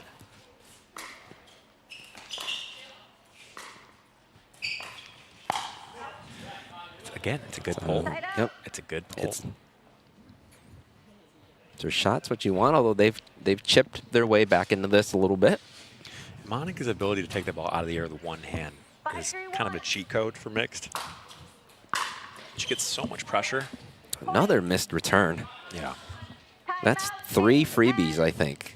And that's the difference right now at 6-3. Yeah. Another timeout. Good time to thank everybody for sticking with us. It's been just about 4 hours now, Cody. That's nothing, right? No, we could do another 15. Yeah, like Caleb Dang and Matt Haverkamp. Did that ever get verified, by the way? I don't know. No, Sorry, Brad Haverkamp, correct? Yeah. Yeah. My bad. I went to high school with a Matt Haverkamp.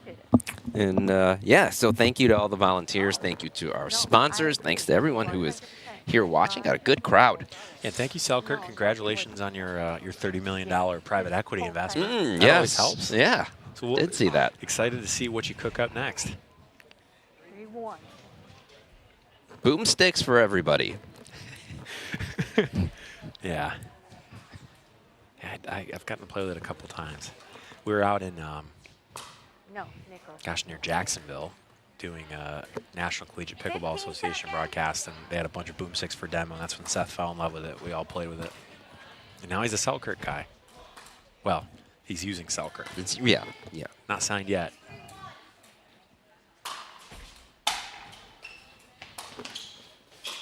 Good take.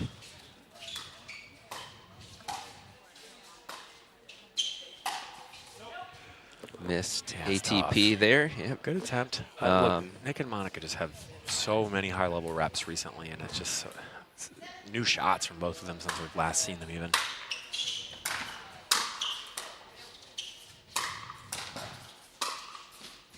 Unreal.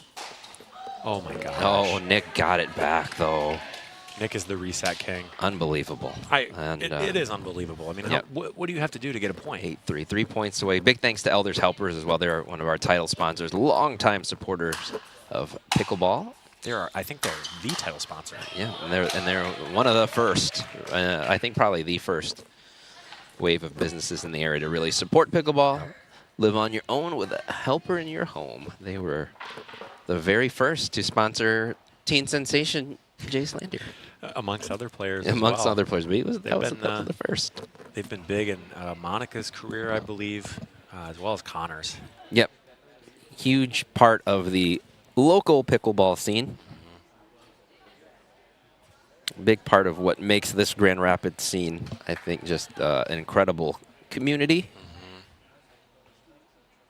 And I think just knowing that if you get to a certain level, that you have the opportunity to get help as a sponsee, but not only that, but live on your own with a help in your home. And they're the helper in the homes of a lot of players, Alan. Are they? Well, I not didn't know literally that. speaking. Oh, no, oh, I thought you not meant, really? literally speaking. Oh. No, they support. I was going to say, that's a new piece of information for me. No, I did not just open up a new line of business for elders helpers.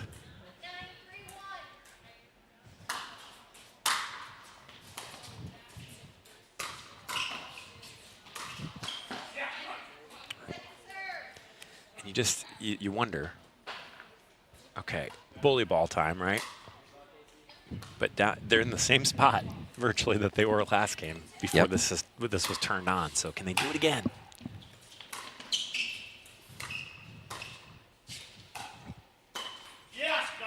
There it is, back. The ball again. You feel that? Did you feel this this shift here? He said, this is exactly what he said last time, too. It is. Yep. And they were down 4-9 then.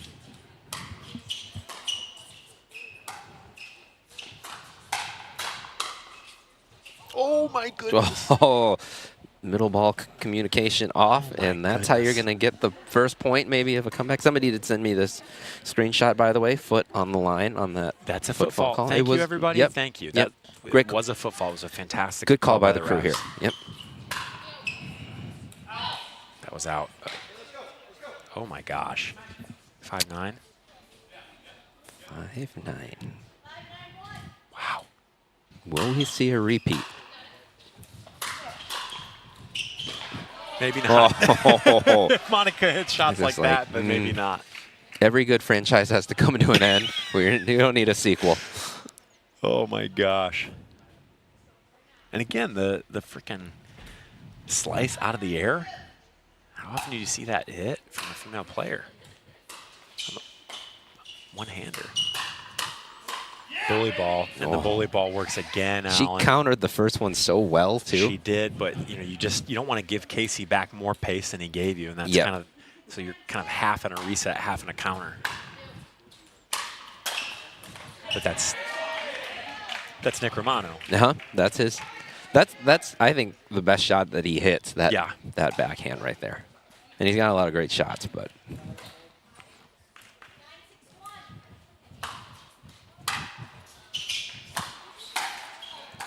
Again, a good attack, but 10-6. This is going to be tough for them to rally. If anyone can do it, it's them. I'm not ready to be done. I'm not either. Oh. And that's it. Really great play there from both sides. The comeback in game 3 that we could have been done 20 minutes ago. And the comeback that Casey and Jess had to even get us to game 3, but. And, it's hard when you blow a lead like that and lose game 2 when you thought you were about to go home. So to come back and win game 3 after that, big props to Nick and Monica, right? Yeah, and I know that this money's going to go right back into their PPA travel budget. Starting with Mesa this weekend for Monica win. So pull up those draws. You may catch her on a stream here and there. And we'll root on one of our locals. Nick said he had some things coming up, too. We'll get them up here in the booth before we sign off. But just a really great performance. Like I said, I know what it's like to have a lead, blow it. You think you're going to be done. It's tough to kind of pull yourself back together and go win the next one against a really good team, and they did just that. Yeah, I mean, look how much Nick is moving. That's that drop from Monica, too. The trajectory on that, so low and flat. And when you've got Nick crashing, I have no doubt that's why Jess tried to hit a perfect ball back, because she knows he's coming up and providing the pressure on that. So very well played. They're on their way up to the booth, as you can see. We won't keep them long, though. Monica's has a lot of miles here and has more coming up.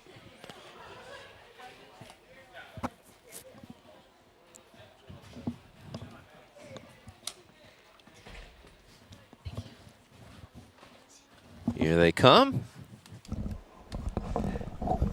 Well, congrats, guys. That was exciting to watch. You probably wish that we were done about 20 minutes ago, but they made a comeback. I was saying I think one of the hardest things to do in pickleball is after you lose a lead like that to come back and win the next one. So in between game 2 and 3, what did you guys talk about to get yourself back, mentally?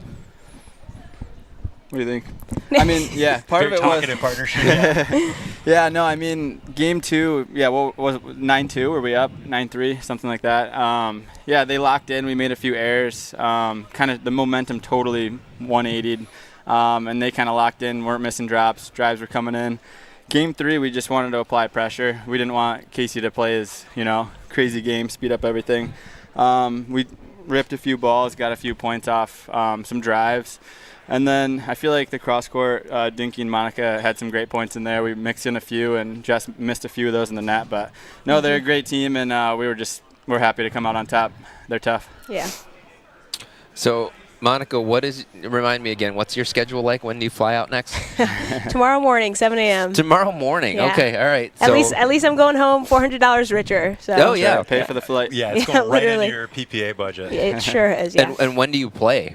I don't play until Saturday. So good. singles is tomorrow, but I would have had to miss tonight, and I signed up with Nick, and I didn't want to miss this. Oh, So, great. yeah. Well, you got $400 out of it. Exactly. Maybe your partner will tip you a little, too, since you did that I for like him. that. Yeah. That's right. No, he's getting married, so he can't. He can't do true. that. But you get a day of rest tomorrow, then you play Saturday. Exactly, Okay. yep. I'm glad you got. I was hoping you weren't going to tell me you played tomorrow. 'cause Thankfully that's- not, Okay. no. Good. Cody. So, I mean, this is a partnership that you can't break up, right? Yeah, no, I mean, it's always a blast. Yeah, the Cougs were together. I mean, we That's right, the Cougs. we've played it for a long time, and yeah, it's always fun playing with Monica. Have Yeah. you guys played a TPN together before? I was going to say, I think this is our third TPN, and we have either made it to the finals and lost, or lost, in the semis. So this is a win for the Cougs. This is one. Yeah. No, After that's we good. won, I was like, wow, we finally did it. So this is a nice one. You guys had a big home court advantage, big cheering section tonight. Yeah. For Even though it's not Monica. his, I was going to say, it's not his home court, Nick but was adopted into the adopted into the GRPC family, I family. guess. we'll yeah. take it. Yeah. We'll take one for the team, I guess. Yeah. Yep. Well, and I got text too saying whoa, the new shots y'all add every month, the new spins, the new your one-handed action, forehand flick. The Tui as a weapon, by the way. I mean, that's just amazing. You're adding so much every time you go to a PPA and come back, both of you, you're adding something to your game, and it shows.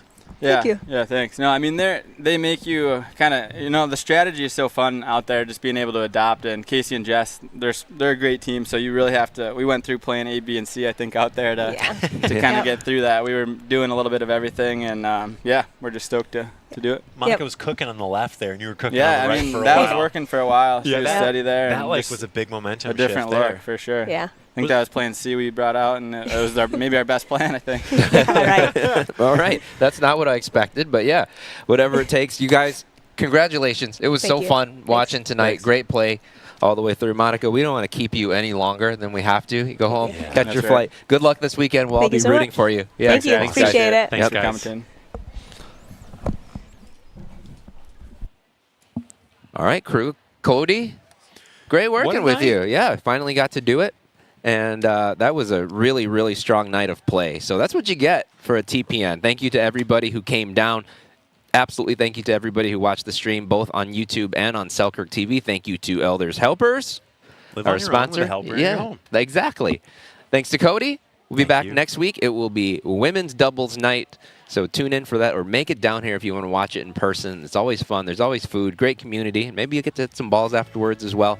But come on down next week. It will be women's. So thank you for Cody Colvin. I'm Alan True. Have a good night.